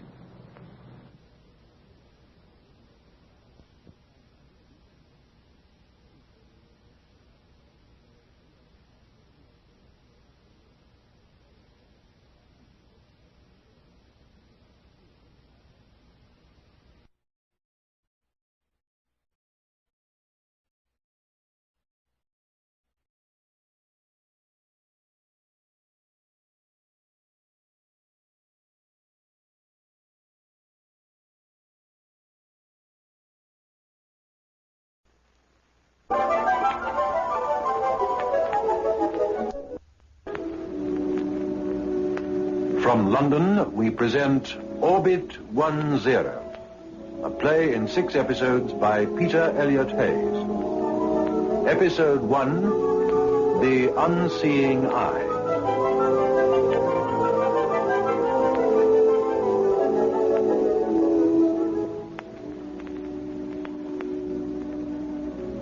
In Fleet Street, they say a good story gets its facts across. So facts it's going to be. My name's Tom Lambert, and I work in a daily paper that maybe came through your letterbox this morning. It's a good many years now since I wrote my last article on the cosmic noise and what followed. But it's my belief that the whole inside story never was told. That was why a few weeks ago I tracked down the man who lives with the whole truth, Dr. Hayward Petrie. I found him in an Oxfordshire village. He's retired now, and we talked about the old days for a long time. I came away with an empty notebook, but not empty-handed. I have here 6 reels of recording tape which Dr. Petrie lent me. His own recordings made 10 years ago, dictated by him, alone in his study, remembering. I played these tapes. It's all here, better than I could tell it. Our glimpse across a weird threshold on the rim of space, where there should be nothing but eternal frozen darkness. Yet where there was something more. You're going to hear the first of the Petrie recordings. For the moment, I need do no more than press the switch and let Dr. Petrie and the facts speak for themselves. Ready? Notes, first reel. My name is John Hayward Petrie. I'm a doctor of science, and my purpose in making these observations is to... Oh, hang it, I can't lecture to a machine. I'll do this my own way or not at all. Now, where to begin? I must go back. Kensington, London. Some years ago, the old Imperial Museum in South Kensington was turned into the Commonwealth College of Science. It worked well, the college. Some of the old vision of empire must have lingered, though, because there was a department to study a new potential empire, space. The School of Astrophysics. East wing, third floor, quite handy for the canteen. I was its head in those days, and a keen crowd we were. It really began on a grey November day in the college's second year. I was lecturing my course that morning. Among the heads bent dutifully over notebooks were two that, with me, were to experience things that would make us doubt our sanity. But none of us knew that then. To summarize, the effects of cosmic radiation, filtered by the Earth's atmosphere and observed in relation to botany and geology, are understood well enough. But the source of these radiations remains one of the best guarded secrets of the universe. That'll be all for today, ladies and gentlemen. We shall not now meet again until next January, by which time I trust I shall have received an admirably learned thesis from each one of you. Good morning.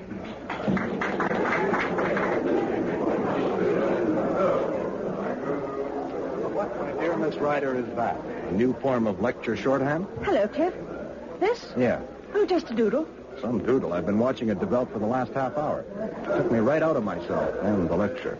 Well, if anything, it represents the state of mind of a second-year student with 2 months to produce a thesis and who hasn't a clue for a subject. Sure, Liz. Me too. Well, that wraps it up for this term. Do we drown our sorrows in canteen tea? I think we do. Let's go before the queue reaches halfway to Marble Arch. Don't forget your notes, Cliff. You're going to need them. Don't remind me.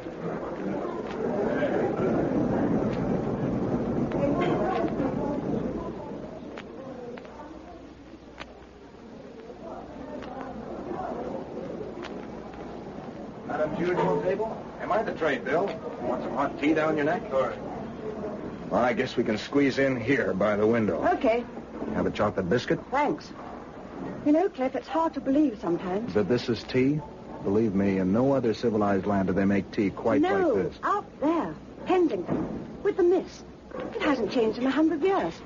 And here we sit in the middle of 6 floors of electronics. And this is a science college, not a school for romantic lady poets. Now, back to earth, Liz. Petrie won't accept a sonnet for a thesis. 10,000 words. That's a lot of words. And a lot of hours in my bedsitter in Chelsea. And a lot of shillings for the gas meter. You're not trying to get home for Christmas? Cliff, Daddy works for a copper mine. He doesn't own one. He paid my fare here from Rhodesia. If I don't pass at the end of next year, well, I can see myself walking back. Look, if one of us is doomed to fail, Liz, it certainly won't be you. And Montreal is no bus ride away. My people run a hardware store. So I guess I sweat it out in the college hostel. We'll send each other Christmas cards. And you can take me to see the Christmas tree in Trafalgar Square. You've got yourself a date. Well, well. Now, why is our colleague from down under fighting his way over here? You'll make it, Whitey. Hi, Liz. Got a message for you two. The prof wants to see you in his study. Dr. Petrie? Yeah, he's waiting. Don't rub him the wrong way for Pete's sake. Many a good scholarship now hangs in the balance. Dr. Petrie is a pet. Might be to you, he is. There's a difference. We better go, Liz. Thanks, Whitey. Okay. What have we done to deserve this? Nothing, I hope. Come on. We can carve our way through. We had to have a corner table. Excuse us, please. Don't block the gangway.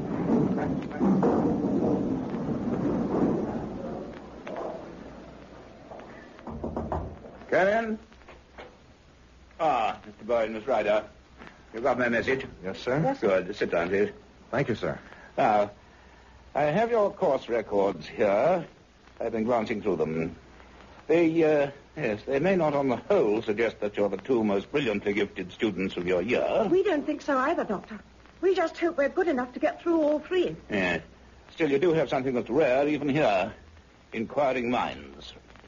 Now, look here, if neither of you are committed for Christmas, how would you like to spend it 80 miles out in the Atlantic? The Atlantic? Well, not afloat, on an island. Well, sir, I guess... But we have theses to get started work on. Perhaps the two can be combined. I have a letter here from an old colleague of mine. Yes, Professor Campbell McLaren. He's in charge of the radio telescope that 3 of our universities built between them. The one in the Outer Hebrides? Yes, it's on the Isle of Skara, about 40 miles west of Barra. It's a very powerful apparatus, more adaptable than the one at Jotwell Bank. McLaren's been working there in splendid isolation for 2 years, studying cosmic radiation. Has he made any progress? Well, McLaren is the least excitable person alive, and that's why the voluble style of his letter puzzles me. However, the point is, he wants a second opinion on some findings. He suggests that I spend a few weeks there and bring a couple of students to assist. You can make observations, take notes, and I will accept in exchange 7,000 words on radio astronomy, but not one less. Well? I'd love to come, sir. I'm not asking what you would love, Miss Ryder. I wish to know if you feel you would benefit from an insight into field research. I mean, yes, I think it will be very helpful. Good. And what about you, Mr. Byrne? Glad if you'll count me in, too, sir. I was reading about the Skara telescope in the Scientific Journal. It has a range of 5 billion light years and can detect the fastest receding galaxies. I'm not unaware of those facts, Mr. Byrne. I wrote that article. Sorry, sir. Mm-hmm. Well, now, I shall be leaving in 3 days' time. McLaren mentions November gales and advises thick clothing. I'm purchasing a garment called a duffel coat, in which I shall look quite ridiculous. He does also mention some other work outside the laid-down program. In his own well-chosen words, some wee backroom messing about, which should be right up your street. Well, we shall see. Please meet me at Euston at 8 p.m. on Monday evening. Right. I'll make the traveling arrangements. Thank you, sir. Fine. Now, I really have a great deal of work to do, so, good morning to you. We'll be there. Goodbye, sir. Good morning, Dr. Petrie. Good morning. Well, how do you like that? Is that character a sheep in wolf's clothing or the other way around? Now and then he gets to be almost human, but not for long. He's just a bit shy, that's all. Shy? Oh, sure, and modest, too, like your Dr. Johnson was. Now, come on. We've got a lot to do before Monday. Yes, let's go.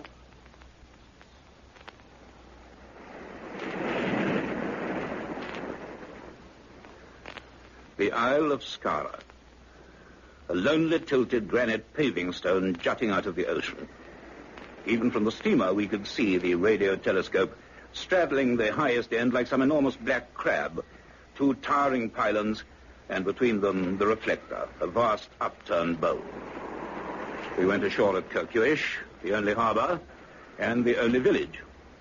The island's only taxi rattled us up steep lanes and across windswept moorlands where sheep huddled behind crumbling flint walls. It left us at the very foot of the telescope, and then it scuttled away as if nervous of the brooding monster it had dared to disturb. The 3 of us gazed up in silence. The wind whined through the 2 tall lattice towers. Slung between them in a cradle of girders, the monstrous hollow eye gazed coldly at the leaden sky. Only this steel creature was blind. It saw by listening. It was almost a relief to see the homely, white-haired figure of McLaren trotting down towards us in a flapping overcoat. Hello there. Grand to see you again, Hayward. I saw the steamer put in. That's a big event here. Hello, Campbell. If we were just paying homage to your creation, rather like the popular idea of an invading Martian. Oh, don't be unkind to it. It may look a wee bit unfriendly today, but when the sun's out, it can look quite pretty. It looks as if it might decide to eat us at any moment. Oh, my. Campbell, may I introduce Mr. Little Ryder, Mr. Pivot Burley. How do you do, Ryder, Mr. Bowden? So you're the ones he talked into this. That's right. Glad to have you. Now, let's get inside. It never stops blowing on Skara. I think we may as well go straight up to the signal box. The signal box? Aye, the control room. It's slung up there, just under the bowl. It's safer than it looks. There's a lift. A lift? Oh, we have every modern convenience. Now, watch your step. These parts are slippery. Right. We will. A lift inside one of these supporting towers whirred upwards. We crossed a narrow catwalk where Elizabeth looked down once and didn't try it again. And then we were in a warm, spacious, glass-paneled laboratory. One felt still on the ground up there until you looked out and saw all the island, the Atlantic below you, or up, where the bowl of the telescope blotted out the whole sky. This is where we work. And this is my assistant who shares my exile here, Peter Garrick. How do you do? Pleased to meet you, Dr. Petrie. I've read all your papers on solar physics. Oh, well, I'm glad someone has. And Miss Ryder and Mr. Bourne from the CCS in Kensington. How do you do? Know you. Well, now, you all know the form, of course. We can either send out impulses ourselves, and they're bounced back from bodies in their path, or we can receive short waves from any source that emits them. How's that analysis coming on, Peter? Is Alpha Centauri still complaining? Yes, quite a disturbance. It's coming through very steadily. We're tracking one of our celestial neighbors, the star Alpha Centauri, a mere 5 light years away. He seems to be having a little cosmic indigestion, throwing out masses of white-hot hydrogen. Like to hear him doing it. Love to. Let's have the audio range, Peter. Right. I'll bring him in.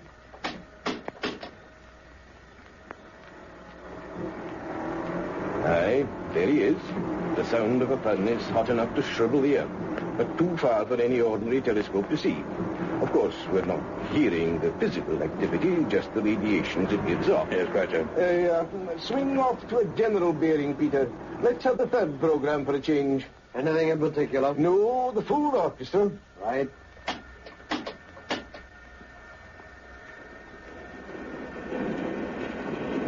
Well, look at that. The bowl up there's turning, and we're going with it. The whole structure is mounted on a circular track. There are 20 electric motors driving this lot. When we're observing, the whole thing creeps automatically. I see. It has to, of course, to counteract the Earth's rotation. Yes, quite. This bearing ought to give us a fair selection. Just a moment.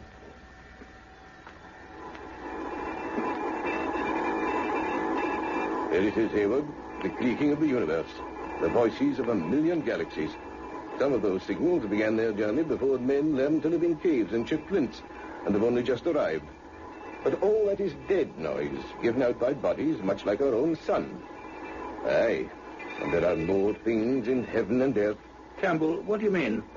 I'm not sure that I know myself. Oh. There, you see, it goes on tape and into these computers for analysis. And these pens scratch it out in graph form, mile after mile of it. Oh, you research people have all the fun. I'd like one of these in Kensington. Well, tomorrow we'll get down to it in detail. Surely. I'd be glad of your advice on one or two problems. Well, shall we go down? Yes. We have our quarters in those concrete buildings near the cliff. We live well enough, thanks to Mrs. McWhirter, our resident cook. She's promised us dinner at 7. Peter, at 8, will you go on to bearing C60? C60? Tonight, sir? Yes, tonight. Very good. I'd hang on to the handrail when you get outside. The wind seems to be getting up. One of our problems is the rain that collects in the bowl. On a bad day, the drain ducts have to cope with something like 600 water.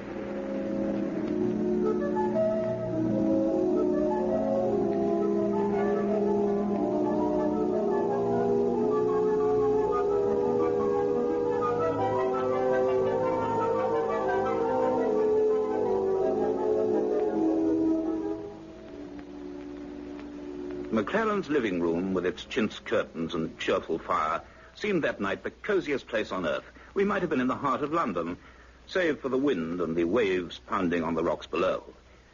And all the time we were conscious of that vast steel monster towering into the darkness outside. McLaren himself seemed uneasy and kept glancing at his watch. And at 8:15, he said, Hayward, I've been doing a little work of my own. A sort of sideline. I think it might interest you. We could take a look now if you'd care to. I said I would. So McLaren led me out of the concrete block, and we dashed through the rain to another which housed the electric generators, then down some bare steps into a series of basement rooms. The last and largest was not as elaborately equipped as the signal box, but there were control consoles, a computer in a shiny grey cubicle, and another recording machine, its stylus scratching a jagged red line on a creeping roll of graph paper. And as soon as he closed the door, I realized that McLaren had only been keeping up his cheery manner with an effort. I dare say you're surprised to find another laboratory down here. The universities don't know about this yet. Well, I knew you were keen on investigating cosmic radiation, Campbell, but... No, this is something else. Aye. Now, where to begin? Look at that pen, Hayward. See the trace it's making? Yes, it It seems fairly regular. Is it something the telescope is picking up? Aye. Garrick's on to a certain bearing. What do you mean? I'll put it in a nutshell. A year ago, we noticed that a very persistent signal kept breaking in on our other recordings. We put it down to meteor showers or the like. Then one day, for something to do, we focused accurately on them and recorded them for several hours. Garrick was curious about the results, so we fed them into the computers. The usual variations emerged. But this time, they were in the form of a regular pattern. But that's impossible. Cosmic emanations are either continuous or intermittent. There could be no system. Unless... Aye? Unless what? Well, unless they were from some artificial source, in some way being, well, transmitted. We made more recordings, and more. We analyzed, compared sequences, and soon we had no doubts at all. There was form and system. No. There could be only one thing, a means of communication. Soon we confirmed something else, the position of the source and the range. Well, if they're coming from some distant nebula... They're not, Hayward. Huh? They originate somewhere on the edge of our solar system. We place the point of origin at a distance of no more than 500,000 million miles. You mean just beyond the orbit of the farthest planet from the sun, Pluto? Just so. The edge of outer space. Good. Well, listen to this. Hear it for yourself.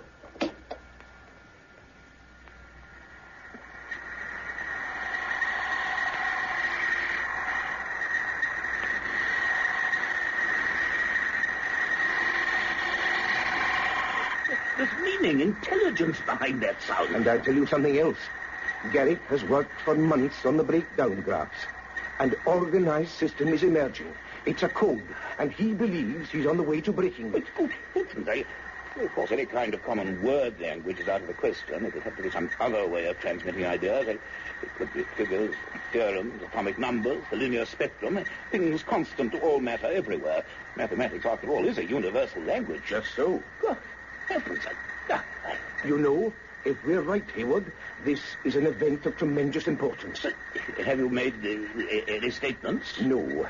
Communication with some other intelligence beyond the Earth. We've got to be very sure. This is fascinating. I must go over it with you in the smallest detail. Once we can find the basic key, that's a voice we are hearing, a small voice speaking to us across space.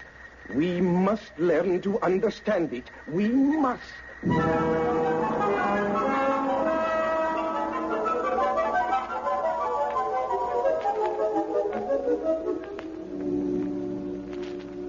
Well, I gave a brief account of the evening's activities to our two young people and let them hear the signals.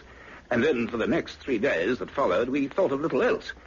We spent them either in the underground laboratory or in the high control room beneath the telescope, poring over the neatly filed rolls of squared paper.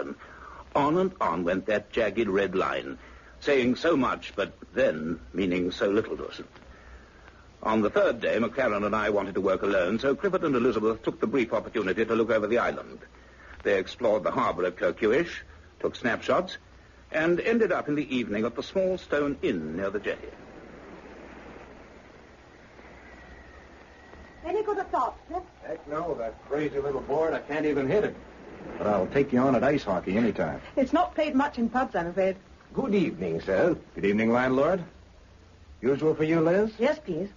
1 tomato juice and a half of draft. 1 tomato juice and a half of draft. Well, Cliff, we have walked into something. We certainly have. But nobody sane believes that any other planet beyond Mars can possibly support any life beyond a few fungi and mosses. Too far from the sun. No light, no heat. And beyond Pluto, 500 million miles. There's nothing out there. Just freezing darkness. And nothing. Well, that's what the book says. But let's just hope, for the sake of professional dignity, that those signals don't turn out to be mixed-up dance music from Radio Istanbul or somewhere. Somehow, I don't think they will, Cliff. Neither do I. There's something about that noise that gave me the creeps around the back of my neck. 1 tomato juice and a half of draft. That will be 1 and 9pence, please, sir. Right. 1 and 9. Thank you. Thank you, sir. Thank you. Well, cheers. Cheers. The young lady and yourself will be concerned with the contraption, no doubt. That's right. Hey, just listen to that wind out there. Landlord, are there ever days here when you could keep a hat on? Oh, yes. But this is the third winter, so there will be bad weather. The third winter? What's that? It is the time when the Kirkuish monster visits us. The Kirkuish monster? It is a fisherman's story. It is said the sea monster returns to Skara every third year and swims round it, bringing ill weather and driving off the fish. Have you seen him? Or does he only appear when no one's looking? It is a story. They say the place to watch from is Drumeard Point on the north of the island. No, I cannot say that I have seen the monster, but then I cannot say that I have. Well, I think it's time we were getting back to you. Okay, Liz. Good night, landlord. Good night, sir. Good night. We'll look out for the monster. Aye.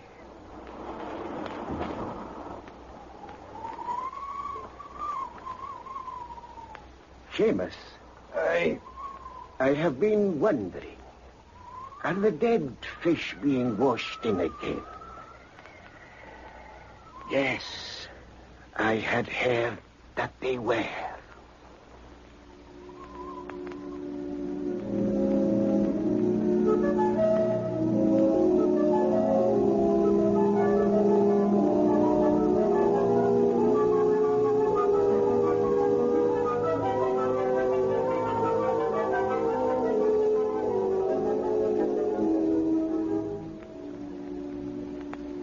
Our work continued.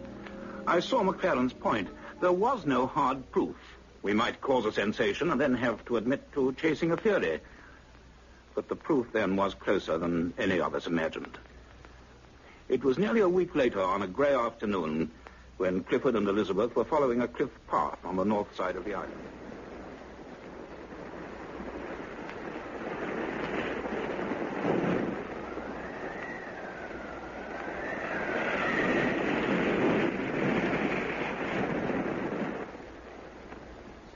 So this is Drumeard Point. Goodness, it's bleak and lonely. Yeah. Just the rocks and the cold breakers falling in from the Atlantic. Up here, you could almost start believing those fishermen's stories. Now, Liz, you really believe that's the scientific approach? Well, it's supposed to be our inquiring minds that got us here. I just happen to have a little imagination as well. Well, my imagination never works so good with my ears half frozen off. Oh, poor old Cliff. Cliff? Yeah? Look there. Where? Look at the sea. Just beyond the last of those rocks, where all the gulls are gathering. There's a big circle of foam. Hey, you're right. There is. Must be a couple of 100 yards across. Water's all churned up. Almost looks like it's boiling. Which today I would say is unlikely. Did you hear that? Yeah. And I felt it through the rock we're standing on. I'm sure it's coming from out there. That's quite some disturbance. Can't be volcanic, not here. Hey, and get a look at those waves coming in. Those gulls, Cliff. It's fish they're diving for. They're snatching them from the surface. They look as if they're dead ones. Yeah, they sure do.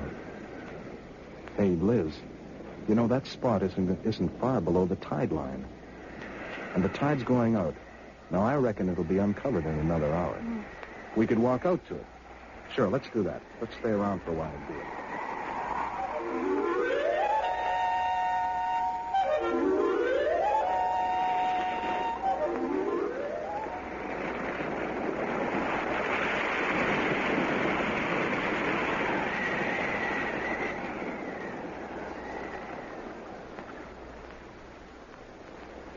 That big rock is just away to the right. I guess this was just about the place. But there's not a thing here now. Just firm, wet sand. And the gulls have gone. I've never seen such a lonely place. What could it have been, Cliff? Oh, maybe just an eddy, some freak local current. But there seemed to be force there. Something pretty powerful. Well, my feet are getting wet, so let's go. Hey, hold it. Can you hear that, Liz? It's a kind of humming. Yes. It's underneath the sand. I'm sure it is. Look, it's vibrating the seawater in that pool. Cliff, what is it? Well, I'd need more than 3 guesses. And for something that hums, this is some place for it to be. Hey, this sand is soft enough.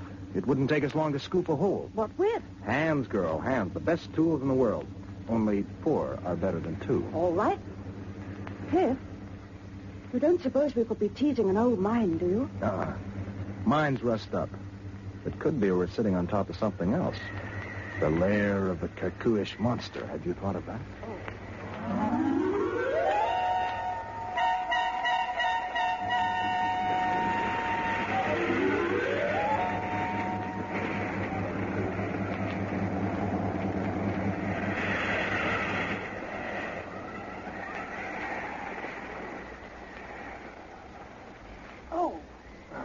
What is it? Oh, great fat lugworm. Oh, it's hopeless. As fast as we make the hole bigger, it fills up with water. I'm getting soaked. We need spades. Well, it can't be down so deep. Try and keep going, Liz. Oh, there goes a nail.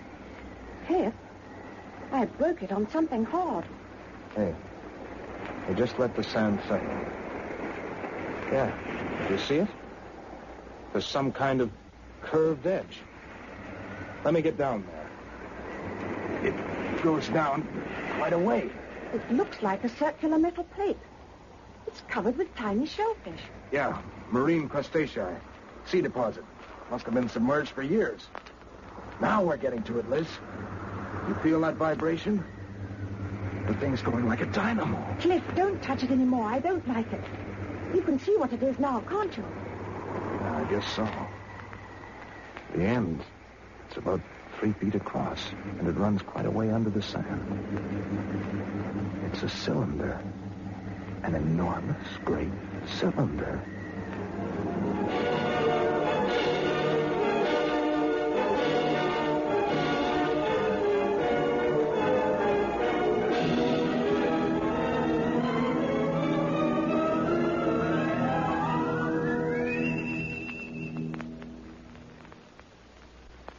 That was Orbit 10, a play in 6 episodes written by Peter Elliott Hayes and produced for the BBC by David Davis.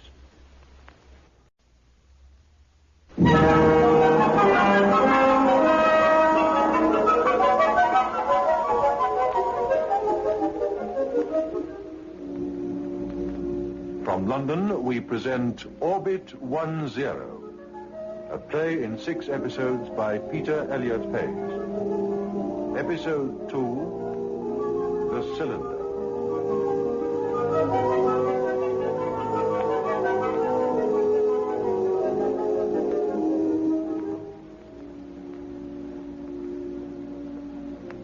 This is Tom Lambert.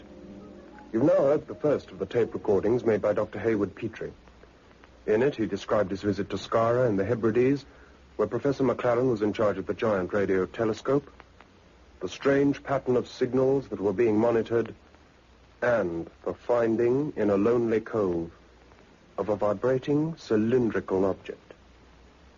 Already the thing we would come to fear was taking shape. In this, the second recording, Dr. Petrie continues his notes from that point. Notes, reel 2. Where was I?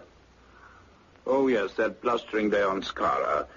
McLaren and I were at work in the underground monitoring room when Clifford and Elizabeth returned from Dromede Point. Returned with a curious account of a cylinder buried under a beach.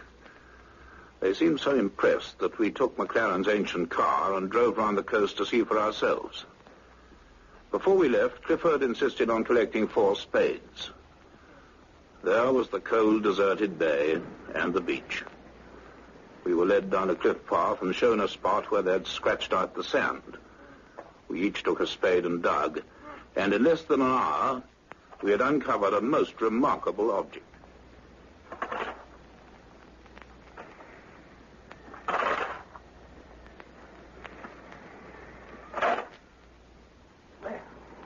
What on earth would you make of that, Haywood? It's a cylindrical shape, all right. 3 feet in diameter and about 8 feet long. But what it is under all that encrustation... Could it be some kind of natural formation? It's very regular. It almost looks like part of a pillar. But this is hardly an archaeological site. Clifford, you say you heard a humming sound. Well, yes. I guess it must have stopped while we were away. But Liz heard it, too. And there was that disturbance while the sea was still covering it. Yeah. Very curious. Well, what now? The tide will cover this spot again before long. Well, we've enough on our hands, but I suppose this is worth spending a little time on. Though what we can do here... Hey, can I make a suggestion? Go ahead. I noticed a crane truck back at the telescope. Yes, the transporter for heavy equipment. Well, the road meets the beach farther along. So it does. The crane and maybe some chain tackle. Well, look, I've driven bulldozers back home. I guess I can handle that. Well, it's the only way we'll ever get this thing out. All right with you, Campbell? Yes, of course. Very well. It's your operation, Clifford. Oblige me by not breaking your neck over it. No, sir. Or that crane, because that's something the college will have to pay for. I'll be careful, sir.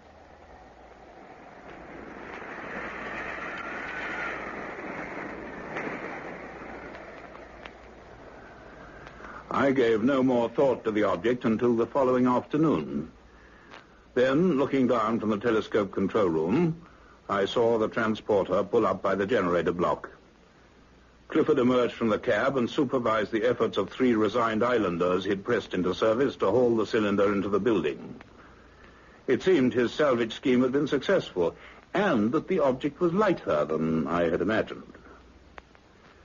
That same evening, we found Clifford, Elizabeth, and Peter Garrick in one of the basement rooms, surveying their trophy with some pride. They had mounted it on trestles, and Garrick was armed with a hammer and a cold chisel. Lying there under the hard, white strip lights, the corroded cylinder might well have been the corpse of some hoary sea beast. This really is interesting. I've been taking measurements. The ends are perfect circles, 34 inches in diameter, and slightly domed. It's 90 inches long. If I can chip away some of these deposits, we can see what it's made of. Well, if it turns out to be solid gold, let us know. We'll be up in the signal box. Right, son. I'd be glad if you would come and take some notes, Clifford. Yes, sir. And you, Elizabeth. Yes, sir. I'll be up shortly. I'll just make a start on this.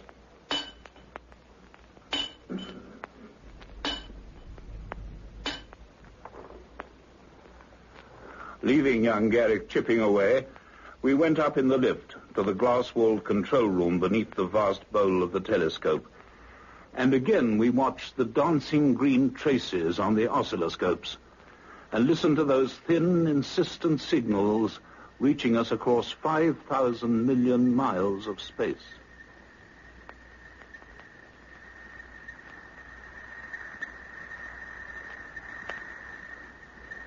Hello. That sequence sounds familiar. Where's Garrick's chart? He's taken photographs of all the recurring waveforms. Yes, this looks like it. It's very similar. We got this on August 9th last.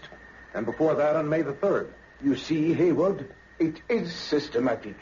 There's method, intelligence behind this. Intelligence? But that means life in some form. Life on the outermost edge of the solar system, where no life can conceivably exist. Because of the conditions. Unimaginable cold, utter darkness. Poisonous atmosphere of methane and ammonia. Yes, no life as we understand it. I wonder.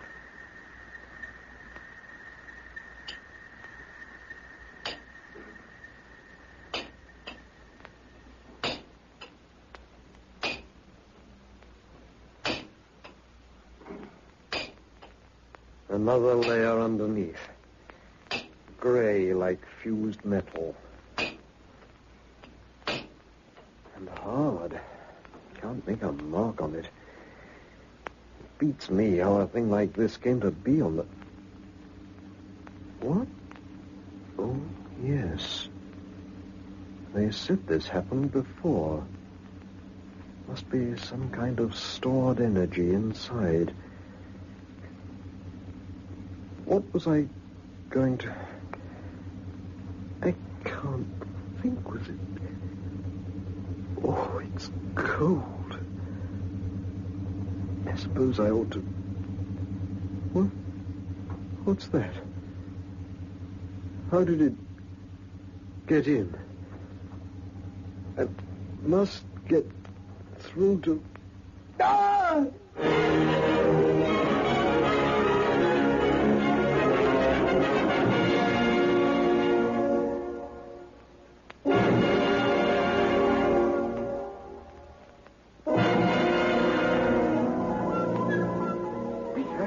Peter, are you hurt, man? Look at his hand. Gary, can you hear me? What happened? Full of mist. Cold. Oh, it's you, Doctor. My hand is burning. Has he burnt it? No, cold has done that. Extreme cold. I think it's come very near to being frostbitten. Here, take my jacket. Wrap his arm up in it. Peter, what was it? Well, I was chipping the crust away, and then the humming started. The humming? It came from inside. Not loud, but I couldn't think straight. And then suddenly there was a kind of fog everywhere. Fog? I leaned against the cylinder, and it was like touching a red-hot stove. And after that, I don't know. You reached the alarm bell, laddie, and passed out. We saw that vapor, too, when we came in. Place is like a refrigerator now, but outside it's clear. Well, another mystery for our collection, Campbell. Your cosmic noise, and now this. Hello. That's curious. What are you staring at? Well, that shelf. There were some things on it earlier. A couple of spare transformers, a pair of pliers. Has anyone moved them? I didn't. No one else has been down here. Well, perhaps I'm mistaken, but I could have sworn. Well, this is a remarkable find of yours, Clifford. Now we shall have to investigate it. Because I'm sure of one thing. It's not solid. There is something inside it.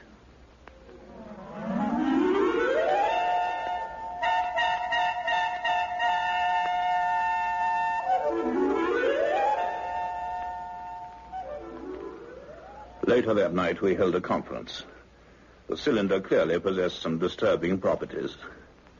At Kirkhewish, there were no facilities for investigating it thoroughly, but in my own modern laboratory at the college, well, with some regret, I proposed that we return to London and somehow take the cylinder with us. And McLaren agreed. He was as curious as myself, but could spare no more time from his study of the signals. Well, a lot of arranging had to be done, but Clifford and Elizabeth did their share, and 3 days later we left Skara on the island steamer.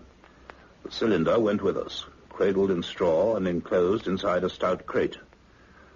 Even as I watched it being hoisted aboard at Kirkhewish, the case swinging from the derrick had an oddly forbidding appearance.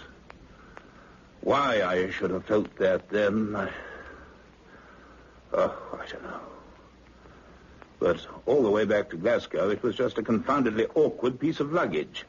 However, eventually we were relaxing on the express to London, with our trophies safely stowed in the luggage van at the rear of the train. Out of sight, but hardly out of mind.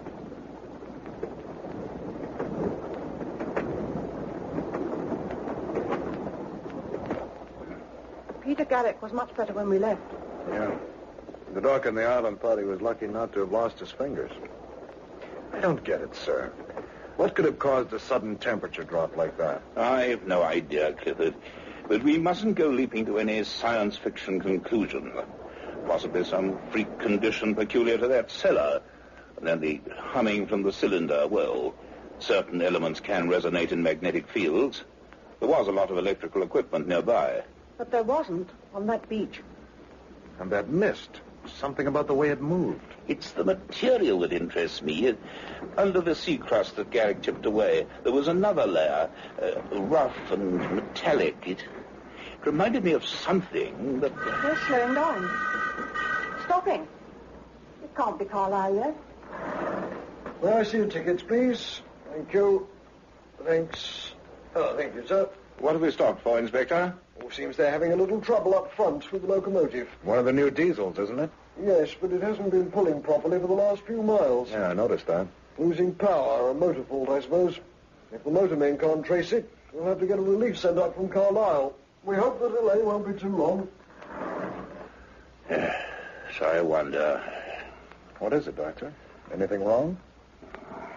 I don't know. These last few days, perhaps I'm getting foolish ideas. Anyway, it won't do any harm to make sure. Will you two come with me? I'm going down to the luggage van. Sure.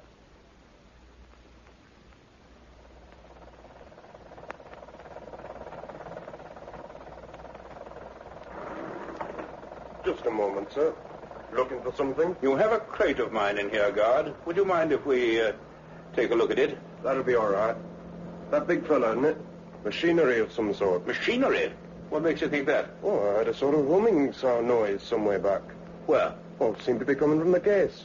Thought perhaps some electrical gadget had managed to switch itself on. Stopped after a bit, though. Here it is. Hasn't exploded anything. Just the same as it was when it came aboard at Glasgow. Cliff, it isn't. The crate's a different color. Why is the wood white like that? Search me. Funny sort of weather, this. Of course, you get all sorts up north this time of year. But it turned so blooming cold in here about a quarter of an hour ago. I had to put my coat on. Yeah, nipped my ears, too.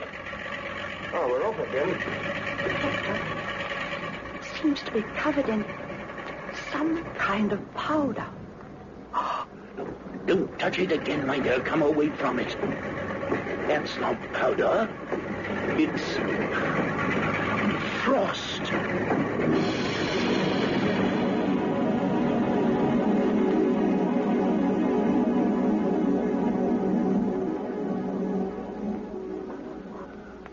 The rest of the journey after that was uneventful. At Euston, 6 porters heaved the crate onto a waiting lorry sent from the college, and we followed to Kensington in a taxi. The college was empty and echoing, as it always is in vacation time, and the smell of dust and age had come back into its own. With the aid of 2 boilermen and Simmons, the head caretaker, we took the crate up in the goods lift and dragged it through the silent corridors to my laboratory. It was late in the afternoon. We were tired. But any idea of waiting until the next day to begin work just didn't occur to us. We dismantled the crate and mounted the cylinder on a long workbench, wet with wooden blocks and arranged floodlights to work by. The first thing I did was to examine the place where Garrick had flaked away the white coating of sea growth.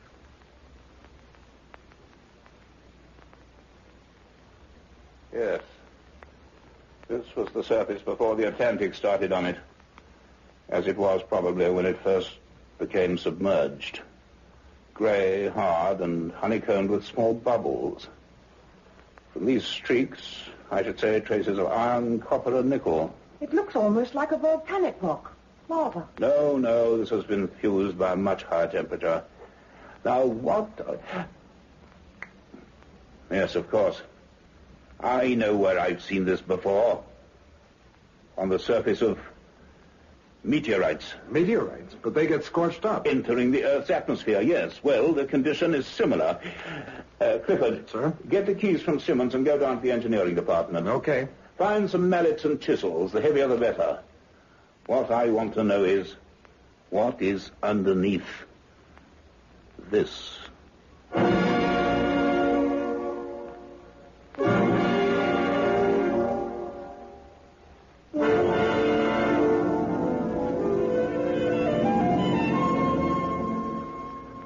For 4 hours under those glaring lamps, we chipped away like 3 sculptors inspired.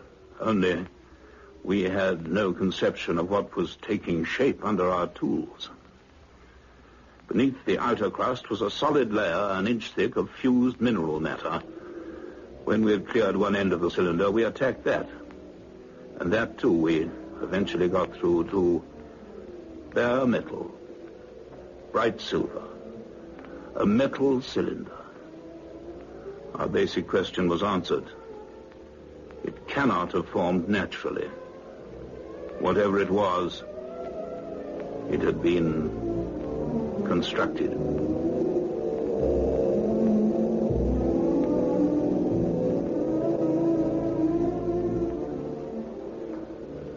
For a long time, we contemplated that smooth, gleaming surface. We had no suggestions, no theories. And then, and it seemed the only thing to do, we began to enlarge the area we had uncovered. Outside, the lamps came on in Cromwell Road, and theatre-bound taxis hustled on their way. By 8 o'clock, we had bared one entire end of the cylinder. There it lay, bright under the lights, like the end of a monstrous metal cigar case. At 8:10, I laid my mallet and chisel on the bench.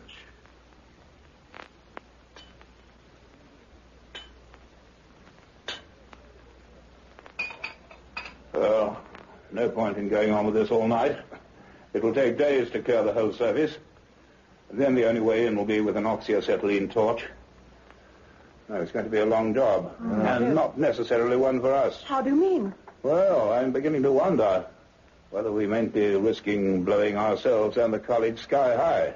Some wartime beauty, you mean, that got washed up on Skara. Yeah, we thought of that on the beach. It's possible. I think first we ought to have an expert opinion. I suppose the Ministry of Works are the people. But a bomb, a rusty mine, could that cause anything to happen now? I mean, what we saw? I don't know, Elizabeth. It seems about as sinister now as a stick of Brighton rock. Look, I think we should all go home. Tomorrow we'll reconsider it. Will you both be here at 11? Certainly. Good. Put those lights out, will you, Elizabeth? Right.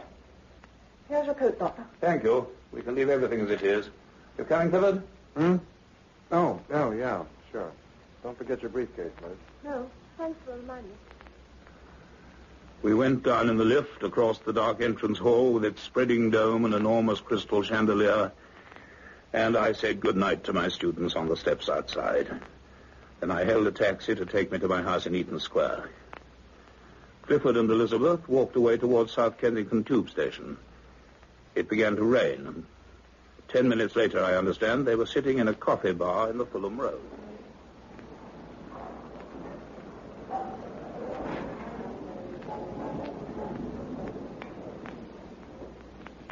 Oh, heck. How do sculptors keep at it? My chisel arm's stiffening up already. Well, what now? 8:30. You could take to the pictures if you like. A movie at this time? Liz, you surely can throw off the cares of the working day. No point in brooding over this.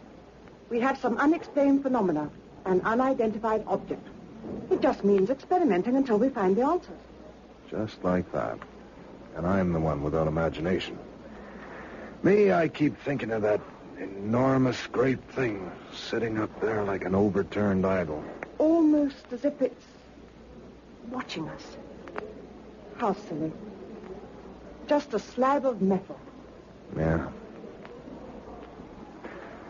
You know, Petrie didn't notice it.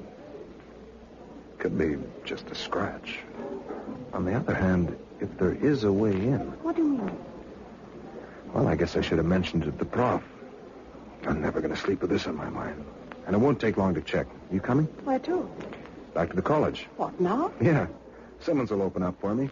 Just a question of whether it's a line or a crack. A line or a crack? Yeah. Come on.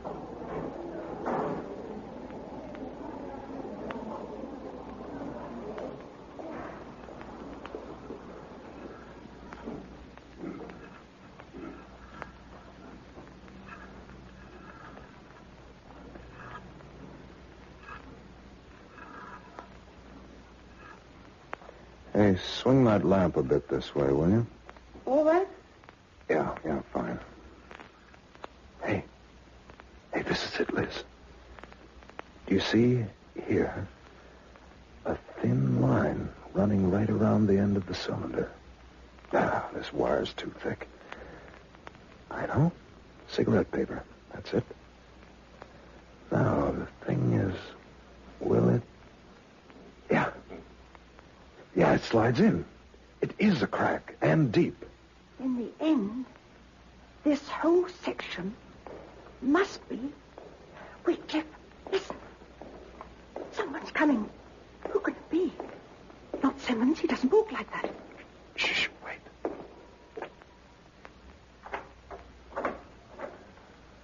Well, it would appear that great minds do think alike. Dr. Petrie, we had no idea you were... Coming back? Neither had I until I got home and tried to forget all this. What an odd thing curiosity is. For some reason, I have felt this shouldn't wait. You do, I imagine. Well, not exactly, sir. I noticed this earlier on. What? This hairline around the circumference. I've tested it, and it's a crack. A crack? Yeah. So this whole end section could be kind of a plug. It could come off. Well done, Clifford. This is important. You see, it won't move or turn. Yeah. But there's something else here on the end face. 2 holes about a foot apart. Yes. Sockets for a key. If we can find something to fit them. The engineering floor. Oh, of course. They have every kind of plate key down there. I'll be right back. All right, good man. Now, if this end is removable, it's been made so for a purpose. And that, Elizabeth, can only be... Because there is something inside. Yes.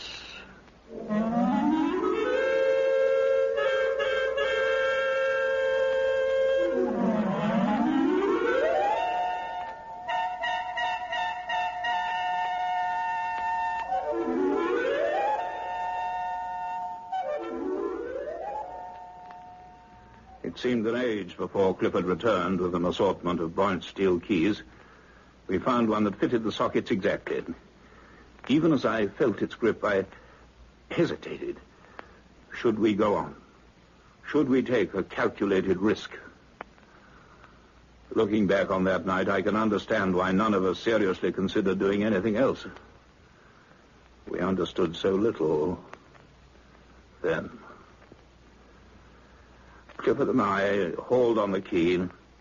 After a few seconds, the whole end of the cylinder began to turn. A few inches, and then it stuck. We threw our weight on it, and then it was turning freely. A fine, polished thread crept slowly into sight. The gap between the plug and the casing steadily widened. I think we're nearly there. Better be ready to catch this when it comes clear. Yes, turn slowly. Elizabeth, stand back, please. Clifford, stop a moment. Something wrong? I want to listen. Escaping gas. Anything. No, nothing. All right. Go on. Very slowly. Yeah. It's coming. Now, hold it. Don't let it drop. I've got it. I'll let it down. That's it. Elizabeth, quickly. Can you see anything? It's hollow. There's a cavity. But it seems to be empty. What? Yes. A hollow barrel about 18 inches across. Hey, look at the thickness of that casing. 9 inches of solid metal at least. This doesn't go in very far. There's something blocking it. Elizabeth, bring that lamp down here. That's it. Now. Yes. The hole goes in for about a foot, and then just a shiny surface. It looks like glass. Green. Listen. There it is. That humming. Is that what you heard before? Yes, but much louder. I don't understand it. This enormous thing and nothing inside, but... Unless... Bring the lamp nearer. Nearer, nearer. Yes. It must be. Well, what else can there be? There's no other way in. But don't you see? That green substance, it's solid. And it isn't attached to the casing. It must run the full length inside. You mean... The cylinder is just a shell, a container, to protect some kind of inner core, something green and hard. Polished to a perfect fit that could be slid in. And then the casing capped and sealed, and that would keep it intact for, well, any sort of journey. If it went in like that... It should come out the same way. Doctor, you said a journey. How long a journey? Where's this thing come from? I don't know, Elizabeth, and at the moment we'd better not speculate. We can't turn back now. We must know the truth for better or worse. But how can we drag it out? There's nothing to get a grip on. There might be a way. Yes, look. That roof span up there. Some chain and a pulley. Yeah, upend the casing and lift it off. It's the only way. Come on.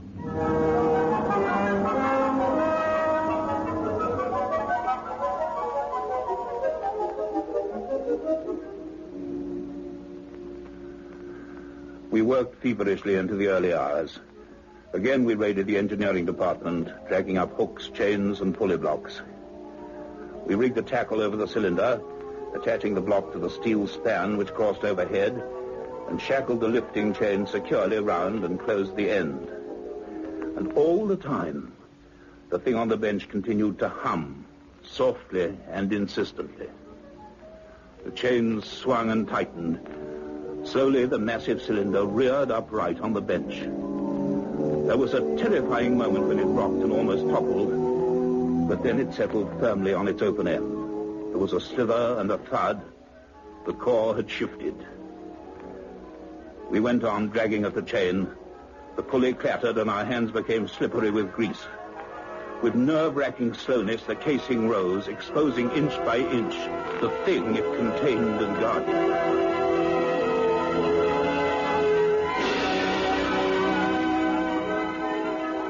It was a rod, an enormous green rod. It was solid and transparent. But embedded in it was a fantastic tracery of fine silvery wires, a glittering spider's web of strange branching patterns, and every gleaming vein converged to one point, a hollow cavity in the heart of the crystalline mass, a round bubble containing something gray and bulbous, something that looked like a fine sponge, something which expanded and contracted rhythmically, pulsing with fierce, vital energy.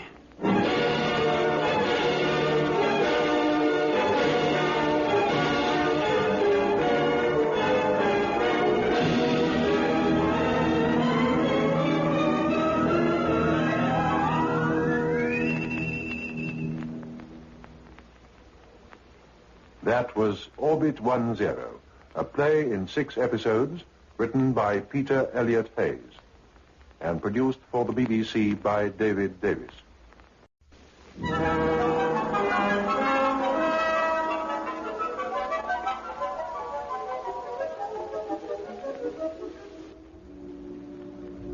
From London, we present Orbit 10, a play in 6 episodes by Peter Elliott Hayes. Episode 3, The Power.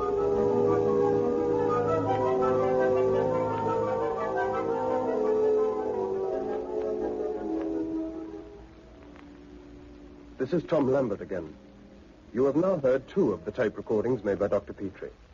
His account of bringing the strange corroded cylinder found beneath the Hebridean beach to London, how it was found to be hollow, and the way in which Petrie and his 2 students lifted off the outer casing to discover, well, perhaps I may repeat the doctor's own words, a transparent green rod, solid, but embedded in it a fantastic tracery of fine silvery wires, and every gleaming vein converging to a hollow cavity, a bubble containing something like a sponge, something that pulsed with vital energy.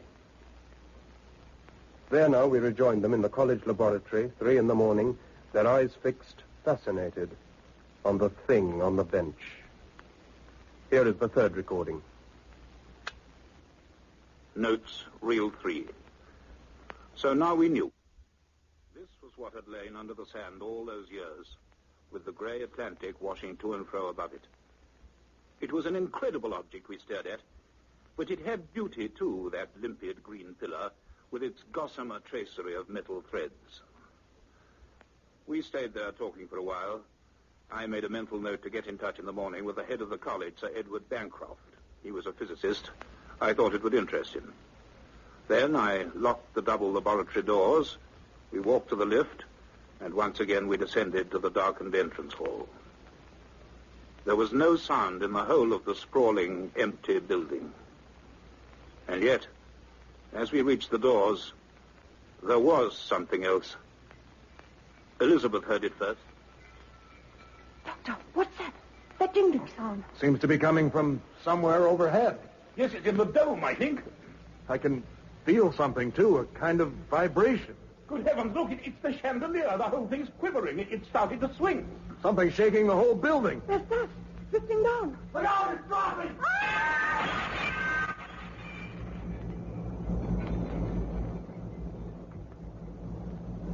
We raced back to the laboratory. There, a scene from a nightmare met us. The whole room had changed. The floors, the walls, every piece of apparatus, everything was furred with crisp, glinting frost. A bitter cold pricked our faces. But the frost was not white. It was a livid green, colored by the light that glared from the rod on the bench. Then, near us suddenly, something swirled, gray and curling. It was a swathe of mist, appearing from nowhere. Then another and another. It was twisting, thickening between us. Across the laboratory on the far wall, a black line suddenly snaked and forked. A crack. It opened steadily, gaped. And then the oak workbench beneath the rod seemed to crumble and dissolve. The rod lurched, toppled, and as it fell, the entire laboratory floor sagged and collapsed, leaving a vast, yawning abyss. The rod, still flaring, plunged through.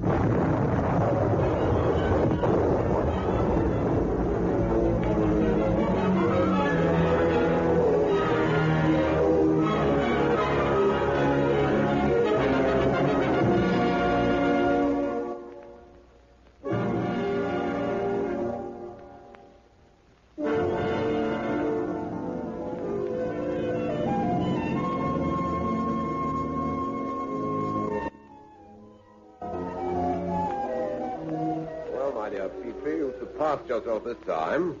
Oh, I wish your department could find other ways of bringing its work to my notice. Oh, there was a bomb through the roof in the war. Didn't make half this mess. 40-foot hole up there, and as for the lecture theatre here... No, I can't say how sorry I am, Edward. To say now, I don't know what happened. It's the truth. I've told you what little we know, what that cylinder is, how it functions. I confess I've no clear idea. As for all this mess, well, we've seen it can resonate powerfully and set up severe vibrations. Yeah. Somehow, I suppose, they found structural weaknesses in the building. Cracks started. We saw them opening, and then the floor gave way. Now, wait, Hayward. This isn't a barn full of dry rot. These floors are reinforced concrete. I know that. That exhibit of yours came through like a 16-inch shell. Look at those girders sheared through like so many cucumbers. And the bench it was standing on, we haven't found a trace of it. But a lot of gray dust. Yeah. It's a strange business, Edward. And the rod itself, not even cracked. When we get it out, we must arrange precautions, enclose it somehow. In its cylinder for the time being, and then, well, I don't know. Yes. Well, we can't afford too many experiments on this scale. No, but we must go at this systematically, take readings, samples, and above all, watch. Yes. Well, I want to know the answers to this, Hayward, however disturbing they may be. I think you understand. Yes. Excuse me, gentlemen. Good morning. May I have a word? Well? I believe, sir, you're Dr. Petrie. Yes. And who, young man, might you be? I don't care for the look of that notebook. Oh, it's pretty harmless if you don't tease it. Tom Lambert. Here's my press card. Huh? We had a report there'd been an explosion here. There has been no explosion. Well, what's all this, then? Death Watch beetle? An experiment. It got out of control. A floor gave way.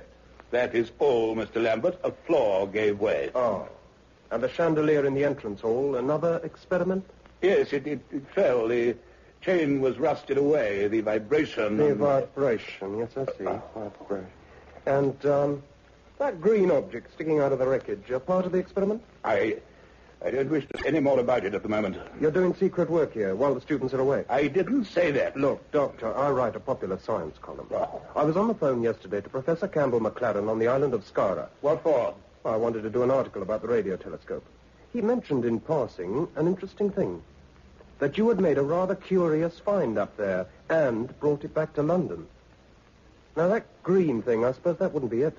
You can suppose just what you like, Mr. Lambert. Okay, perhaps you won't mind if I clamber over and just take a quick deco. If you do, young man, I shall not hesitate to take my walking stick to your back. Furthermore, unless you remove yourself from these premises in 2 minutes flat, I'll have you thrown out. Do I make myself clear? Okay, if that's how you feel about it. But we appreciate cooperation, and we appreciate privacy. All right. But you know, gentlemen, newspapers are like elephants. They don't forget. Every news item is filed. We have quite a system. useful for looking up odd things. If you ever want me, you know where to find me. Good morning. Well, I'm blessed.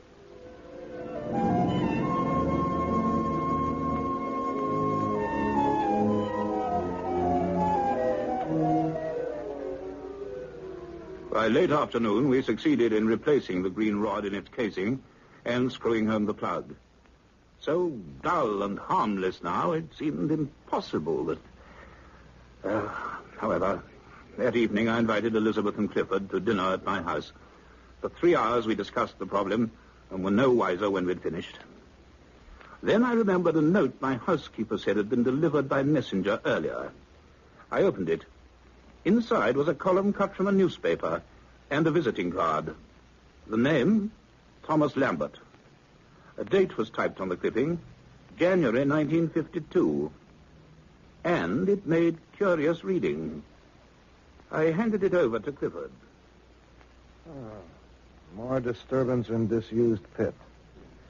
Families living near the abandoned Llanwithlin colliery in the Rhondda Valley are again wondering what's happening a mile below their back gardens. For the third time in 5 years, unaccountable rumbling sounds have been heard inside the old workings, which were discontinued in 1945. Coal board experts say subsidences are to be expected, but veteran miners shake their heads. Llanwithlin, they say, has always been a wicked pit. They have not forgotten the disastrous collapses that occurred in 1907, 1917, and again in 1927. And there are other sounds that puzzle even the experts. Rumbling sounds. So an old coal mine is caving in. What does Lambert expect us to do about that? Well, I imagine to connect them with... there is some slight similarity to the things we've observed. True. But nothing significant. Why should Lambert suppose there could be? I suppose I'd better telephone him in the morning, if only to get rid of him. Now, Clifford, what I propose is this. A new laminated plastic has recently been developed. It's called Densolite. Uh-huh. It's light, almost transparent, and it effectively screens most known forms of radiation. Well, I intend to have a cabinet made, a cubicle to house the rod, made entirely of Densolite. Good idea. I know a firm who'll do it. Then we can study it in safety. It'll be harmless enough inside 2 inches of Densolite. Well, let's hope so. I think we'd better make a sketch of what we need. If you'll find some paper on the desk there. I'll get it, sir.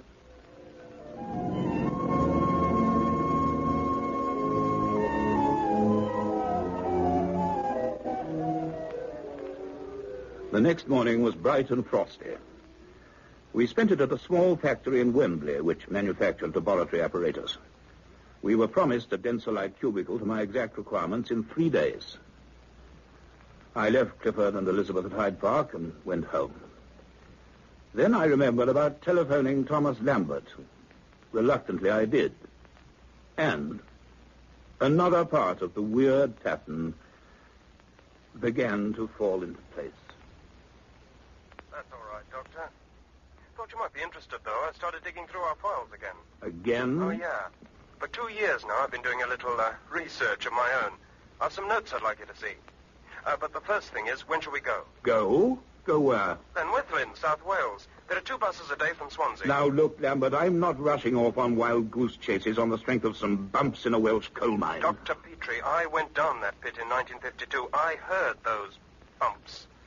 They've started again recently. I have a feeling you wouldn't be wasting your time.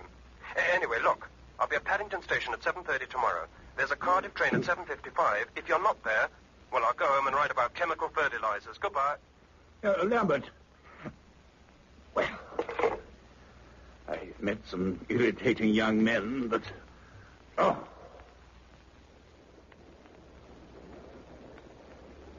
I was annoyed with myself, but of course I was at Paddington the next morning. So was Lambert, cheerful and unapologetic. In the dining car, he opened a briefcase and showed me a file of press cuttings, some of them already turning yellow. They were certainly of some interest. All reports of vague phenomena similar to the one that he had sent me. Lincolnshire, North Devon, Westmoreland, Kent. Conflicting, contradictory, inconsistent. A scrapbook of rumors, tall stories, and sensation hunting. That being so, why Why was I beginning to feel so curiously uneasy? At 4 o'clock, we alighted from a country bus at Llanetwydd. A bitter wind slanted down the bleak mining valley, across the slate-roof terraces and earth dips, giant conical molehills overgrown with weed. The spidery wheel over the Llanwethlin pithead was still. No steam came from the black chimney of the winch house. Lambert and I picked our way among oily puddles and found the pit keeper in the old flint store hut where once the miners had collected their helmets and safety lamps. We explained who we were and what we'd come for. Mr. Morgan did not seem over-impressed.